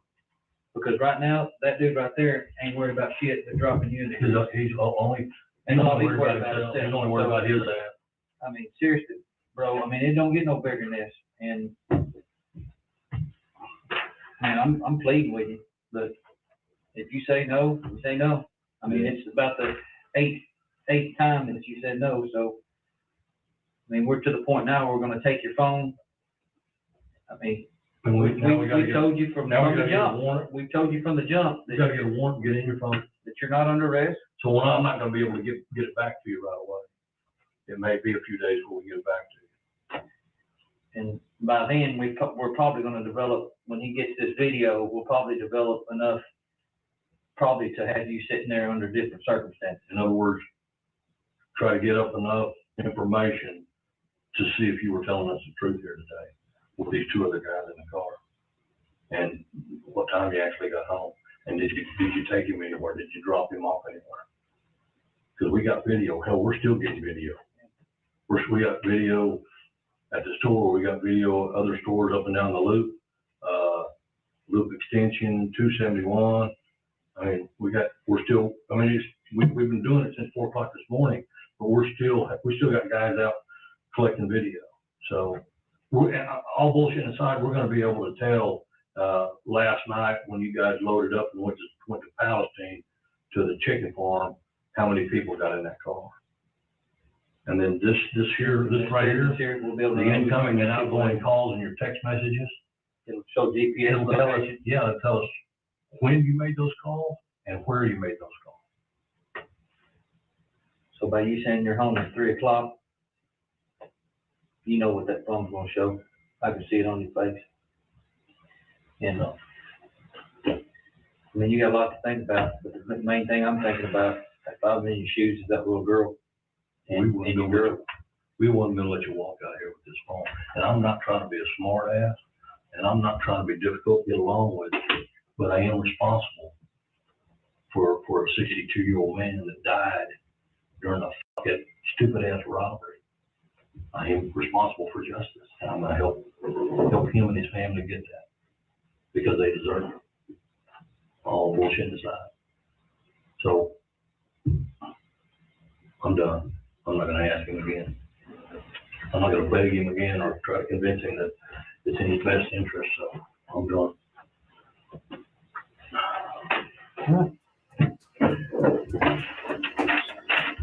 So you're probably thinking they didn't get enough to charge you. And in this interview, you'd be right. But when the police go and re-interview Kadarius Oliver, everything you just heard from LaMarcus, we'll see how that ages. Previously on They Caught Me, 2 men are interrogated for involvement in the murder of Billy Stacks. In episode 1, Kadarius Oliver finds himself interviewed by the police. He attempts to keep his cool in hopes that he will not be linked to the crime. Damian Mosley slips away to Dallas, but police call him and say, "We got your car." Damian would then point the finger at LaMarcus Hannon and say that he loaned the car to him. So police bring LaMarcus in for an interview. In episode 2, LaMarcus contradicts his own account consistently, trying the patience of the interrogators. He also IDs Kadarius Oliver, giving the police the ability to play the accounts from the 2 men off of one another. Kadarius is asked to join them at the station for a second interview, one that becomes overly dramatic and emotional.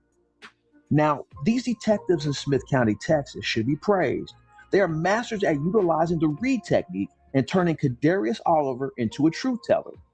We are going to march through his interrogation and break down the elements of their tactics. And those tactics work well. In fact, and I've never seen this before, they will have their suspect begging to tell the truth by the end of this. All right, you sit right here if you would. Thank you, young man. And he went ahead and brought his phone with you. Okay, cool.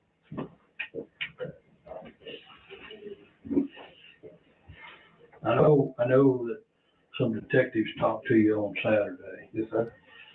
We need to clear something up because we've talked to Hannah, Marcus Hannah, and we arrested a young man by the name of Damian Mosley yesterday. But and the reason we need to talk to you is because LaMarcus Hannah brought your name up a few times, and him telling us what you were doing on early Saturday morning. We wanted to talk to you rather than talk to LaMarcus Hannah. Okay. So he's saying you was doing this, this, and this. So we're like, okay, all right, we hear what you're saying, but we sure want to give Mr. Oliver the opportunity to tell us what he was doing, not somebody else. So in other words, this is your chance to tell us what's going on rather than Mosley or LaMarcus or like that. So give me a couple of minutes, I'll be right back. Okay. All right. You need a bottle of water or anything? I had one. Yeah, I got one. Thank you. If you saw the previous episode, you see that Kadarius is once again calm and relaxed, just like when he spoke with the Texas Rangers. And if you remember, he told the Rangers that he was not in the car during the robbery. This element is what the investigators need to extract from Kadarius. Was he present during the crime, and did he have knowledge about the plan? The first step in the read technique will be to engage the suspect in a positive way. This will keep him from seeking an attorney and ending the interview. Okay, I got okay. And if you would, please give me your full name. Kadarius Oliver. Is that what's your middle name, sir? Hayes. Hayes? Yeah. Okay, what's your date of birth? Okay. Kadarius, this is Detective Hannon. Okay. Let me shut this door. And, building rapport can sometimes take a lot of time, but because Kadarius is calm and willing to talk, detectives feel comfortable moving on quickly from a friendly handshake right into step 2, which is developing a theme for the interrogation. They make their case about why he's there. Again, some things came up. And one of the big things that came up was a conversation that we had with this individual right here.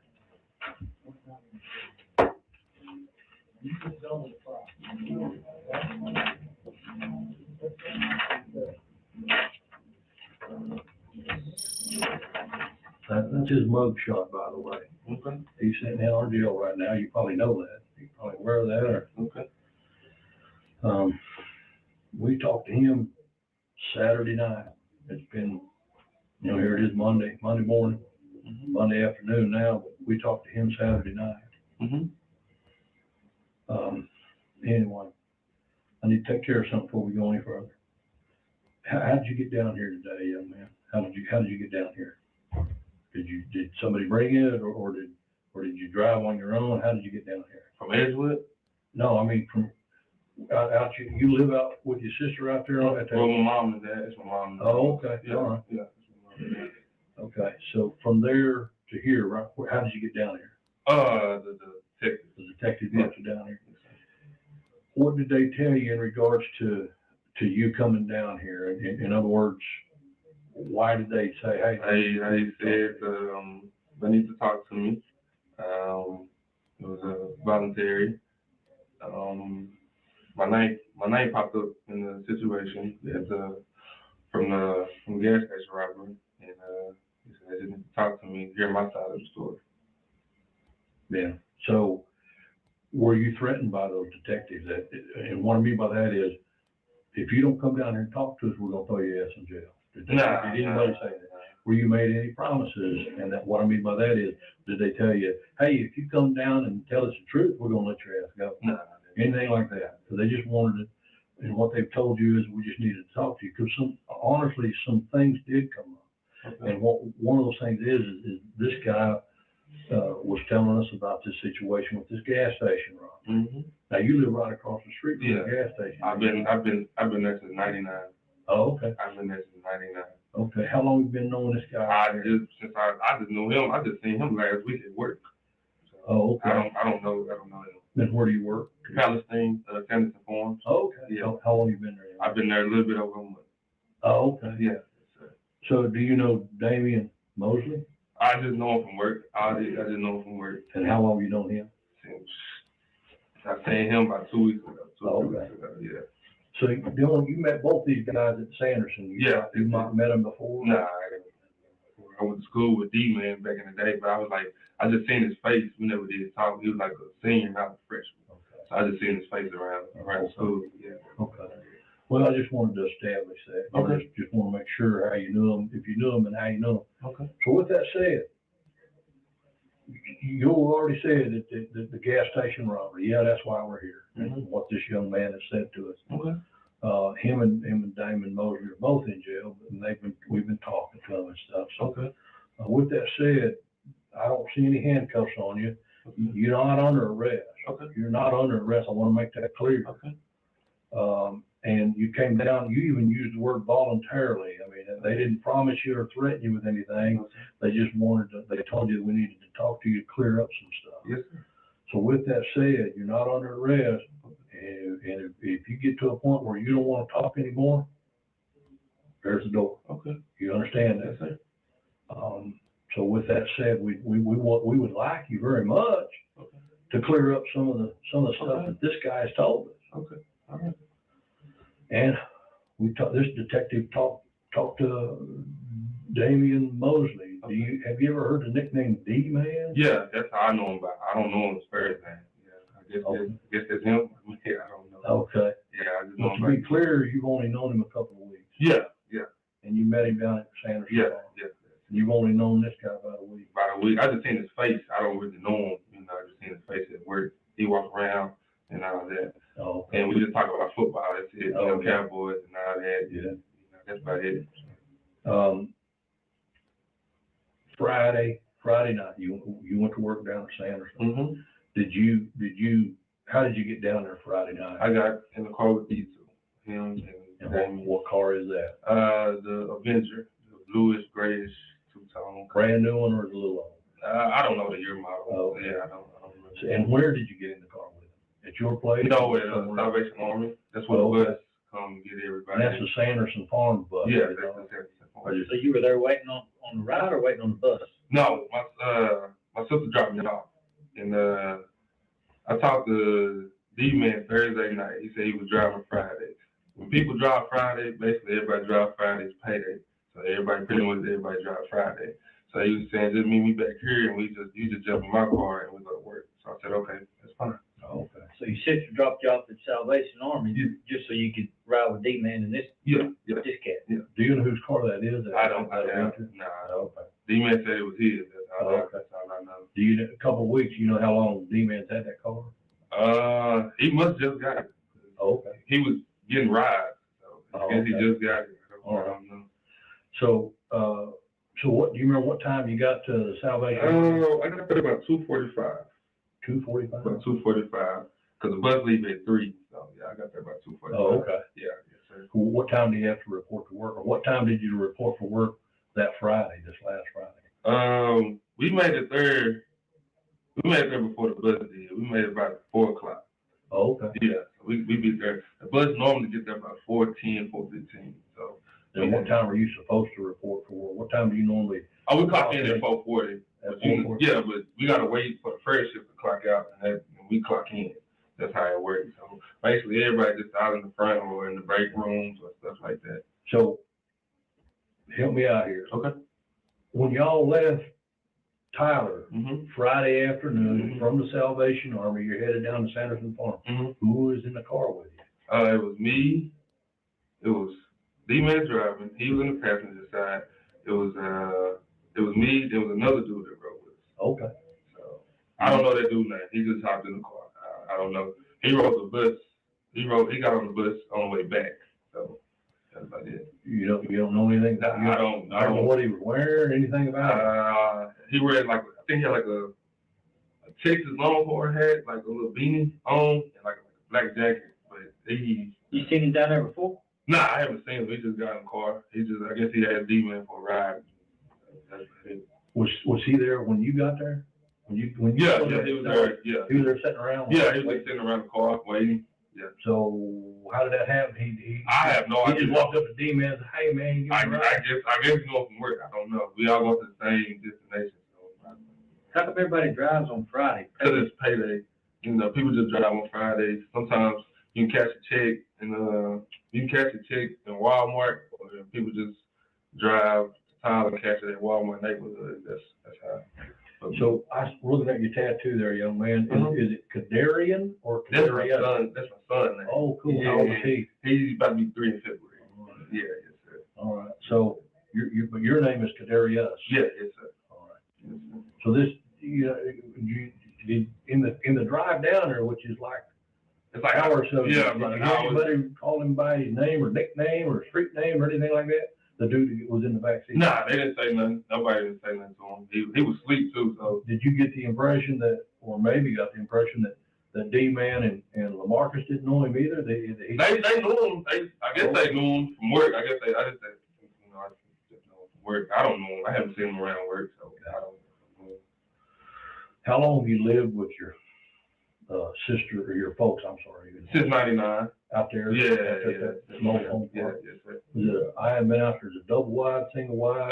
It's just varieties of them. It's just single wide, double wide. What about your parents' trailer? Is it a single wide? Yes, single wide. How many bedrooms? It's about 3. So you got one and your parents got one. Did your sister live out there with you? Yeah, she right now she just had a baby, so she been in the living room pretty much. My mom got the middle room like kind of just to herself. She don't want nobody in the middle room. But we still just going there anyway. She don't like it. So you got off of work. You finished your shift at Sanderson. You remember what time that was? I clocked out at about 1:15, 1:18, somewhere around there. So then we had to wait on D-Man. Okay, well let me. Once you clocked out, what'd you do? Where'd you go? What'd you do? I went to the break room, got my stuff, got my lunch bag, and we were just standing outside. Who you said we were? It was me and him. I was standing outside, and he was over there by the car. He was talking to the other dudes around the car, and I was just standing over here waiting on D-Man, so I was in the car. So you and LaMarcus? Well, I was standing. I was like, this is where the door. You come out the door right here. So I was just standing right there. The brake table was right here. He was right there in the front, and right there surrounded by the car. Guys around him, talking to him. So I didn't walk over there to the D-Man. So LaMarcus was already there? Yeah, he was already at the car. That was because he clocked out before? Yeah, he clocked out before. Everybody clocked out at different times. Yeah. Yeah, because this department, I'm basically like one of the last people that leave. So they already clocked out. So I come and I clock out. What about Damien? Was he there as well? Or? Nah, he's like one of the last ones to clock out. Oh, okay. Yeah. So you clocked out and met up. What did you do after you met up? We all just got in the car. Okay. Yeah. Who was driving? At the time, I'm gonna say D-Man was driving. Then D-Man drove on the way there. LaMarcus drove, D-Man was in the passenger seat. LaMarcus drove. Yeah, that was in the back. But that other guy, he didn't ride with y'all. Nah, he didn't ride. Why didn't he choose not to ride with y'all? I have no idea. I know he just walked off. He talked to a girl, and That was it. I mean, I don't know. I don't know. We got to call the Older guy. He's kind of like an older guy. Yeah, a little bit older. Older guy. Yeah. So, but he didn't go back. Nah, he didn't get back in the car. So you're saying LaMarcus drove back? Once you got off work, you went back to Tyler. Yeah. And LaMarcus was driving. Yeah. Please tell me where you went. We went straight to the house. We went straight to my house. The detectives do not believe this part of the story. However, they will allow Kadarius to tell his complete version before going on to step 3, challenging his story and handling his denials to their objections. My sister called saying, you know, she can't drop the car off because, you know, she was in here or whatever. She was at boyfriend house. So I was like, okay, well, don't worry about it. I'm in the car. They dropped me out. So they dropped me out. And, what time did you get to the house? I got there around 3 or 5, around 3 times. It's around 3:05, 3:06, somewhere in there. Do you remember what time you left Palestine or Sanderson Farm? I want to say around 1:45, 1:50, somewhere in there. Yeah.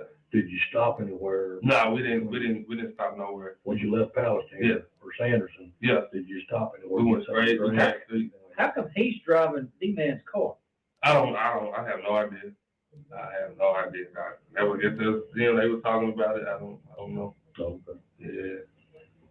So you left Sanderson Farm and drove directly to your parents' house where you're staying. Yes, sir. Tell me what happened when you got there. When I got there, I got out of the car. When I got out the car, my sister came. I called my sister to come out and lock the door.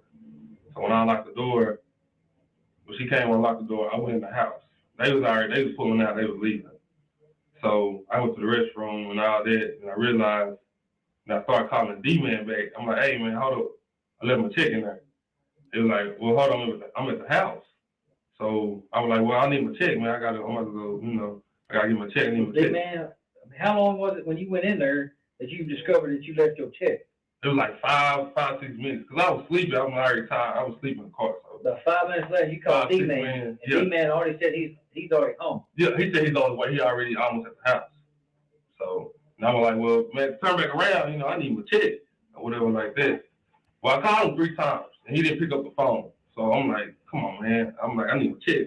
I keep calling, and he finally picked up. And I'm like, hey, man, I need my check. You know, bring me my check. And he was like, hey, hold up. Well, hold up real quick. Hold up. I'm like, what you mean, hold up? I need my check. And he was like, all right, we're going to bring it back. We're going to bring it back. So he never did bring my check back. So he said, we going to bring it back? Yeah, that's what he said. What else did you leave in the car?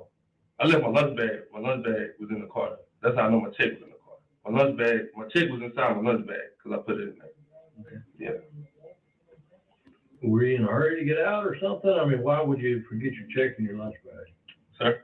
Why would you forget your check in your I forgot about it. I didn't even think about it at the time, and I realized, like, man, I need my check. Hold up. D-Man, I need my check, man. And he was like, okay, well, we're going to bring it back. That's how he just said. So that's what he was saying. Kadarius has now finished telling his version of the story. The detectives will now probe the story and give objections to the claims he has made. Did he get dropped off at 3 a.m. right after work, or was he part of the plan to rob the gas station directly across from his house? Here's one I want to ask you. Okay. And I want to be completely respectful with you because I don't know you, and I don't got no reason to be rude or disrespectful. Or here's what I'm going to ask you. Okay. You know for a fact that we've already talked to these guys. Yeah, I know. I got you. And Damian Mosley, he's down there sitting in our jail as well. We've talked to him. What I'm going to ask you is that you be completely honest with it. Because right now, at this point in time, knowing that we've already talked to these guys, you got nowhere else to go but to be honest with it. I know. Yes, just straight up honest. Yes, sir. I got you. Because any other way, it's going to get to the point where I can't help you with anything.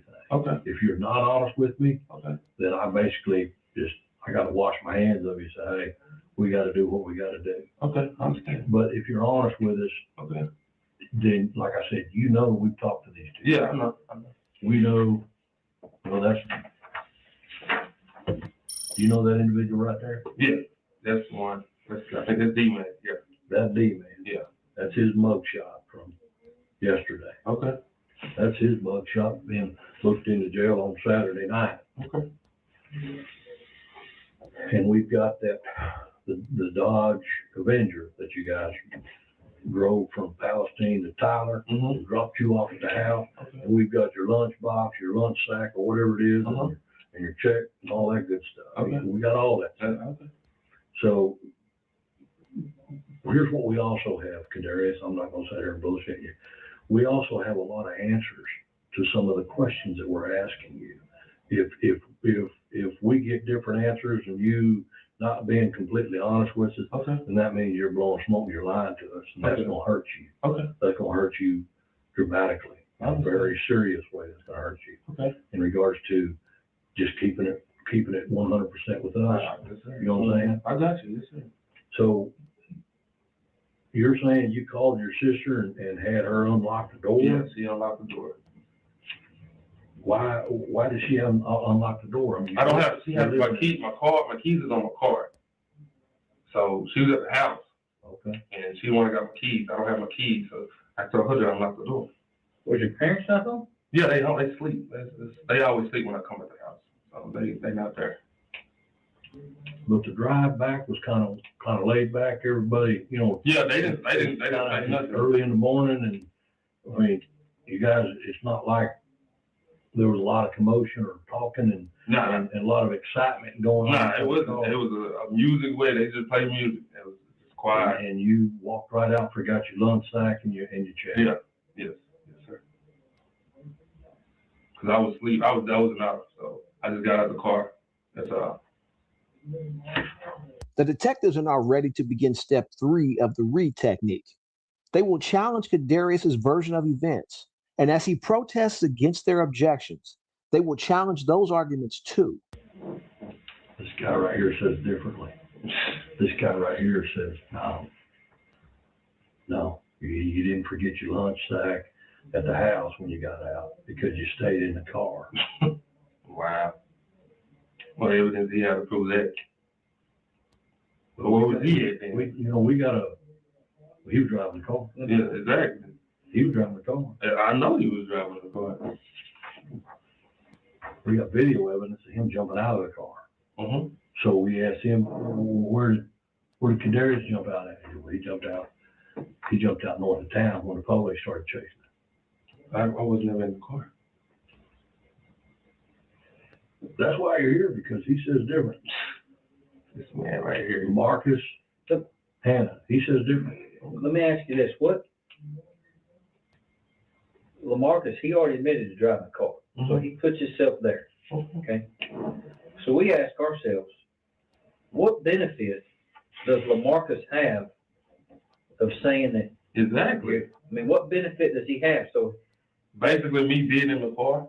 That's all. At the time when that doesn't lessen the charge for him. So what I'm saying is that he's already put himself in the car as a getaway driver. Exactly. So it doesn't benefit him at all. I know. That's what I'm trying to get to. Yeah. Why my name coming up if it don't benefit you? Here's another thing. Everything that LaMarcus said this guy did, we got on video. We got on video at the store. We got on video during the time that the deputy pursued that Avenger, and even got video of him jumping out the car. Everything that he's told us, we were able to confirm with video footage of the patrol vehicle, as well as the video footage as what went on inside the store. Okay, I understand that. And so all of a sudden he just picks out, but I'm gonna throw bullshit at you in regard to that, because they both, y'all know how this works, basically saying, well, I'm gonna go down, these men are already going down, so I'm gonna put him down and blah, blah, blah, which I don't know nothing. So whatever he's telling y'all, I understand y'all gotta get everybody's side of the story. I was not in the car at the time. I was not in the car. Basically throwing my name saying, well, yeah, he was in the car at the time. Only way my name came up in this thing is because of my chick. That's the only way my name came up. Let me ask you something. When you pulled up there in the house and you went inside and left your lunchbox, you called your sister, right? Yeah. So your sister, you called and you said, what, come unlock the door? Yeah, I said that. So she just unlocked the door for you? Yeah. You went inside and went to bed? I laid down, went to the restroom, went to the kitchen, gave me something to eat, all that, and I realized I was looking around like, I don't have my bag, and my check is in there. So that's when I called him. I called him. He did not pick up the phone. I don't have his number, so it's not a point of me calling him. I called him because I got his number. He didn't pick up. So when he finally picked up, and I said, "Hey man, where you at? I need my check." They're like, "Well, I'm on the way to the house right now. We're gonna bring it back. We're gonna drop it off." I'm like, "What you mean? Just turn around, bring my check." He said, "No, hold up." So he never did bring my check back. So you only called him one time? I called him 3 times. He didn't pick up 3 times. And I called him again. What number did you call him on? The 903. Okay. That's the number. So What about your sister? my sister's number is 903.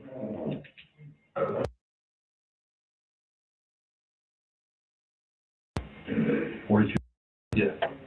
So you're saying at 9:05 you called your sister, and then the next person you called was at 9:10, 9. I'm sorry, not 9:03. I'm broke. I was looking at the 9 when he wrote down. Oh, okay. At 3:06, 3:05, the first person you called was your sister. Yes. So then the very next person you called would be D-Man. Yeah, I called him 3 times. He did not pick up the phone. So when I called him again, I was like, "Man, where you at?" And he was like, "Well, I'm at the house right now. Hold up." He just kept telling me to hold on. I'm like, "What you talking about? Hold on, I need my check." And like, "All right, we're gonna bring it. Hold up." So Where were you when you was calling him? I'm at the house. I'm at the house.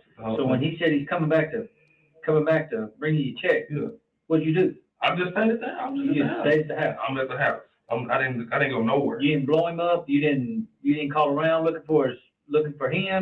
I mean, that's what I'm looking. I only got his number. I ain't seen your check. How much did you check for? Like 290, 280. But I gotta pay bills. You know, I gotta pay I'm on probation, so I gotta pay my probation bill. And, you know, stuff like that. So I need my check. What you on? And I had to give my mama my car note. What are you on probation for? Engaged in organized crime. The scam thing, the identity theft that went around. How long ago? 3 years ago. Okay. That's one of those questions that we know the answer to. Yeah, I know. So you're straight up with that. Yeah. So you're saying from 3:05 until when? When's the next time you left your house? I didn't leave my house till the next day. 3 or 4 o'clock. That's when What took you to Edgewood? This is my fiance's birthday this weekend. So that's where she stayed at. That's where I was staying at. What's her name? Ebony Rogers. So that's where we at. So we went out for her birthday. Her birthday was yesterday, but she wanted to go out Saturday. So. Do you remember hooking up with a couple of our detectives in Edgewood? Yes, sir. You remember leaving there saying you're going to go get your phone and come back? Yeah. You never came back. I know, because I told them I'm going to go. We have to go. They told me that the agreement was that you're going to go get your phone and come back. You never showed up. You never came back.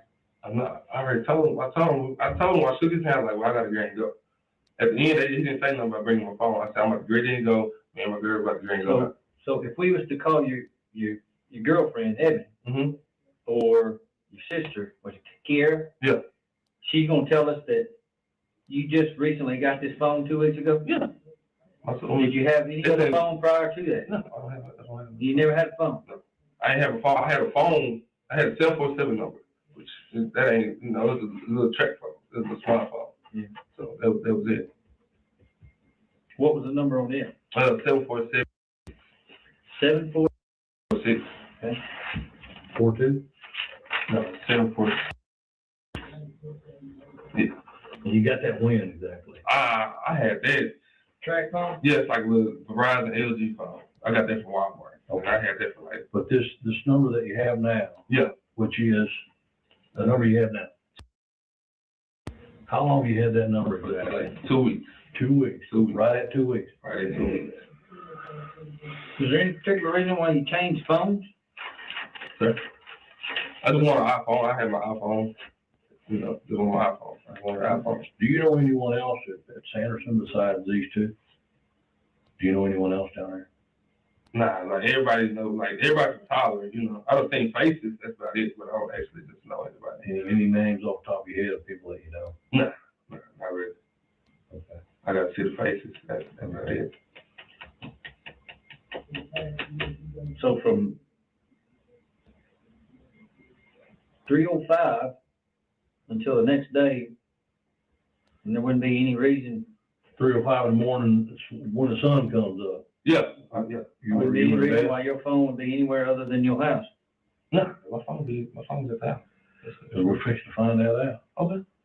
And if it's not, I mean, hell, if it's not, then you got some explaining to do. Okay. And if it's not, then it makes you look like anything you've told us, with the exception of your girlfriend's name and where you live. Okay. It's gonna look like all bullshit, lies. You with me on that? Okay. From that moment at 3 o'clock, when's the next time you heard from D-Man? From 3 o'clock when? Till the next day. The next day. When he allegedly dropped you off at 3:05. Mm-hmm. When's the next time that you heard from him, or he called you? He called me, I think 7. I'm trying to remember. He called me though. What? Your house number or your cell number? My cell was dead. My phone was dead. Cell phone was dead. So he called you where? On the house phone. Okay. Yeah. So I called him on my house phone trying to see where he was at. Then. So you called him at 7 o'clock in the morning? No, he called me at 7 o'clock in the morning. Mm-hmm. I called him off my house phone. I'm like, man, where you at? And he was like, well, I'm out of town right now. What you mean you out of town right now? So that's what he was telling me. He's out of town. So he called me back about 7 something in the morning. And he was like, well, I'm out of town right now. I'll be back Monday. That's what he said. I'm like, man, I need my check, man. What are you doing? He was like, man, you gonna get your check, man. You gonna get your check. I was like, okay, well, I need my check. I don't know what you got going. I need my check. Like, I'll be back Monday to get your check. So right now I'm getting mad and aggravated because I think he's playing on my check. So that's when I had talked to him. You ever been over to his house? No, I haven't been to his house. I don't know where he's staying. You don't know where he lives? No, I don't. Does he live here in Dodger? He said he does. Yeah, that's what he said. What about Lamarcus? I don't know. I have no, like I said, I seen him last week. We haven't just really just talked, you know. Okay. I'm gonna step out just a second, okay? With the detective stepping out, this is probably a good time to take our first of 2 commercial breaks. Have you noticed that there aren't ads playing every 4 to 5 minutes of my videos, effectively ruining your viewing experience? Well, I did it for you. Mm-hmm. It's not going to show us that. That you called your sister later on and you come pick you up. Because you was in that car and you bailed out of that car after the robbery occurred. We know you didn't go into the store. We already got that. You already got that. Okay. Video evidence and him, we know that he was a back passenger in the car after the robbery was committed. Okay. He maintained that you were in the front passenger seat. And at some point you bailed out of the car. After he got back in the car screaming, "Floor get out of here," when the police come driving by in the distance and the red and blue lights are flashing and the sirens are going, he put you in the car. Marcus Hannah put you in the car. And I'm not saying that because I'm just trying to get you to tell me something. I'm saying that I'm explaining to you again, the reason you're sitting here right now is because he told us this. And other information that he gave us, we were able to confirm that he was telling us the truth because of video evidence and eyewitness evidence and so on and so on and so on. Okay. So what I'm saying is a lot of the stuff that he was giving us was in fact checked out to be the truth because we were able to confirm it with the patrol videos, the dash cam cameras that all the police have on their dash and take pictures whenever you get in pursuit. The detective is on step 4 of the read technique. Kadarius has given several objections to the pushback by the officers. They are overcoming these objections, laying out a case as to how the evidence only leads down one road. Notice how Kadarius is not fighting back, like the way someone who is completely innocent would. We know that this was the guy that went in and did the robbery. Okay. We know that D-Man did the robbery. Okay. But what I'm telling you is what Marcus told us Saturday night was that you were in the front passenger seat, that you were there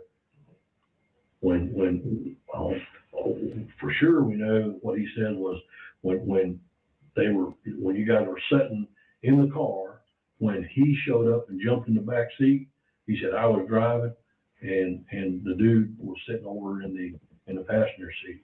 And we showed him pictures. He picked out you as being the dude in the front passenger seat. Of course he's gonna pick me. I rode back with him. We didn't ask him. Yeah, he told us. That's what I'm saying. He said, I don't really know the dude, but there were two dudes that we rode down there with. And he said, then those same two dudes rode back with us. Well, now he's saying that was one of the things he was bullshitting you about was you're saying that no, there wasn't that. That dude didn't ride back. He didn't ride back. He did not ride back with us. Y'all can. He's saying D-Man was in the back seat, jumped in the back seat. Let's go, floor it, let's go. Mm-hmm. And then later on, when y'all headed up 271, the video shows him jumping out the car. Him? Yeah. I seen the video. I was nowhere. What do you mean you saw the video? Huh? I think my fiance showed me the video on everything that happened. I was not nowhere to be found. I'm not on no camera. I'm not on nothing. I've been at the house, so that's where I was at. So a complete stranger to you, almost a complete stranger, a guy you met 2 weeks ago, is going to drop you right in the middle of all this. I guess so. Because he know he's going. Do you owe him a whole shitload of money, or I don't know. Send him off somehow? I guess I don't know. What would motivate that guy to tell us this, and this, and then all of a sudden, well, who else was in the car? Well, that dude right there, that picture that you showed me, that's the dude that was in the front passenger seat after he had already committed the robbery. He said there were 3 people in that car, and that was him, that was Damien, and that was LaMarcus, Hannah, and you, is what he said. You were in the front passenger seat. Even the video shows him jumping out the back seat up there on the internet. Well, I was in the car.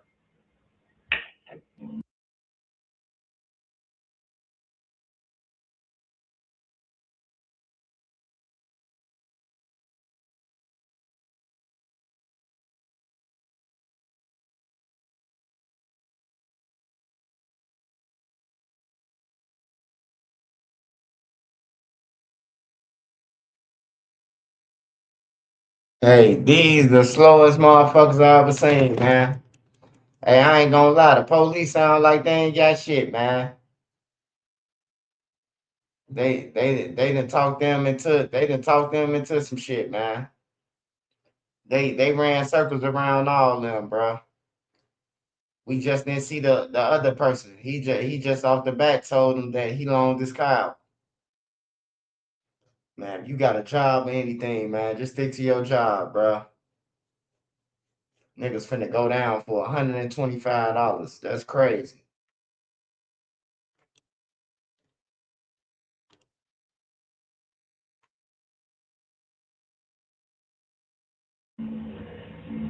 What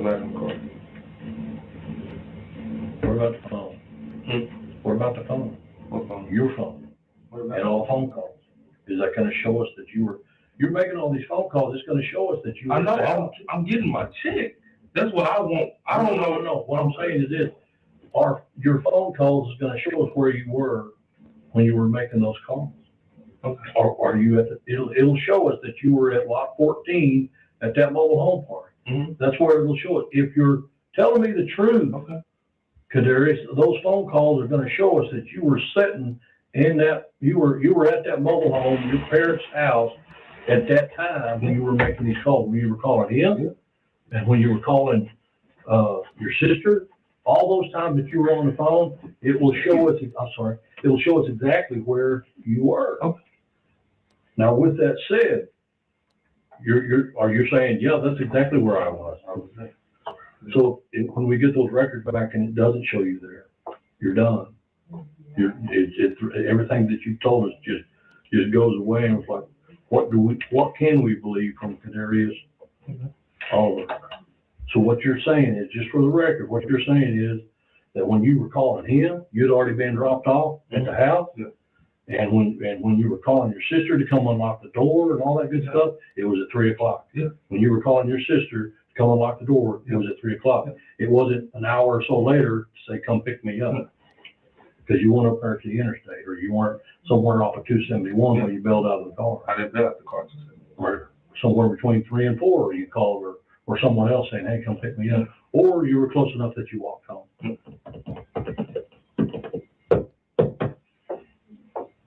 Any part of your story that doesn't check out,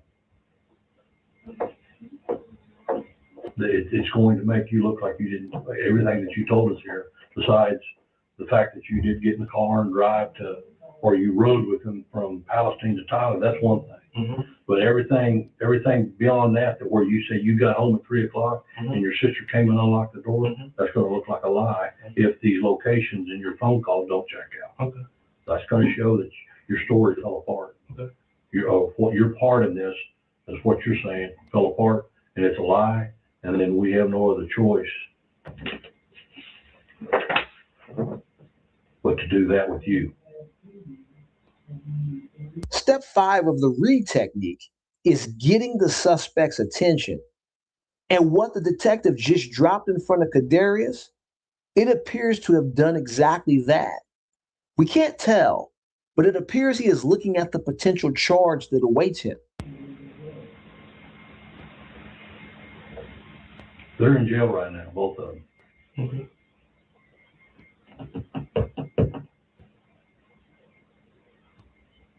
You see that bond amount? Yeah, I see it. You simply cannot afford to come in here and lie to us. Okay. You understand that? You cannot afford that. Okay. Because if you were in fact in that car after the robbery was committed and and you were being chased by the police and you're in that front passenger seat and you did bail, right here, right now, at this moment in your life, you need to tell us, because you walk out of here, you're done. I can't help you. You walk out of here and later on call me and go, man, I thought about it and I thought about it and I thought about these phone records and where my phone was and where I was when I was making all these calls and it just don't check out. I'm gonna go, and everyone who is going to handle this case, the district attorney's office, the judge and the jury and everyone else, I'm gonna say, look, I gave him the opportunity to tell me the truth. I gave him that opportunity on Monday at 2:15 p.m. and he chose not to give me the truth. He chose, and here's what I'm saying, Kadarius.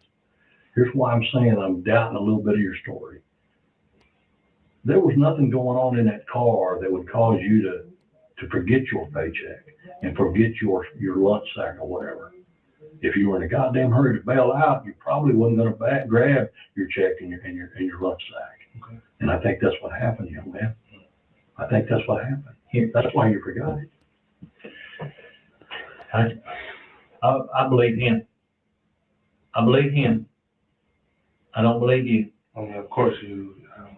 Right. Okay. But Based it's on not what I've heard, what he's heard. It's based what on you're telling me. evidence, not only what it's telling us, but it's also based on some other things that we have that we're not telling you. And we can't tell you because it's evidence. Okay. And I may have missed it, but when they drove back here, where were you seated? When, come back from the chicken joint? In the back seat. So I was behind in the first seat.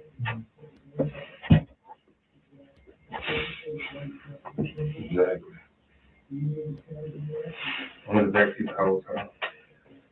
You strike me as being a good kid, but here's the thing.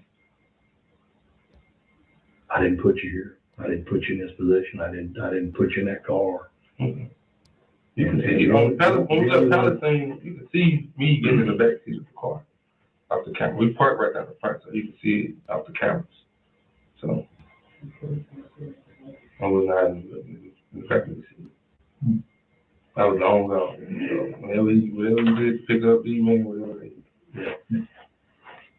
But he tells us what he tells us in regards to him driving. Mm-hmm. Once D-Man jumps in the back seat with his gun saying, floor it, he tells us that he was driving and he was scared and he was just being stupid because he knew the police would chase him, but he just was scared, didn't want to stop. And he kept saying, because D-Man got a gun. D-Man got a gun. That's why he ain't stopping. But all along, he said, you was in the front seat, the front passenger seat. I don't get that. There's no reason for him to lie.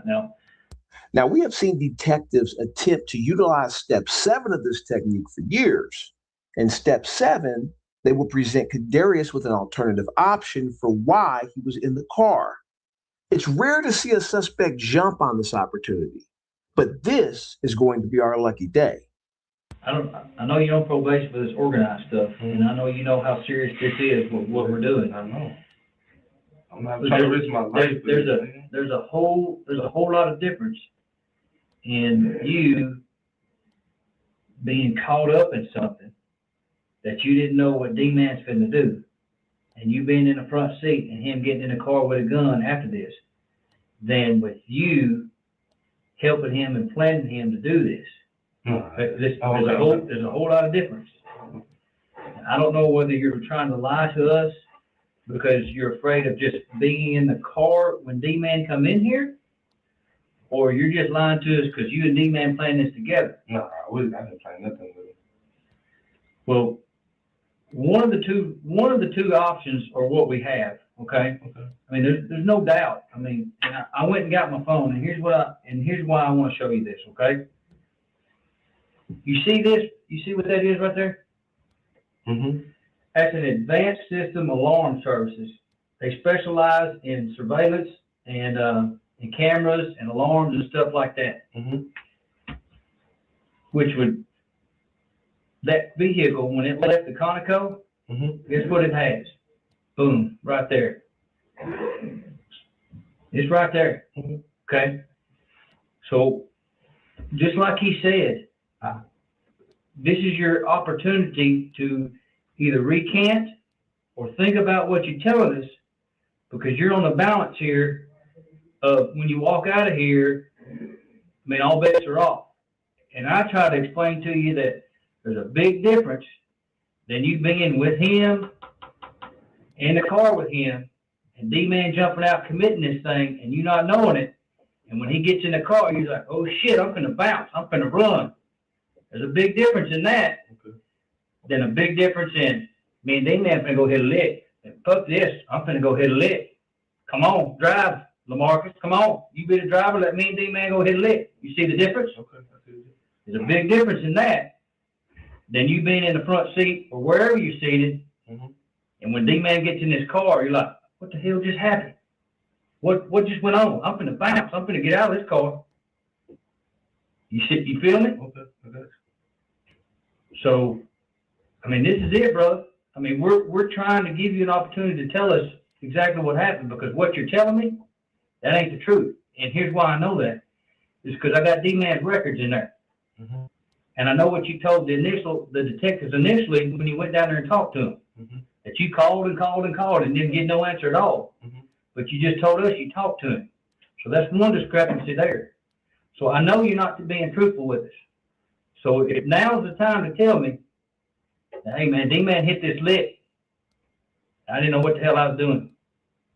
But he got in the car, he had a gun, and I bounced. So you need to think about that. It's a big difference.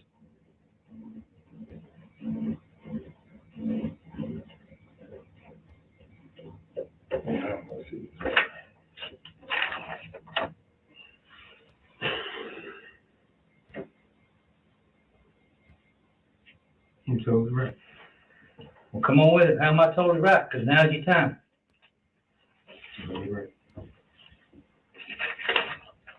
I didn't know what was going on. I didn't know what was going on.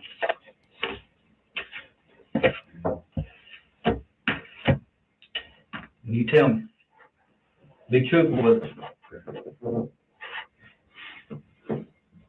When y'all got to your house, did you go to your house, or did you? Yeah, I went in my house. All right. I went inside my house. They left. He pulled back up. Marcus pulled up. And I'm like, where D-Man go? He said, I dropped him off uptown the hill. So I was like, what you mean you dropped him off on the hill? I'm like, why you come back here? He was like, just hold up. So the whole time, I got in the car with him. with Lamar. Yeah. Where were you seated? I was in the passenger seat. Okay. So I was like, okay, so where he at? So I called him. He was like, man, just hold on. So he was like, hey, tell Marcus come get me where he dropped me off at. So, and I'm like, man, what the fuck? I'm like, what's going on? It was like, then that's when he had pointed the gun saying, drive to, what's the car? So who you point the gun at? He was just pointing like, man, drive the car. And I'm like, man, what you doing, bro? What's going on? And that's when we pulled out. We hit the right. That's when the police started. So I don't know what's going on. I'm like, but I'm not about to get in trouble with this, man. So boom, that's when I bailed out the car and jumped out the car. Okay. Do you remember where you jumped out the car? It was over there on American Legion Road. Okay, so I don't know, to hit a right, stop sign, we hit a left. Okay. Yeah, it was the second stop sign. So when you pulled out, I think it was right there because he was hitting the turn, and I'm like, man, I'm not making trouble for this. So I just jumped out the car. And they just proceeded. Put your hands up there. Yeah. That how you did that when you jumped out the car? Yeah. That's how you hurt your hand? Was he moving when you jumped out? Yeah. So when y'all got to your house, you go inside, they leave. Yeah. And they came back. And then Lamarcus comes back in the car. He's driving. Yes. And what's he tell you to get you to get in the car? He tell me, I came, like, well, yeah, he said, man, just get in the car real quick. I'm like, what you talking about? And I'm like, let's get in the car real quick. So I'm like, what you mean get in the car? He's like, man, just get in the car. I'm like, where D-Man at? He's like, man, just hold up.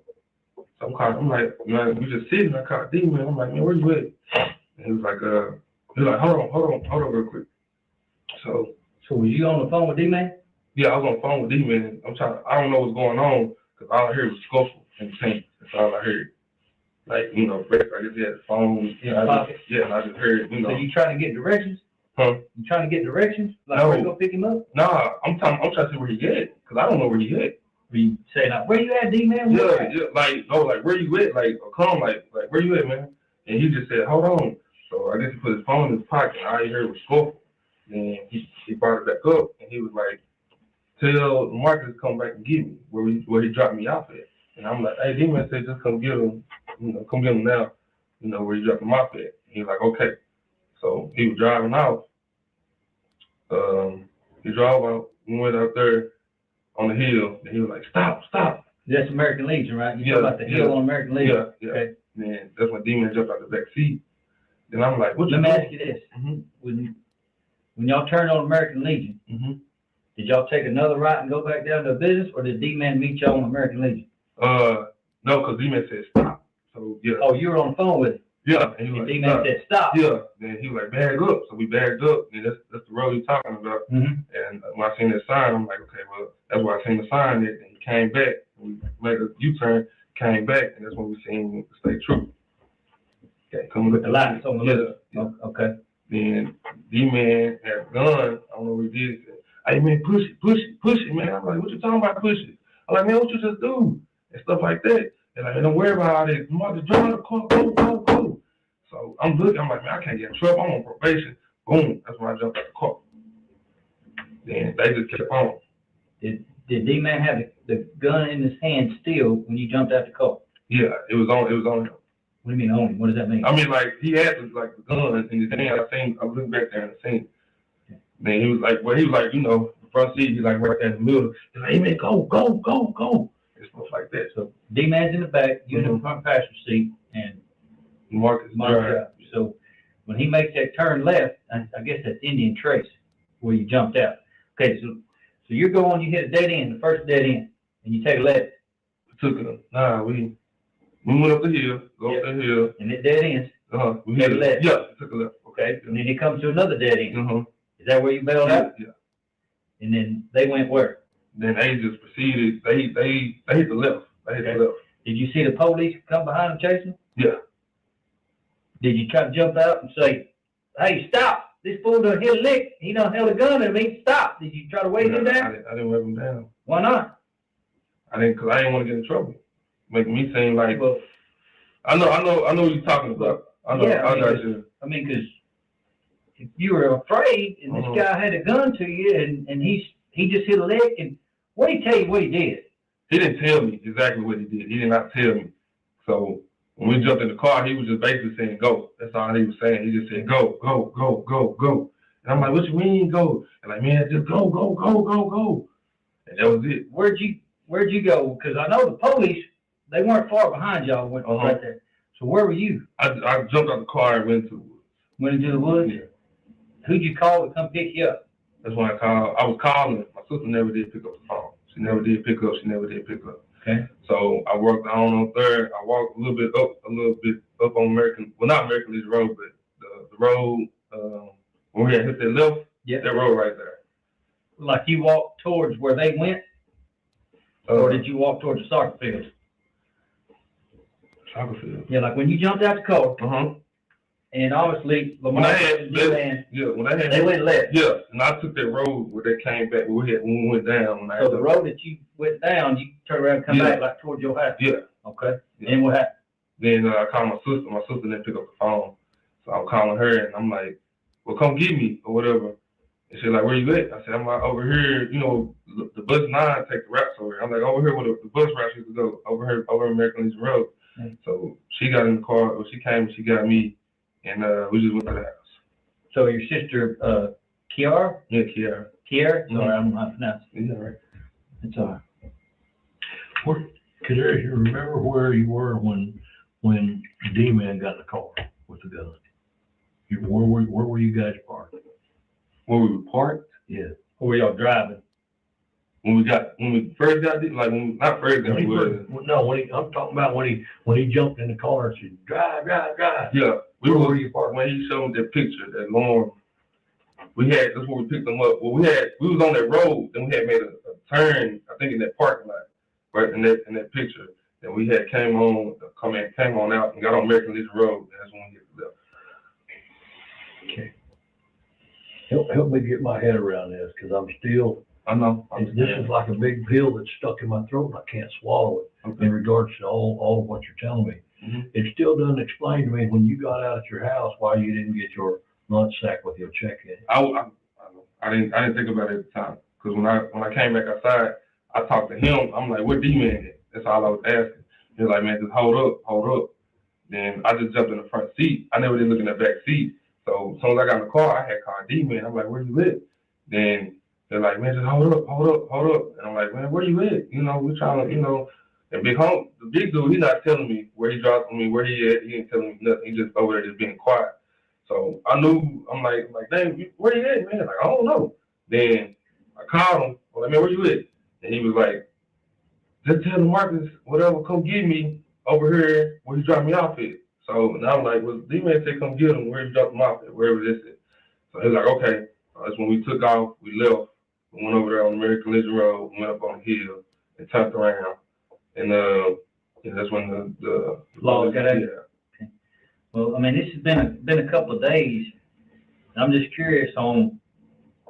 I mean, if you're caught up in something and something, I mean, not knowing what's going on, that's not going to violate your probation. Okay. I mean, and when them two take off, and then not far after you see the police chasing them. Why haven't you called us? Not only have you not called us, your sister lied to us several times. Now your sister called up in it. Because she's saying you were home and she didn't go pick you up.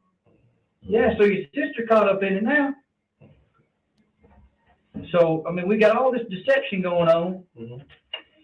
And this stuff when the detectives talked to you in Edgewood, what I was told, one of those guys is a Texas Ranger. So anything that guy tells me is gospel. I mean, I'm gonna take it to the bank. He said we were waiting on him to come back. He never showed with that phone, man.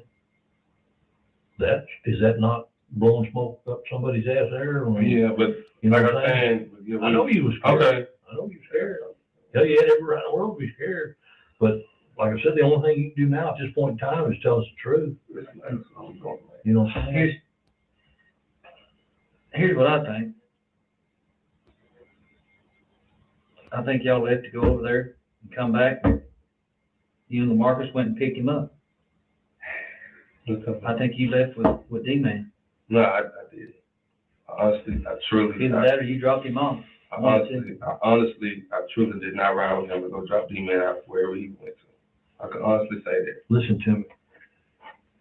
Sunday, a bunch of these businesses were closed yesterday. Today, we've got a herd, and I mean a herd of detectives, a ton of detectives out getting video footage. And lo and behold, just about every other business down in that area, Shirley, Cantina, the Conoco, and everybody's got video. Okay.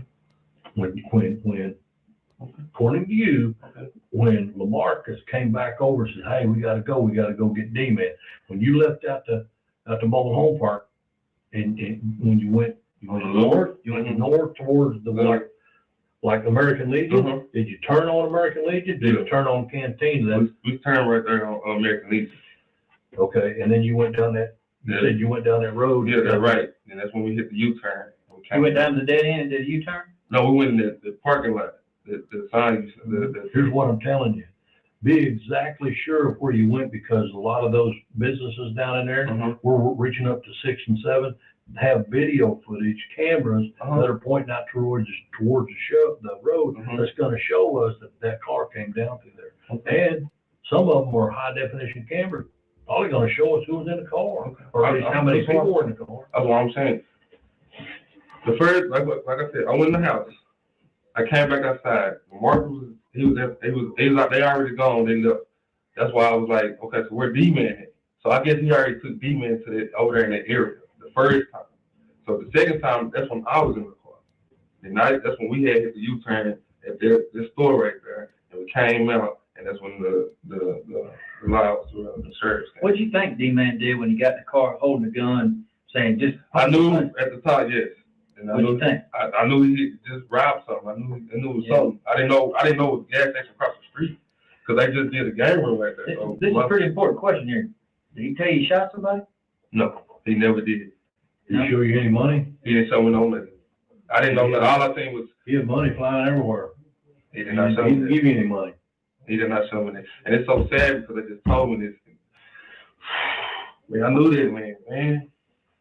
Did they just told you what? I'm talking about when the Texas Rangers came down, man. They showed me he shot, and I found out who he shot, man. Me and this man's son scored him. Really? Yes. I know busy all my life. He been staying there as long as I've been staying there. Let me ask you this: was D-Man in the back pointing the gun at LaMarcus saying, "Driver, I'm gonna kill you, or I'm gonna shoot you freaking dead," or he just saying, "Drive like that, drive." So he's not really pointing a gun at him, saying. He's not really threatening LaMarcus, saying, "Drive." No, he's not. You're sitting in the front passenger seat, and LaMarcus driving. Was he sitting behind LaMarcus? No, he was like you know how to right here in the middle, saying like, drive. So he didn't put the gun in LaMarcus' head. No, he didn't threaten him. He didn't threaten him like that. He didn't threaten him like that. Well, here we are. What is the date today? Today is the 30th at 2:30. This thing happened on the 28th at 3 o'clock in the morning. What I don't understand is why ain't you called the police and told us that? Or why, when the police were chasing him, when you bailed out the car, why didn't you say, "Here I am. You know, this fool done committed this robbery and I didn't know nothing about it." And then the Texas Rangers asked you about your hand. You said, "Oh, you did playing basketball." I don't understand all the deception. I was scared. That's just it. Just scared. That's all. Scared? That's all it was. Well, do you think lying helped you? No. Not. And now they got your sister caught up in it, because now your sister all up in it, because now she's harboring you. She lied for you. She lied for you. So guess what? She's all up in it now. Don't put in it, man. What about your mom and dad? Nah, did you tell them what was on your mind? What was weighing heavy on you about what's wrong with you, son? Did you tell them anything? I'm gonna take one more break. Mom, no, my dad. Well, your dad's he's a pastor. Yeah. He could have helped you. He could have helped you make the right decision. I know you're scared. Man, I've been scared. But when we sit here and tell you that you know, we need to know the truth. It's not like we're in it for some sort of reward, or we're in it to show our sheriff that we're doing a good job, and we're in it because bottom line, when it comes down to the truth, it's we have to face Billy Stacks and his family and say this is what happened. And Billy deserves that. Exactly. I help Billy. I don't care, man. I don't care about them, man. I don't care. They killed this man. I've been doing this all my life. He's been in there for a long while, working in that store. I know. We've been saying it since '99. I don't care, man. That's what I'm in it for. That's what when I tell you, you know, please tell us the truth, and please be honest with you, because Billy deserves it. Exactly. Billy deserves it. He don't want to hear anybody, you know, blowing smoke up the police's ass and lying and shit. It's like, man, and I ain't gonna tell you how much money he got because it make you sick. He didn't get squat. He didn't get really hardly anything at all. Why? And that man had to lose his life. Exactly. Hey, Ron, you mind stepping out this second, please? I'll be right back. Okay. You got your water? Yeah. It's time for step 8 to get our confession. The detectives are going to shake Darius up a bit. All right.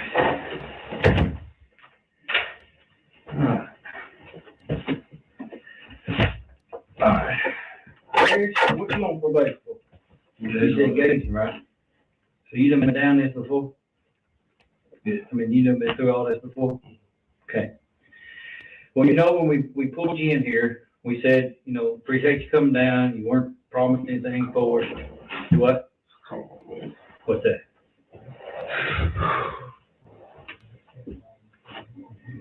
You know, we're talking to you.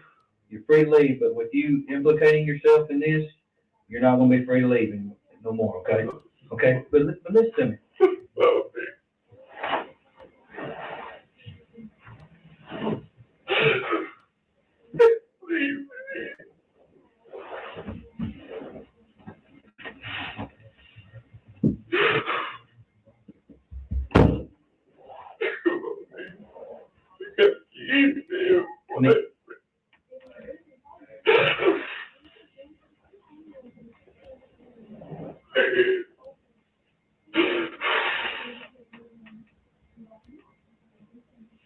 Come on, man.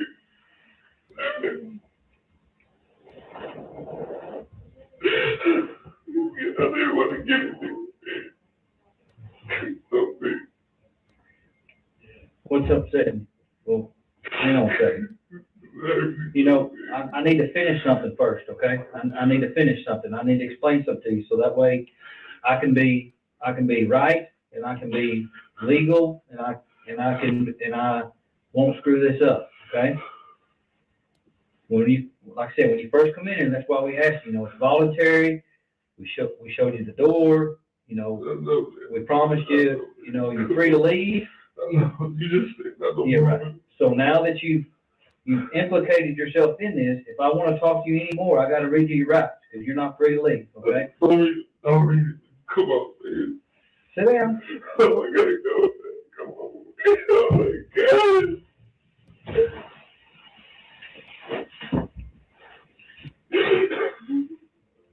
What do you want to do, man? I need some lessons, man. I need some lessons, man. I need some lessons. I need some lessons. I'm killing, I'm shooting some lessons, man. I need some lessons. Lessons, man. Lessons. Do nothing, man. Do nothing, please. Come on. Kadarius, come back up here and sit down. I got to read you something. Oh, you guys just read the right. Y'all gonna come arrest me, man. I need you to sit up here, so I need to make sure you understand them. I can't talk to you and explain them to you with you sitting in the floor crying. Okay? It's not gonna be no way. So I got kids, man. I don't know what it is. Okay. Man, no, man. If you want to sit there, you can sit there. That's fine. But I need to read you something. Okay? Oh, man. I have to read them to you. because now you're no longer free to leave, okay? It says you have the right to remain silent. Not to make any statement at all. And that any statement you make, baby, is used against you, your trial. Sit down, I gotta finish. Oh, man, come on, man. Come on, man. Come on. Hey, I have to read this to you. Sit down. Oh, come on, y'all, come on, man. I don't want to get in this. I don't want to follow this, man. I want to let it go, man. I don't want to sleep, man. I got kids, I got family, man. I don't want no family, I don't know nothing, man. No, man, no. Oh, man.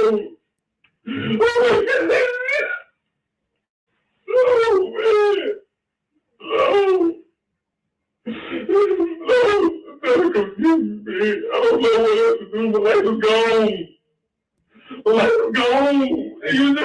My life is gone. I'm only 23. Listen to me, baby. I'm only 23. I have a kid and family that I love. They love me so much. I know. Man, I didn't know there was no point in this, man.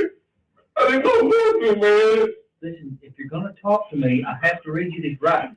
I can't ask you anything else. I can't talk to you. You can't. Y'all about to come arrest me, man. Yes, I know. Yes, you're gonna be arrested. Okay, man. Yes. With this charge. You're gonna be arrested. With this charge of violation. You know what probation is. I don't know what you're talking about. I'm not gonna be arrested because it's over. It's over for me. It's over, man. It's over for me. I'm on the street.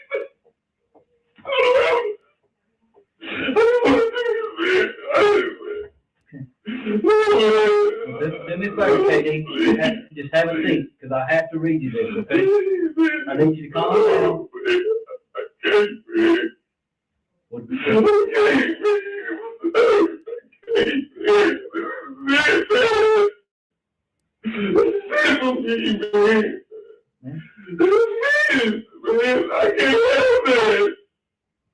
I mean, yeah, this is serious. I'm not. Man, I can't. Tell me the truth, man. Yeah, you should have just told us the truth.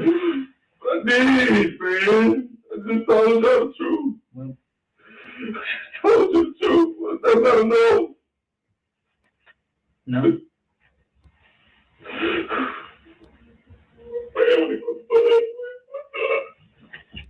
I'm sorry, kid. I'm sorry, man. I'm so sorry. Oh my God. What am I doing? I'm so sorry, kid. Oh my goodness. Y'all don't feel sorry. Y'all don't feel sorry. I'm sorry for Billy because I did not know. I did not know. I'm sorry for Billy mistaking me because I knew him all my life. So I'm sorry for that, man. I did not know, man. That's who I feel sorry for. I feel sorry for them too. Because I know them all my life. I've been over this since 99. I know them all my life. I would give justice for them too. For him. Because I did not know. Oh, man. That's why I feel sorry for me, him and myself. Forgive me in this predicament, man. Eddie, I need you to sit down. I need you to talk to me. I need to read you these rights. I'm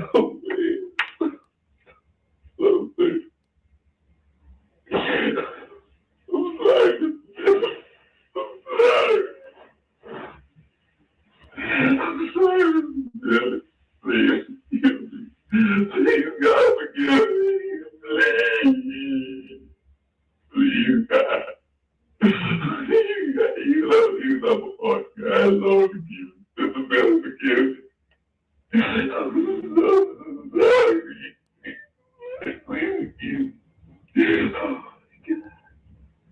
I was so fortunate, please. Really, please forgive me. God, forgive me, Lord. God's going to forgive you. He'll forgive you. God, forgive me.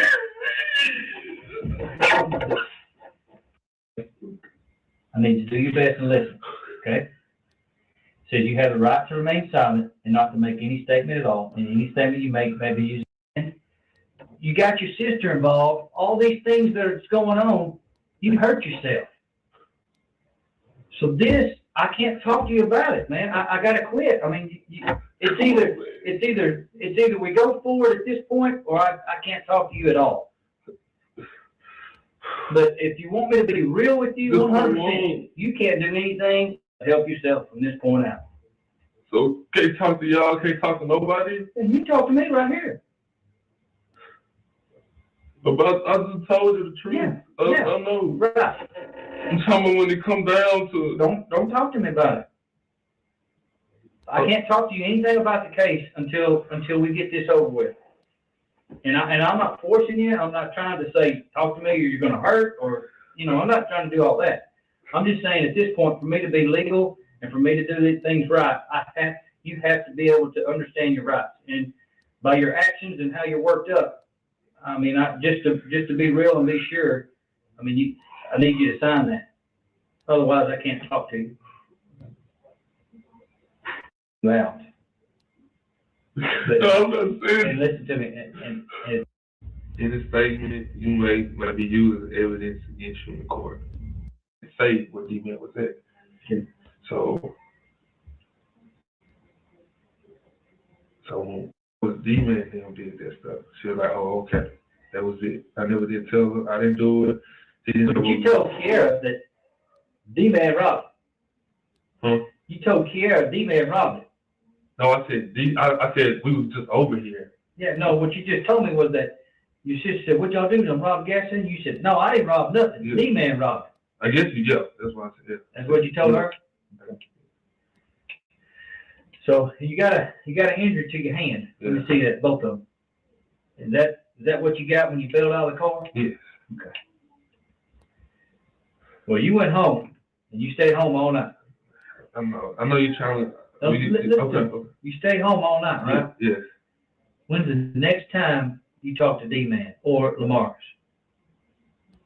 I called D-Man at 4, around 4. 4 o'clock in the morning? Yes. Okay. To see him, like, where y'all at? And he was like, he fled it on foot. He jumped out the car. He ran in the woods. Okay. He was telling me to come get him. Okay. And I was like, no. I said, I'm not going to come get y'all. No. He was like, man, I give you the money, all this, blah, blah, blah. You come take me to Dallas. And I said, no, I'm not taking you to Dallas. I'm not going nowhere. He's like, man, all right, well, hold on, let me call you back. So he said, I'll give you the money? Yeah. Okay. So I never did leave. I never did leave the house. So he called me back, and I'm like, so where you at? He's like, I'm over here, and I need some give me. I'm over here about 155 and 271. I'm like, no, I'm not about to come get you. I'm not leaving the house because they gonna come to me because my check is in the car. So I know they gonna come to me. I know they come to me. He was like, well, all right then, all right. And I just tell you back, let me tell you back, because he was like, there's a lot of police around that area. I was like, exactly. So you want me to come over there to come get you while all these police around this area. So I never did go get him. So I didn't talk to him. He called the house phone at 7:25 in the morning. The next, or late on that morning? Yeah, right there. So I asked him, I said, where you at? He said, Mama already in Dallas. I was like, what you mean? He said, yeah, I got to ride to Dallas. So I was like, okay. So I talked to him. I got up.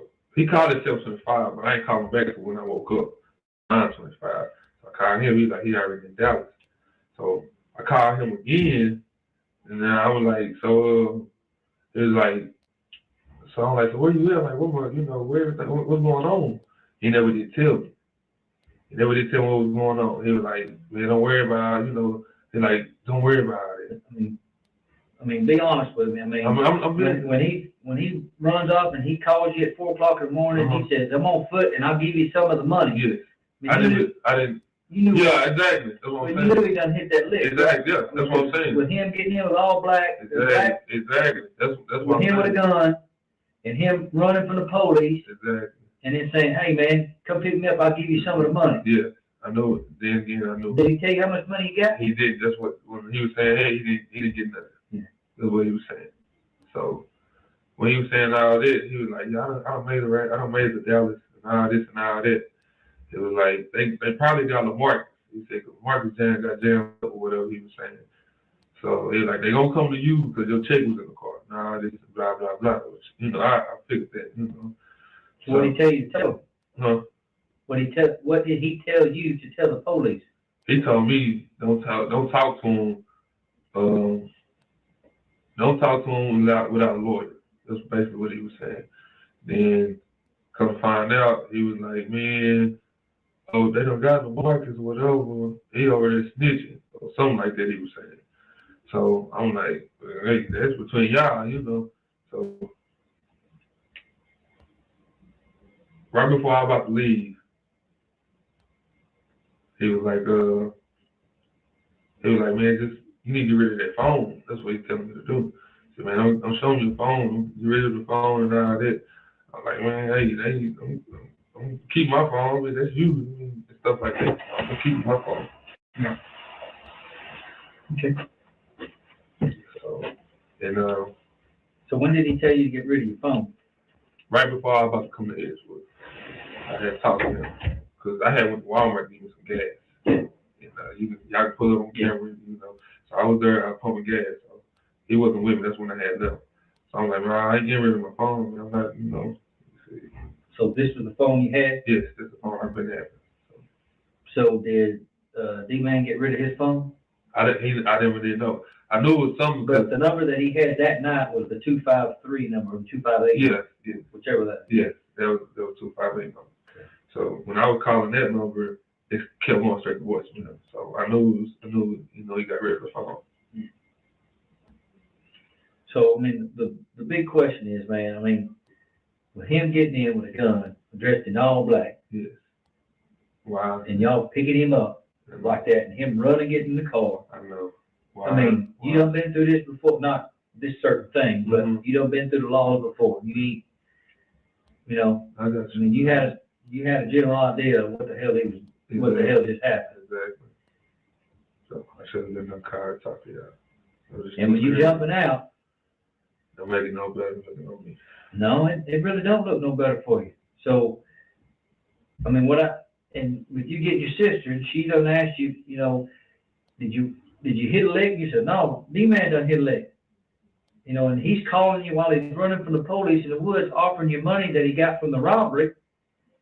And you're saying, no, I ain't gonna go get you. I mean, at that point, I'm just trying to understand, why didn't you call us? Too scared, man. What are you scared of? What were you scared of? The involvement, you know, because my chick been in there. Well, let me ask you this. Wouldn't it have been a whole lot better for when you bailed out the car, say, man, I don't know what the hell just happened. This fool, LaMarcus dropped him off. We were told to come pick him up. He got back in. He was dressed in all black, had a mask on, white gloves, and a gun. And he talking about drive, put the pedal to the metal, floor it. And I'm running from the police. I bail out, and then I see all the crime scene tape, and I see it on the news, because I know you saw it on the news. That's what I'm the saying. fool died. He's dead. Oh. So what I don't understand is, I mean, if I can understand being scared if a gun's being held to my head, but you're saying that he wasn't doing that. So what I'm trying to understand is, why didn't you call? He didn't put the gun to my head, but he basically threatened me. Man, don't say nothing. I'll take the charge, blah, blah, blah, blah, blah. If I get jammed up, I just get jammed up. So that's what he was saying. Okay. I believe all your stories except for one part. Sure. Okay. This is what I believe. I don't believe that you went home. And this is why. Because if LaMarcus dropped you off and y'all ain't hitting licks and y'all ain't doing this, and there's no rush, nothing going on, you left your lunchbox and your thing there, I don't believe you went home. And here's why I don't believe that, is because I believe y'all drove from there, scoped the place out, you and LaMarcus and you dropped D-Man off down at the street. Okay. That's what I believe. Now you know that surveillance is going to show that. I know. That's what I'm saying. I'm being dead. I'm being 100. So you're saying that I did not did not drop him off. I did not drop him off. Okay. The first time you But go that back, surveillance is going to show you in the car coming to pick him up. Yes. And you 100% on that. I'm 100% sure on that. I'm 100%. And let me tell you something about snitching. The only reason we got to Lamarcus, because D-Man dropped him in the grease. That's straight up. I'm no bullshit. 100. Said he wasn't there. He gave the car to Lamarcus. 100%. I'm not lying to you. Straight up. I'll play the recording for you. That's how we got to Lamarcus. That's the truth.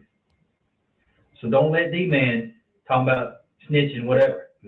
So here's a, you know now that you're involved in some stuff, right? You know. And there ain't no getting around it. I'm not. You're going to have to face it. All right?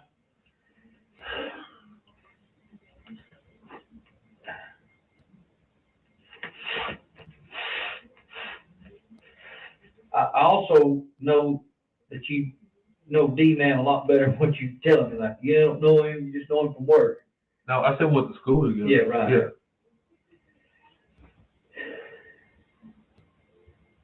He done said something different? Your 747 number, right? Yes. Comes a point in time, this is a big crossroad for you, right? Yeah. Okay. From August until whenever it was, the 23rd or 28th, whenever this happened. Mm-hmm. From August until the 28th, there have been about, I'd say no less than 10 robberies. Mm-hmm. And don't act like you don't know about them, because everybody sees them on the news. Uh-huh. The Dollar Generals, the Family Dollars, the City Trends, Mm-hmm. the one on Bow Street, the lady who got shot down there in South Tyler. I mean, there's all kinds of folks getting robbed. Gas stations, I got one. The Dollar General 3 times at 14 and Loop. Dollar General down here on 155. I need to know.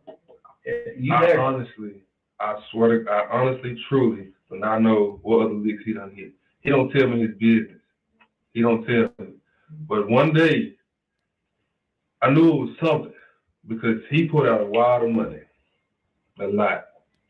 I'm talking about, I don't know how much it was. So my instincts, I was like, well, he's doing something. Yeah. So, but he did not tell me any of his, like, anything. I haven't seen, because I think he said he was locked up for like 5-6 months. So I was staying in Turtle and Edgewood. So I just moved to Tyler in November. I just moved to back to Tyler in November. So between August and November and now, I don't know anything about. Well, let me ask you this. When he jumped in that freight car, dressed like he was dressed, with a gun in his hand, with gloves on. Yes. What do you think he just did? I know he just. You knew he just robbed him. He just grabbed something. Did you know he shot the man? He did not tell me that. Yeah. Did he tell Lamarcus that? He did not tell Lamarcus that. That's what we're really getting to. I know.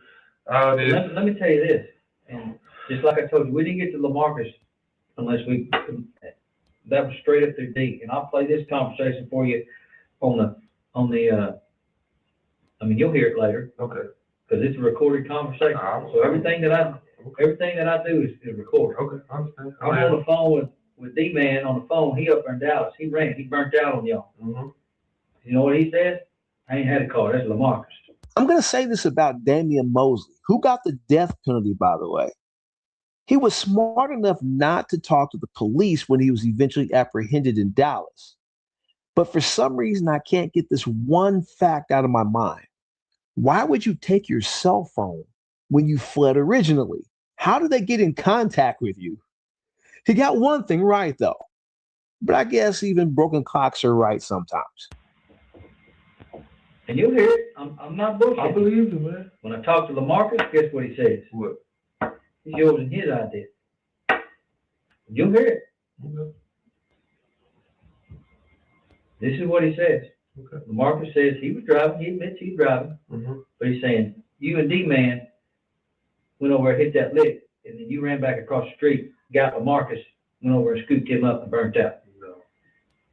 Ain't no way that surveillance is gonna see you run through the parking lot, anywhere like that, or nothing. No. Because the business just north of that, it's also got an awesome surveillance system. Okay. That's why I was telling him. So that's the truth. That's the truth. You're not gonna see me You go straight to your house, you got out. I got it. I got out the car. And I'm telling you, I just don't believe it. You have to look at the cameras. I'm telling you. You're going to have to look at the cameras. I know y'all not going to believe me because of the story, but you're going to have to look at the cameras. You got to look at all the cameras that's over there. You will not see me run across no street. You're not going to see me running behind no building. You're not going to see. I done told them what I had on. You're not going to see. Here's the only difference in the story that I don't believe you. I believe you were with LaMarcus in the front seat when y'all, or whatever, when y'all dropped him off. I don't know where you were seated, but I believe that you were with him when you dropped him off. And the fact that your lunchbox and check was in there is evident of that. Because if you would have went home, your lunchbox and check would have been in the car with you. So you have to look at the camera. Even the lights, what they got the little camera thing, you have to go back and look at all of it. Here's a very important other question. When y'all were riding from Palestine up here, I know this ain't no spur of the moment thing. I know that he had to say something to you or to LaMarcus about hitting the lick. He had to. I mean, he don't hit a lick like that without him saying something about it. He's not going to say, LaMarcus, just drop me off and then come back and pick me up. He's going to know what's up. So did LaMarcus tell you anything about him hitting the lick? He never did tell me. He said, I want to go drop. He said, I dropped D-Man off up there on the hill. So I'm like, what you mean you dropping my phone on the hill? So I'm like, man, where you at? And he was just saying, hold on. That's all he was saying. He never did say what he was doing, none of that. He's just like, man, hold on. So we were just holding on. I was holding on. And I heard, like I said, I heard scuffle, like, you put the phone in the pen. He was like, so he was running. He was like, hey, man. And he was breathing hard. So all that was going based on my instinct that I should have just, at the time, like, so this man just sat up here and hit a lick. And you knew about it. When LaMarcus came and got you and said, come on, let's go to D-Man. And then you were on the phone with D-Man and he's breathing heavy and you hear his phone and he's running, he's running. Yeah. Did you not look at LaMarcus and say, what the hell? What's going on? I did. I'm like, hey, what's, he's like, hold up, I'm about to go get him. He's like, I'm about to go get him. I'm like, yeah. I said, D-Man come pick him up. Come pick him up where you dropped him off. That's what I told him, right? He's like, okay. And I was like, we was just driving. He's driving all calm and slow, like ain't nothing going on. That's how he was driving. So when I see D-Man run to the car, he got black on. I didn't see no money. He had no bags. He didn't have nothing on. So he could jump in the car, and we pulling out. He's like, man, we gotta get away from here. I'm like, what you mean we gotta get away from here? And he was like, yeah, we gotta get away from here. So we pulling out. Like I said, that's when the police come and all that. And that's when I don't believe you're the shooter by no means. I don't believe that at all. Okay. But you're going to have to explain to a judge and a jury and to your lawyer eventually why you didn't call the police. Okay. Because not only did you not call the police, you lied to the police when they come and talk to you. So, I mean, it ain't going to look good. I mean, I'm just being real with you, but I appreciate you being somewhat honest. I'm still not sold on the fact, but we'll get these videos today. We'll understand. I'm telling the truth. Okay. You've been 100 mil. I'm being super honest with you right now. But I'm just gonna be real with you. I'm gonna go talk to your sister. Okay. And your sister better come clean with me, or she's gonna find herself in a jam, a big jam. Okay. But you know what? If she helps you get away and then leads the police astray, guess what? I know. She catches the same thing. Okay. So she better be real. Okay. That's all I can tell you. All right. Okay. I mean, I ain't here to screw you. I know you worked up, and I know you're looking at a lot. I mean, I'm not saying how much time. I mean, you got a hurdle. You got a hurdle. All right. So, but before I leave here, I need to know: are you going to be in any one of these other Dollar General, Family Dollars, gas station robberies, game room robberies? Nothing like that. No, sir. No, sir. You can look all in the camera. No, sir. Well, I want to know something else. Who's been hitting these licks? I have no idea. Well, I know it's D-Man. Yeah, but I don't know because I don't get involved with that. I'm on probation. So I'm not putting myself in. I'm not that dumb, So I'm not going. I don't know who been hit other these. I honestly do not know. I don't know. Well, drink your water. Hang tight a minute, okay? Again, like I said, you're gonna be arrested and you're gonna go to jail, and it is gonna be for aggravated robbery. Now, by no means do I feel like you pulled the trigger. I'm not saying that at all. I think you knew what was up when you got in the car, and that should have been your point to saying, "Oh shit, I better get out of here," and then come to the police. Forget a bunch of this loyalty to him and not snitching or whatever. Like shit, you got kids to worry about, right? Yes. So you know you're gonna have to answer to it. Yeah. Okay. And you probably gonna get some time, but you know, but just I don't know how much. How long you on felony probation for? Okay. That's a violation, man. But you ever violated before? No. That's for everything. I just did this 19. Well, you know, if you go to jail for this charge, you know you're probably gonna get a blue warrant put out on you, or whatever that is, a probation warrant for you. So you'll probably have a hold on you. You won't be able to bond out. But what I'm gonna do now is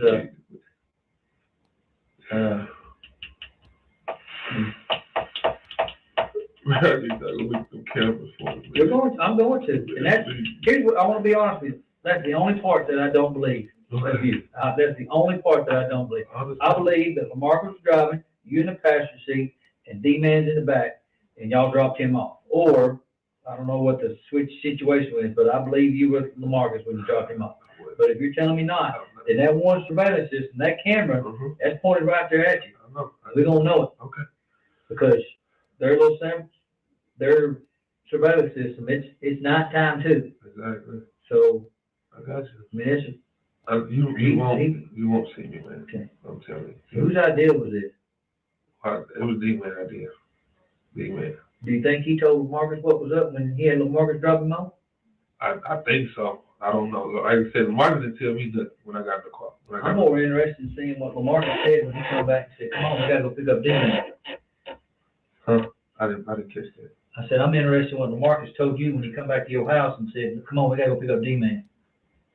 He didn't. That's what he said. He said, "Come on, we gotta go get D-Man." Well, he was parked, so I came back to the car, and I'm like, "What D-Man?" You know, they're like, "I want to go drop him off up down the hill over there." So I'm like, "Okay, what you mean drop him off on the hill?" It was like, "Yeah, I just dropped him off on the hill.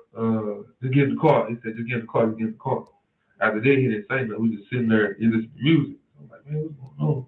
So I called D-Man. And I'm like, "Man, where you at?" He's like, "Man, hey, excuse me." He said, hey man, hold up. So he said, "Okay." And he's like, "Hey, tell Lamarcus to come get me where he dropped me off at." Well, just hang tight, drink some water. We're gonna do a little bit of paperwork. I want to do the paperwork here before I get over to the jail, so that way it ain't, it ain't gonna take you a long time to get booked in. All right? Man, please go back. You know, get the cameras. We're definitely going to. We're gonna get it. We've been out working on it all day. The only people that haven't been working on it is me and Ron, because we've been in here talking to you and some other people. We have to check this out all day. So now I'm sure you are wondering what the true facts to this case are. Well, I'm going to share them with you right now. Court records lay out the facts this way. Lamarcus Hannell dropped off Damian Mosley and Kadarius Oliver on the night of the 28th. He dropped them off right behind the Conoco truck station. Kadarius was the lookout, and when no one was in the store or in the parking lot, he signaled for Mosley to enter the store. Mosley jumped the counter, and when he got to the other side, he and Billy Stacks wrestled with the gun. Billy Stacks was shot in the shoulder and once in the head. He was taken off life support during episode 2. Near the end, that is why detectives took Lamarcus Hannah's phone, because when Billy Stacks passed, the stakes of the case went to another level. Both Lamarcus and Kadarius pled guilty and gave these details. They both received 35 years as a result of their testimony against Damian Mosley. He would get the death penalty. Thank you so much for watching. They caught me. Till next time.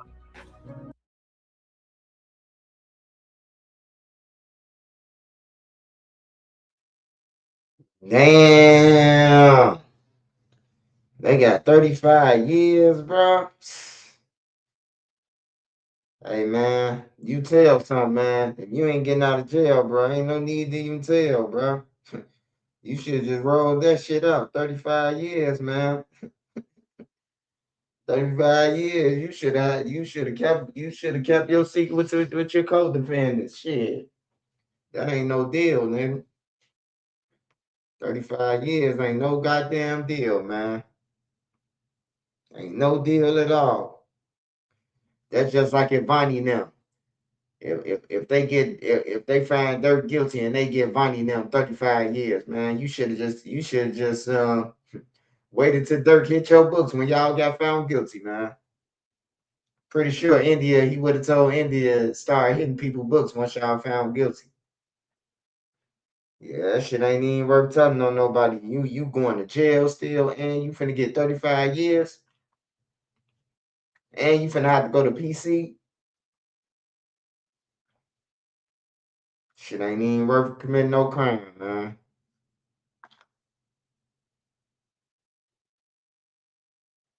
They gave my boy the death penalty.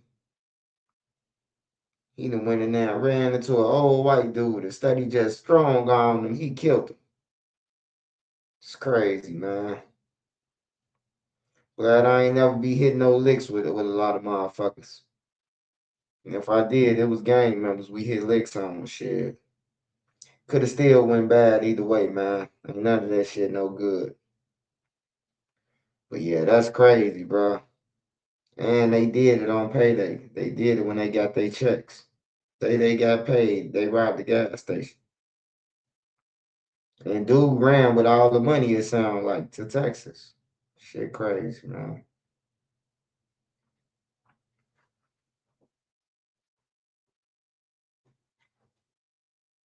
Hey, that was a crazy story, man.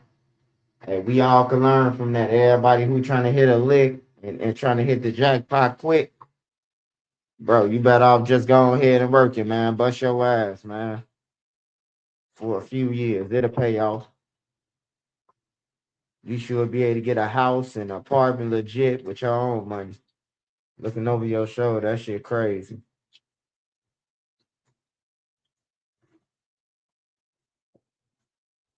Hold on, y'all. Hold on.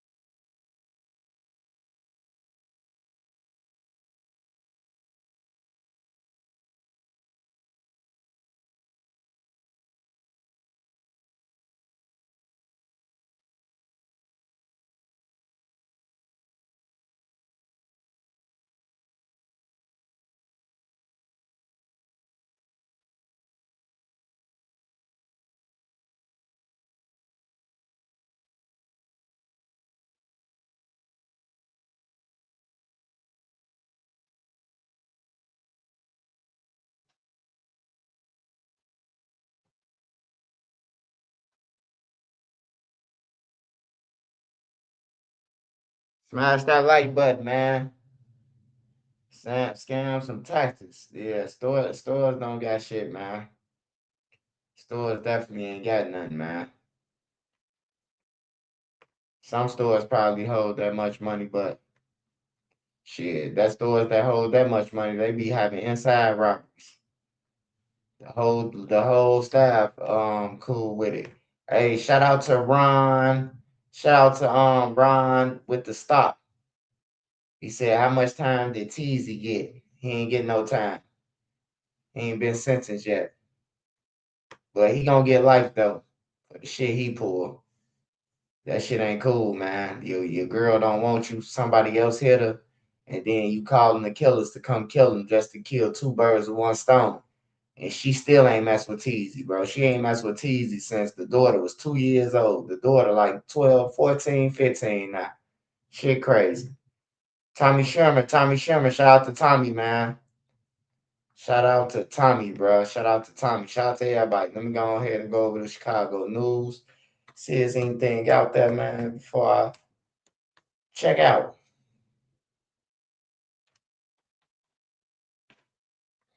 Smash that like button, y'all.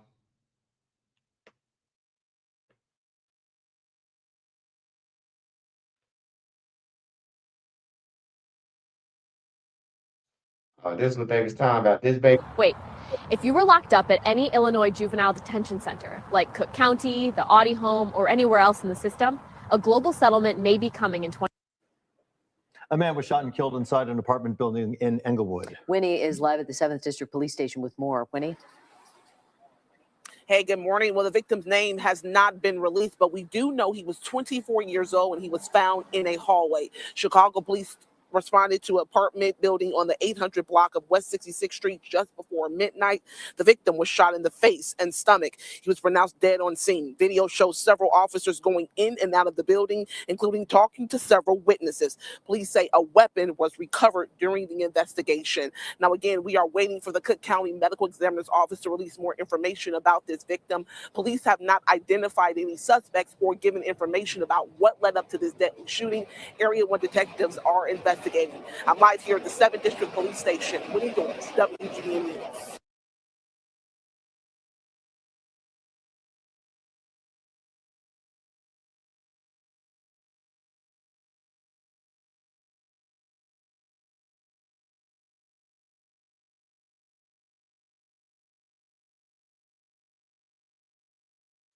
That was the one, Baby T. Somebody asked me about Baby T.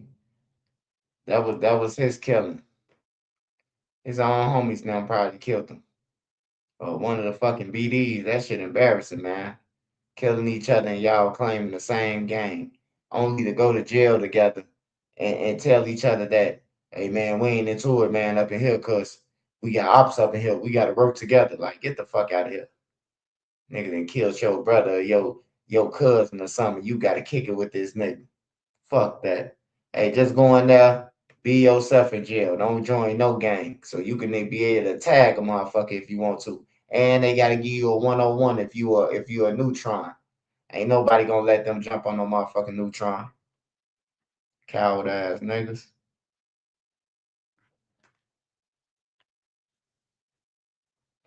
Yeah, man. I'm gonna have a safe day, man. Y'all too, man. Y'all too. They might cancel school for me. They might not. I don't know, man. But I'm gonna try to get a little sleep though.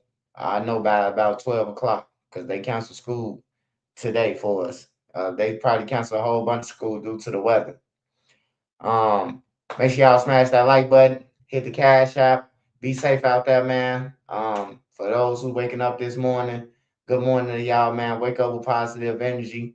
Don't let nobody blow your day, man, or take your day away, your joy away, man. Because you got a lot of motherfuckers who wake up ain't got nothing else to do but to ruin somebody else's life or to make somebody else's life miserable, man. So just stay ahead of the game, stay prayed up, whoever you pray to. I pray to Big Sandals. You probably pray, Big Sandal is Jesus. You probably pray to Allah or Buddha or India or Pooh, whoever you pray to, man. As long as you praying to somebody higher power and talking to them, man, other than man. Shout out to all the mods that was on my channel today. Y'all know who y'all is. Dustin Turner, Trap God, Tommy Sherman, Dro the Mob, Dro Illuminati, Sparks Visual, of course. Make sure y'all go and follow all of them. Street Code. Shout out to Nefessa too, always looking out for me. Adia, Monty. Shout out Anthony Peterson. Shout out Explosives. Shout out Explosive. Always rock out with me. Pound Junkie, what's up? Shout out Arlen. Shout out Mr. CJ Talk doing this thing on the comedy. Shout out Hood Fella, man. Hood Fella be engaging the whole time, man. Y'all gotta start engaging like Hood Fella, man. He be engaging, man. I ain't talking to my mods. My mods always engaged. My wrenches. Adia always engaged. I ain't talking about y'all. I'm talking about like everybody else. Start engaging, man. Just have a conversation. It'll last longer. But yeah, shout out to all my mods, man. Shout out to Big Dog J-Ski. He made it back from Houston safe. That's what's up. NC, BZ, Queen. All y'all, man. Hope y'all safe. Pray for y'all. Savage Black, shout out to Savage Black. You doing this thing on Twitch, killing them. Keep on doing your thing, Savage. Bone Yak, appreciate you, Mo. Everybody from DC, Philly, all the states that support me, man. Even overseas, man. I be getting Spain and Barbados and Switzerland and Germany and Jamaica, like everywhere, man. South Africa, Africa. You know, even though they hate me in Africa, OTF, it's still a lot of people that don't give a fuck about no OTF or none of that, but they support me. They say they over there.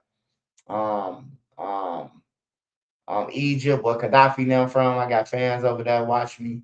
So I'm just blessed, man. Long story short, I'm just blessed, man, that, you know, not only am I from in Chicago or came from Chicago, I'm worldwide, man. Thanks to y'all, man. And I'll never forget y'all, no matter how big I get, no matter how rich I get, no matter how much money I get. I'll never forget y'all. I'll never give up on YouTube. None of that, man. I made it past the darkest days, man. And I thank God for all y'all, man. Have a safe and blessed day, man. Tell your kids, man, don't be no followers. Use their own minds, man. My mind is my nine. I don't need no gun to outthink none of these uneducated fools, man, who want to be killers. I can outthink you with my mind. I don't need a gun, man. That's why my mind is my nine. Shout out to Biggie Smalls.